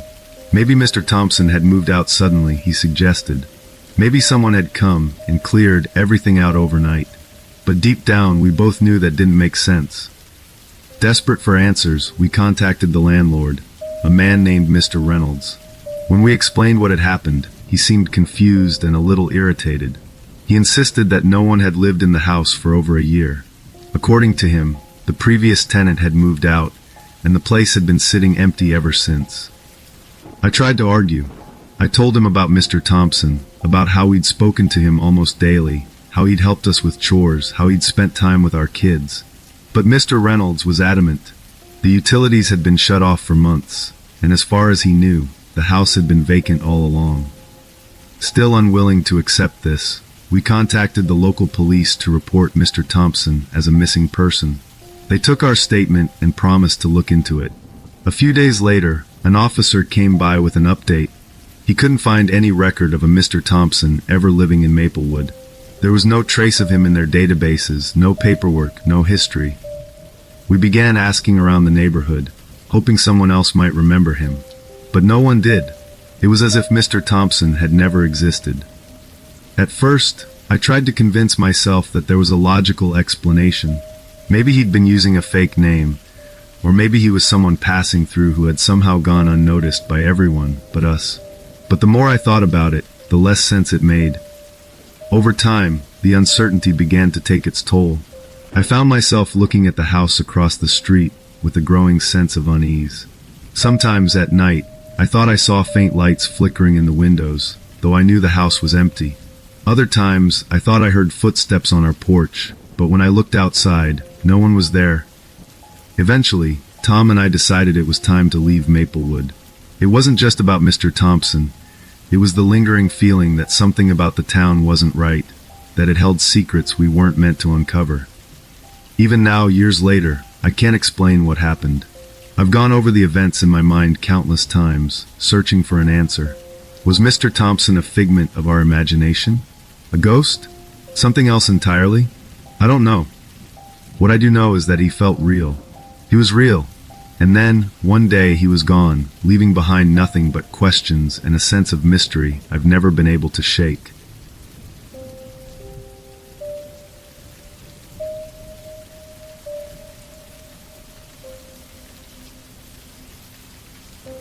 My name is Jacob Palmer, and I've lived in Elmwood, Montana, for as long as I can remember. It's a quiet place tucked between rolling hills and dense forests, where people tend to stick to themselves unless you need help. Then everyone shows up. I've worked as a mechanic at Jim's auto shop for over a decade now, fixing up everything from battered old trucks to the occasional fancy import that passes through town. Life here is simple and predictable, but I've come to appreciate that. At least I used to. It was a chilly October evening a few years back when it happened. I had spent the day at the shop working on a particularly stubborn transmission, and by the time I clocked out, the sun was already sinking low, casting long shadows over the highway. I remember thinking how quiet it was as I drove. That kind of silence isn't unusual in Montana, but something about it felt heavier that night, like the world was holding its breath. The highway between Elmwood and Silver Creek is mostly empty fields and dense patches of pine. It's beautiful during the day, but eerie at night, especially when you're alone on the road. About halfway home, my headlights caught the shape of a man standing on the shoulder, his thumb outstretched. I'm not usually the kind to pick up hitchhikers, but he didn't look like trouble. Mid-30s, clean-shaven, wearing a denim jacket and jeans. He seemed like any regular guy trying to get somewhere. Something about the loneliness of the road got to me, and before I thought better of it, I slowed down and rolled down the window. The man climbed into the truck after thanking me, tossing a small backpack at his feet. He said his name was Sam, and mentioned he was heading to Silver Creek. He claimed he had family there, though he didn't elaborate much. I didn't push for details. It was just small talk to fill the space as we drove. The first 20 minutes were uneventful. He seemed polite, even friendly, commenting on the quiet beauty of the area. We talked about the wildlife you sometimes see on the highway and the changing leaves in fall. But as we got farther down the road, something about his demeanor began to change. Sam grew quiet, answering my occasional questions with short, clipped responses. He started fidgeting with the zipper on his jacket, his eyes darting between me and the dark road ahead. I could feel the atmosphere in the truck shift, and that unease started gnawing at me. At some point, he reached into his jacket and pulled out a knife. My stomach dropped when I saw the blade glint in the dim light. He didn't yell or make a big scene. He just turned to me and calmly said I needed to take him somewhere off the road. Somewhere quiet. In that moment, I realized I had two choices, panic or think. Panicking wasn't going to help, so I forced myself to stay calm, even though my heart was pounding so hard I thought he might hear it. I told him the truck was low on gas and I'd need to stop at the next station to fill up, or we'd both end up stranded. He seemed to consider this for a moment before nodding, telling me to keep driving.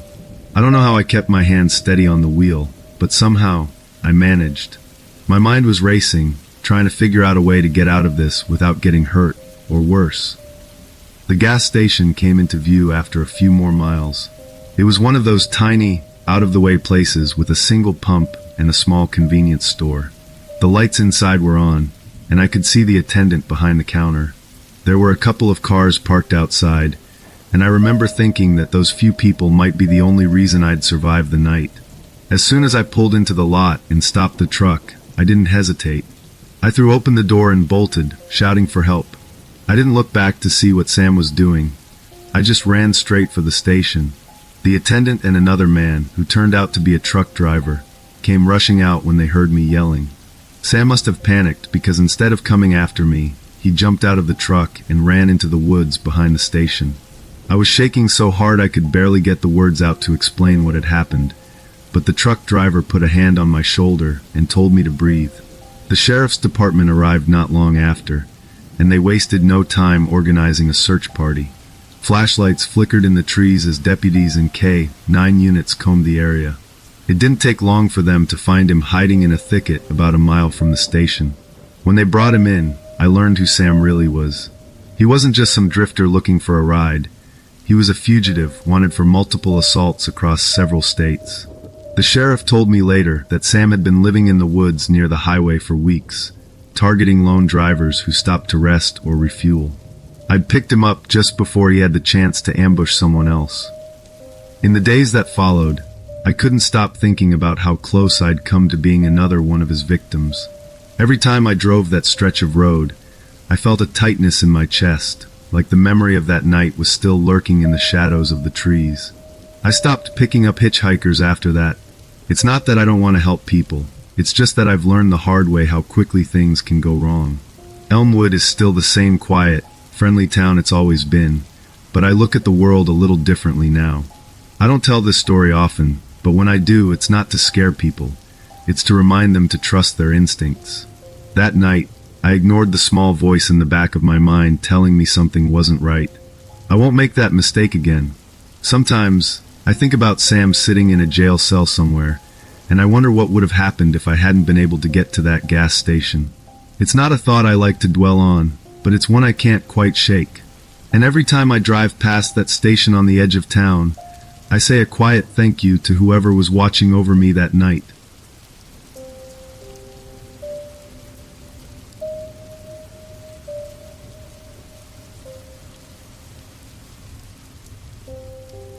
My name is Ethan Marshall, and I grew up in the quiet town of Silverton, Oregon.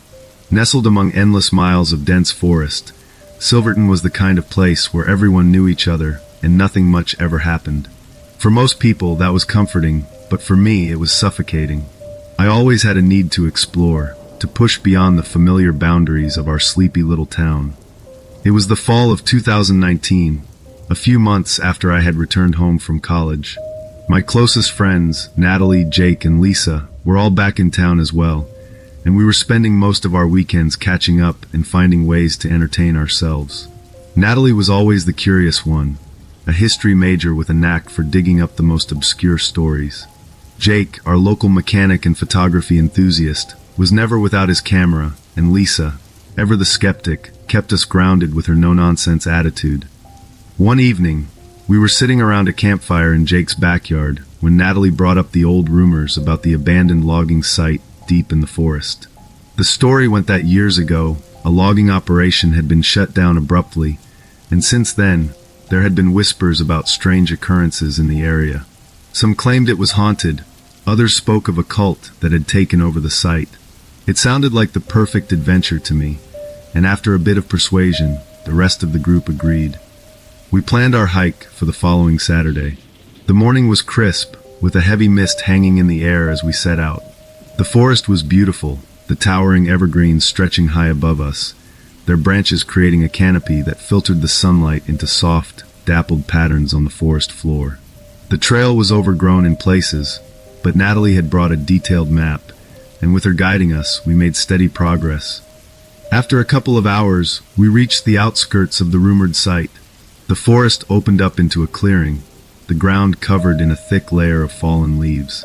At the center of the clearing stood a strange, altar-like structure made from rough stones.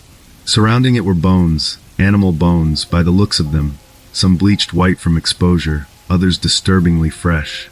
It was eerie to say the least, but what caught our attention the most were the symbols. Painted in red on the stones, the ground, and even some of the surrounding trees were intricate, strange symbols. They looked fresh, as though whoever had made them had been there recently. Jake, fascinated by the scene, started taking pictures, while Natalie crouched down to examine the symbols more closely. Lisa, arms crossed, muttered something about it being a prank, probably some local kids trying to scare people. Despite her words, there was an unease in her voice that wasn't lost on any of us. The forest around us, once alive with the sounds of nature, was now deathly silent. It was as if the forest itself was holding its breath, watching us intrude on something we weren't meant to see. We decided it was time to leave. The sun was beginning to dip, casting long shadows across the clearing. We packed up our things and started back along the trail. But as we made our way through the trees, a sense of unease settled over me. The forest, once familiar, now seemed alien, each sound amplified, each shadow deeper. Then we heard it, the sound of footsteps, soft and deliberate, coming from the underbrush. They seemed to follow us, circling, keeping pace with our own. We stopped, listening intently, but the forest around us remained still. It was then that I caught sight of something, or someone moving through the trees, a shadowy figure just at the edge of my vision. A shiver ran down my spine. I glanced at Natalie, who was looking around, her face pale. Jake had stopped taking pictures, and Lisa, who had been leading the way, turned back towards us, her eyes wide. We picked up our pace, the path back to the car seeming longer and more winding than before. The footsteps followed, sometimes fading, sometimes growing louder. By the time we reached the gravel road where we had parked, we were breathless, our nerves frayed. But the relief we felt at reaching the car was short-lived. Carved into the hood of my Subaru was one of the same symbols we had seen in the clearing. The sight of it froze us in place, the reality of what we had stumbled into sinking in. We drove back to Silverton in silence, each of us lost in our own thoughts. The next day we went to the local sheriff, Danvers, a man who had been in Silverton longer than any of us could remember. He listened as we recounted our story, nodding occasionally but showing little concern. "Probably just some kids messing around," he said, dismissing our fears as overactive imaginations. But things didn't end there. In the weeks that followed, strange things began happening around town. Local farmers found their livestock mutilated, the same symbols painted near the scenes. The town was on edge, people locking their doors earlier, casting wary glances toward the forest. Natalie, ever the researcher, delved into the town's archives, uncovering old reports of disappearances and strange occurrences dating back decades. But nothing concrete, just enough to suggest that something had been lurking in the shadows of Silverton's history for a long time. We never went back to the forest. Our group, once so close, began to drift apart. Jake stopped taking his usual scenic photographs, his camera collecting dust. Lisa moved to Portland, saying she needed a change of scenery, something to distract her from the memories of that day. Natalie focused on her studies, diving into her books as a way to escape. As for me, I stayed in Silverton, though I couldn't shake the feeling that we had stumbled upon something we weren't meant to see. Sometimes, when I drive past the edge of the forest, I catch myself glancing into the trees, half expecting to see a shadow watching me from the depths. I've told the story a few times, mostly to friends on quiet nights when the firelight casts flickering shadows on the walls. They listen with wide eyes, but always with a smile at the end, saying, "That's a great story." But for me, it's not just a story. It's a reminder of how close we came to something unknown, something that still lingers in the dark corners of my mind.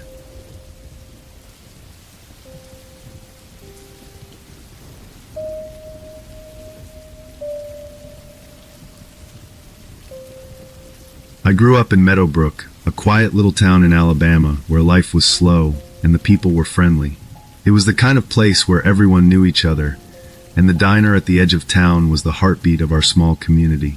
The diner, called Meadows End, was where I spent a good chunk of my teenage years working part-time. It wasn't just a job, it was a place filled with familiar faces, comforting smells, and memories. One of those memories was Claire Thompson.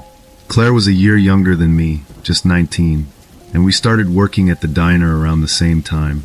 From the first day, she stood out. She had this energy about her, a warmth that made everyone feel at ease. Her laugh was infectious, and she had a way of making even the toughest customers smile. Claire was saving up to become a nurse. She talked about it all the time, dreaming of helping people and making a difference. That was Claire, always thinking about others. We often worked the same shifts, closing the diner together after the last customers left. Those late nights were some of the best times, just the two of us cleaning up, talking about life, dreams, and everything in between. Claire was like a little sister to me, someone I could confide in, and who always had a kind word to share. One night in late October, Claire finished her shift and said goodbye like she always did, with a bright smile and a wave. It was an unusually warm evening for that time of year. She walked out the door, heading to her car parked in the lot behind the diner. I remember thinking how quiet it was that night. The usual hum of the town seemed distant. The next morning, I arrived at the diner expecting to see Claire, but she wasn't there. At first, we all thought maybe she'd slept in or had come down with something. It wasn't like her to be late. Linda, our head waitress, tried calling her, but there was no answer. By the time the lunch crowd rolled in, concern had turned to worry.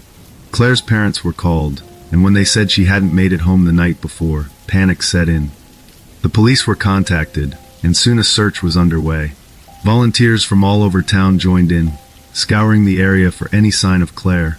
I remember walking through the woods and fields, calling her name, hoping she would suddenly appear with an explanation.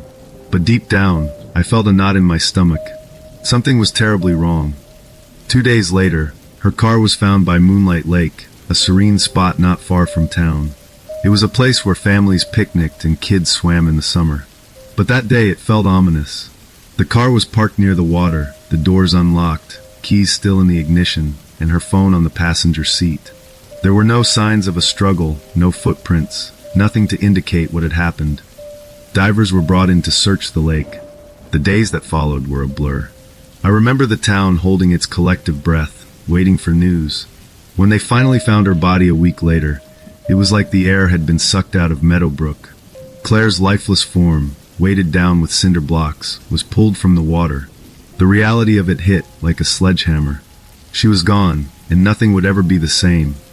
The investigation began in earnest, but there were no leads. No one had seen or heard anything unusual that night. There were no witnesses, no suspects. It was as if she had vanished into thin air, only to be found lifeless days later. The lack of answers was maddening. The town, once so full of life and laughter, grew quiet and somber. The diner became a shadow of its former self, a place where the echoes of laughter were replaced by whispers and worried glances. Months passed with little progress. The case seemed to be growing cold when news broke from a neighboring state. A man named Jack Miller, a drifter with a history of petty crimes, had been arrested for an unrelated offense. During questioning, he confessed to killing Claire. His reason was as chilling as it was senseless. She had looked at him the wrong way when he stopped by the diner that night. The confession sent shockwaves through the town. Jack described following Claire after her shift, waiting until she was alone. He said he knocked her unconscious, drove her to the lake, and drowned her, tying cinder blocks to her feet to ensure she wouldn't surface. His cold, emotionless recounting of the events was horrifying. There was no remorse, no regret, just a chilling detachment that made it clear he saw Claire as nothing more than an object in his path. The trial that followed was grueling. Hearing the details of what Claire went through was almost too much to bear. Her parents, once vibrant and full of life, seemed to age overnight. The town rallied around them, offering support, but it was clear that no amount of comfort could erase the pain of losing their daughter. Jack Miller was convicted and sentenced to life in prison without the possibility of parole. While it brought a sense of justice, it did little to heal the deep wounds left behind. The diner closed not long after, unable to recover from the tragedy that had taken place. Meadowbrook, once a place of joy and community, was forever changed. Claire's memory, however, lived on. Her parents established a scholarship in her name for aspiring nurses, a way to honor her dreams and keep her spirit alive. Every year, on the anniversary of her death, the town gathered at the lake to remember her, to share stories, and to remind each other of the light she brought into their lives. I left Meadowbrook a few years later, unable to shake the shadows that lingered there. But Claire's memory stayed with me. I often think about her smile, her laugh, and the dreams she had for the future. Her story is a reminder of how fragile life can be and the importance of cherishing every moment, of looking out for one another, even in the safest of places. The town may have changed, but Claire's legacy, her kindness, and her dreams continue to inspire those of us who knew her, and perhaps even those who didn't.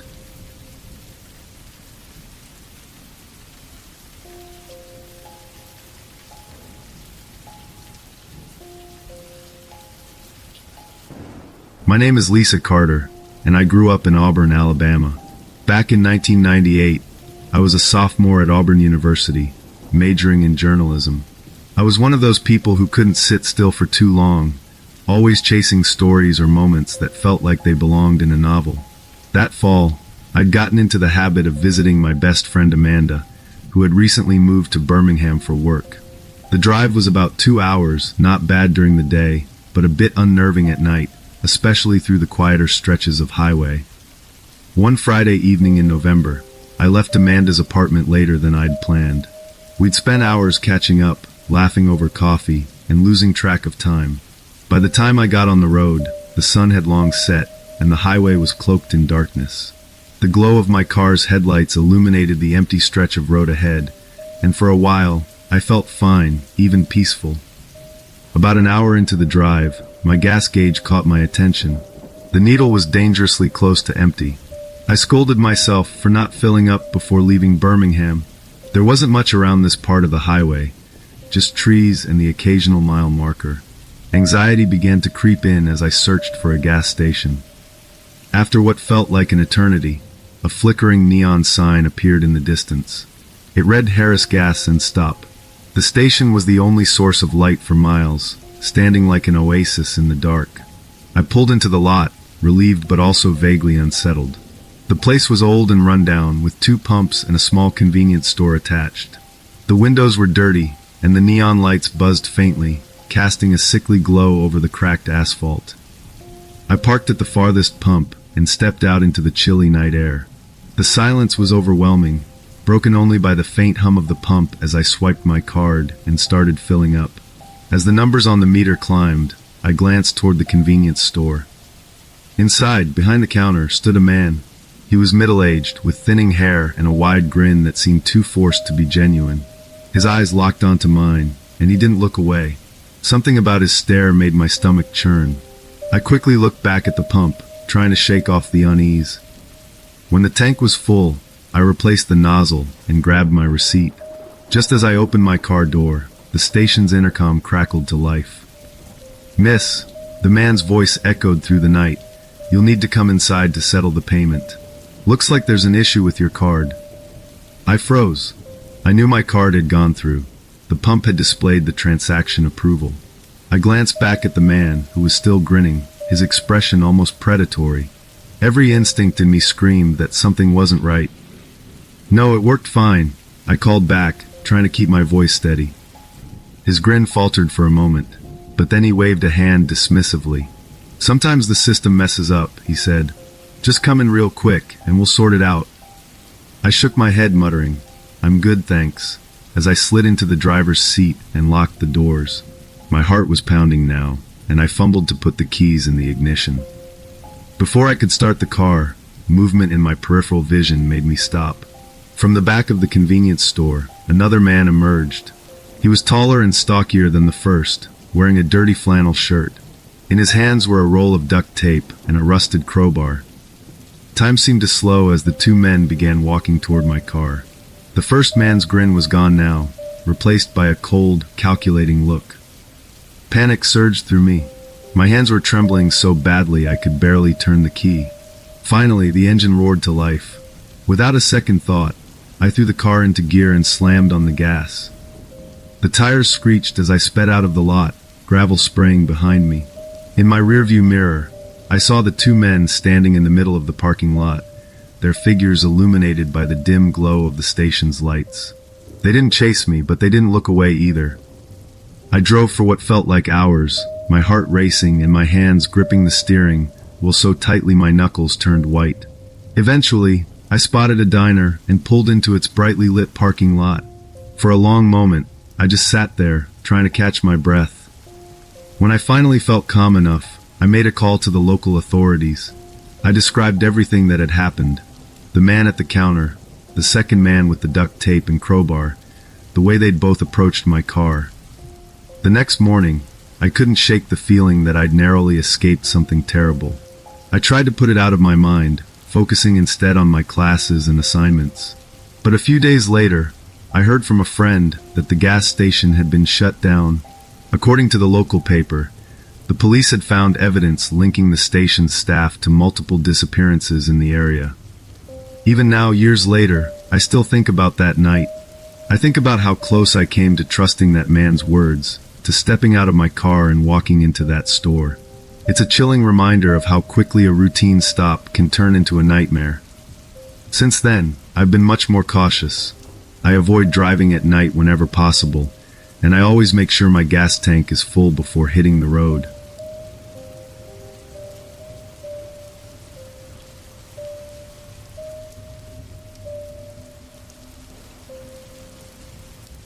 My name is Casey Adler, and for as long as I can remember, I've been drawn to stories hidden in plain sight. Growing up in Philadelphia, I devoured books about investigative journalists who unearthed truths no one wanted to face. I knew early on that I wanted to do the same, to dig into the shadows where secrets fester. I never imagined that one day my curiosity would take me to Millfield, Pennsylvania, a place where the shadows felt almost alive. It started innocently enough, or so I thought. My grandmother passed away 2 years ago, and as the only family member left, it fell to me to sort through her belongings. She had always been a private woman, but I adored her. She'd raised me after my parents' death, and though she rarely spoke about her past, her warmth and steady presence were constants in my life. While going through an old box tucked away in the back of her closet, I found a photograph that stopped me cold. It was black and white, faded at the edges, showing a group of workers standing outside a brick building. My grandmother was in the photo, her face young and serious, circled in ink. On the back, scrawled in her shaky handwriting, were the words, "It's all true. Don't trust them." I turned the photo over again and stared at the building. I recognized it from her stories. She had briefly worked at the Tanner and Sons factory in Millfield, a town about 2 hours from Philadelphia. She rarely talked about it, and when she did, her tone was clipped, almost angry. All I knew was that the factory had closed down in the 1970s after some kind of accident. The cryptic message on the photo lodged itself in my mind. What did she mean by "it's all true"? What wasn't she trusting? I told myself it was just an old woman's ramblings, but I couldn't let it go. The journalist in me wouldn't let me. I started researching the Tanner factory, hoping to uncover some context for her warning. What I found was nothing. The factory's closure was officially attributed to safety concerns, but the records were vague. Too vague. Workers' names were missing, and the details of the accident were non-existent. I reached out to a few archivists and historians, but no one could tell me more. The only information I could gather came from local rumors. Millfield had its share of stories. People whispered about missing workers, strange lights in the woods near the factory, and a shadowy presence that hung over the town. Some claimed the factory had been a front for illegal experiments. Others said it was haunted, but no one could, or would, offer anything concrete. It didn't take long for curiosity to morph into obsession. I convinced myself that uncovering the truth would honor my grandmother's memory. So one brisk October morning, I packed my car and drove to Millfield. The town was smaller than I expected, with a single main street lined with weathered shops and old-fashioned lampposts. It was the kind of place where everyone knew each other, and strangers stood out. I felt their eyes on me as I parked and wandered into the local diner, hoping to strike up a conversation. When I mentioned the Tanner factory, the mood shifted. The waitress, a woman in her 60s with kind eyes, froze for just a moment before pasting on a smile. "That place is long gone," she said, her tone dismissive. "Nothing to see there." Her reaction was mirrored by everyone else I spoke to. The factory was a wound the town refused to reopen. That only made me more determined. The factory itself sat at the edge of town, surrounded by overgrown fields and dense woods. Its brick walls were streaked with moss, and the broken windows gaped like empty sockets. The front doors were chained shut, but I found a side entrance that had been forced open years ago. Inside, the air was damp and heavy, carrying the faint smell of mildew and rust.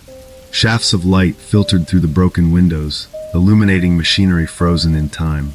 The main floor was a maze of conveyor belts and rusting equipment, but my attention was drawn to the staircase leading down to the basement. The basement was colder, darker, and far more unsettling. I found myself standing in front of a heavy metal door. It was locked, and deep scratches ran across its surface as if someone, or something, had desperately tried to claw their way through. I knew I couldn't leave without seeing what was behind that door. Back in town, I called Alex, a friend from Philly who worked as a locksmith. Alex owed me a favor, and after a bit of convincing, he agreed to meet me at the factory the following night. We returned under the cover of darkness, carrying flashlights and tools. Alex worked on the lock while I stood watch, my pulse quickening with every creak and groan of the old building. After what felt like an eternity, the lock gave way, and the door swung open. The room was smaller than I expected, barely large enough to hold a single chair and a wooden desk. On the desk were several reel-to-reel tapes, their labels faded but still legible. Subject number 14, Session 3, Experiment Alpha, and Testimonies. Alex found an old tape player on one of the shelves, and after some fiddling, we managed to get it working. The first recording crackled to life, filling the room with a man's trembling voice. They said it was just a study, he began. Something to help with focus, with memory. But they lied. They gave us injections, strapped us into chairs, and made us listen to sounds. Lights flashed, voices whispered. They said it was harmless, but it wasn't. People started disappearing. We knew they weren't leaving town. They were taken. We listened to tape after tape, each more horrifying than the last. The factory, it turned out, had been a front for experiments in psychological manipulation and chemical testing. The participants were townsfolk, lured in with promises of money or cures for their ailments. Many of them had been declared missing. I spent the next week piecing the story together. I photographed the room, transcribed the tapes, and wrote an expose that I was sure would blow the lid off decades of secrecy. When the article went live, it gained traction quickly. Regional outlets picked it up, and for a brief moment, I felt vindicated. But then, everything fell apart. 2 days later, I returned home to find my apartment ransacked. My laptop, hard drives, and notebooks were gone. Even the tapes I'd brought back had vanished. On my kitchen counter, I found a single note. "This is your only warning. Leave Millfield." At first, I thought it was a prank, but then the phone calls started. They came at all hours, from unknown numbers. No one ever spoke, but I could hear breathing on the other end. One morning, I found a small camera hidden in a vent in my living room. The final straw came when my car's brake lines were cut. If I hadn't noticed the fluid leaking onto the driveway, I might not have survived. I left Millfield that night, driving without a destination in mind. I didn't feel safe until I was hours away. Looking back, I wonder if I should have left sooner, if I should have ignored the photo and my grandmother's cryptic warning. But part of me knows I would have done it all the same. The Tanner factory still stands, locked up and forgotten. Or maybe not so forgotten. Whispers of strange lights and unmarked vans have begun circulating again. I don't know who or what is still tied to that place. But I know one thing, some truths aren't meant to be uncovered.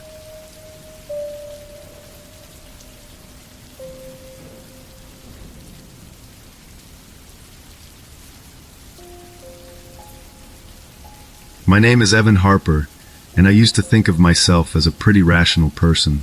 I grew up in Little Rock, Arkansas, a city that's small enough to feel familiar, but big enough to keep life interesting. I've never been much for ghost stories or tales of the paranormal, always preferring logic and reason over things that go bump in the night. That was before the night everything changed. Before the night I came far too close to something I still can't fully explain. It was late fall, and I'd spent the weekend visiting an old college friend in Fayetteville. We'd lost touch after graduation, but reconnected a few months prior, and decided to catch up over drinks and old memories. The visit had been great, but I'd underestimated how late it would be by the time I hit the road back to Little Rock. I remember checking the clock as I pulled onto Highway 71, just past 11. I'd thought about staying the night, but I had work early the next morning and didn't want to risk being late. The drive was long and lonely, with stretches of road so dark the only light came from my headlights. I remember fiddling with the radio to keep myself awake, switching between static-filled stations. The farther I got from the city, the quieter the world became. No cars, no streetlights, just an endless road cutting through dense Arkansas woods. I didn't mind at first, it felt peaceful in a way. But that peace began to fade when I glanced at my dashboard and saw the fuel gauge hovering just above E. I cursed under my breath. It was a stupid mistake. I should have filled up in Fayetteville, but I'd been so focused on getting on the road that I hadn't even checked. Now I was miles from anywhere, with no clue how far the next gas station might be. I turned off the heat and drove slower, trying to conserve fuel. The thought of running out of gas in the middle of nowhere wasn't just inconvenient. It was terrifying. That's when I saw it, a flickering neon sign up ahead, barely visible through the trees. As I got closer, I made out the words gas and goods in uneven red and blue letters. Relief washed over me, though it was short-lived. The station itself looked like something out of a nightmare. The building was small and rundown, with peeling paint and a sagging roof. One of the two pumps was wrapped in caution tape, and the other looked ancient, its numbers faded and crooked. I hesitated.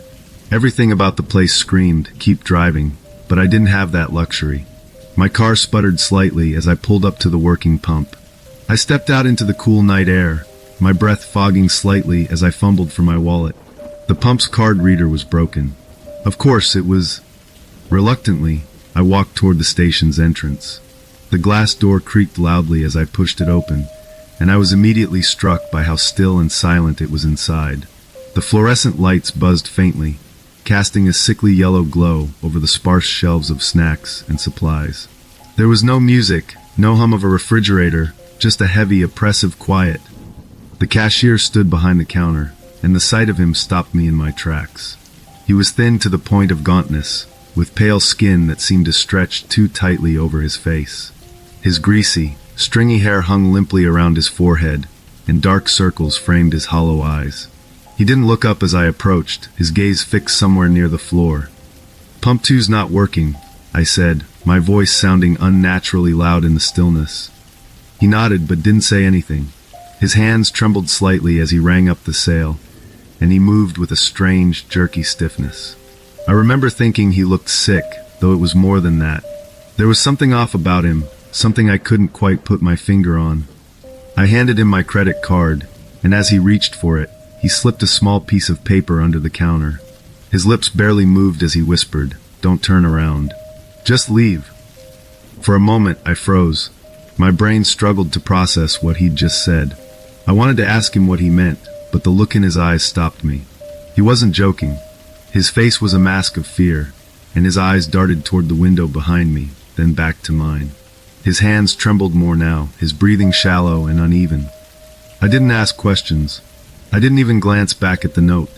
I just nodded slightly, backed away from the counter, and walked as calmly as I could to the door.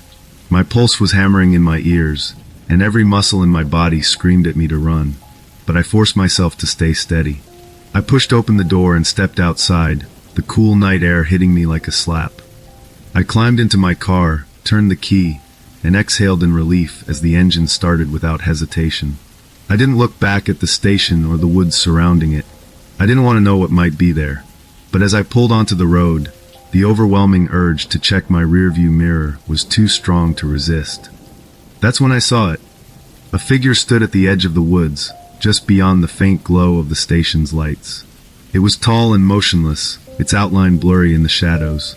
I couldn't make out any features, just a dark shape that seemed to radiate malice. I pressed the accelerator harder, my car speeding down the narrow road as panic took over. I didn't stop until I reached the next town. By then, my hands were shaking so badly, I could barely keep my grip on the steering wheel. I pulled into the parking lot of a brightly lit diner and sat there for a long moment, trying to calm down. Eventually, I walked inside and found a payphone. I called the police, unsure of how to even begin explaining what had happened. They took my report seriously, though their questions made it clear they didn't know what to make of it. 2 officers headed out to investigate the gas station while I waited at the diner, nursing a cup of coffee I didn't touch. When they returned, their expressions were grim. They told me the gas station was abandoned. The lights were off, the pumps dry. There was no sign of the cashier I'd spoken to, and the only evidence I'd been there at all was the receipt still sitting on the counter. I wanted to believe they were wrong, that they'd somehow gone to the wrong place or missed something. But deep down, I knew they hadn't. The memory of the cashier's pale, frightened face and the figure in the woods was too vivid to dismiss. The police promised to investigate further, but I never heard from them again. For weeks, I scoured the news, searching for any mention of disappearances or strange activity along that stretch of highway. What I found only made things worse. The area had a history of unsolved vanishings, travelers who'd been driving through late at night, just like me, and were never seen again. I've thought about that night countless times since then. I keep the note the cashier gave me tucked in my wallet, a constant reminder of how close I came to something terrible. I don't know what would have happened if I'd turned around, and I don't want to. Whatever was out there in those woods, it's not something I'll ever forget,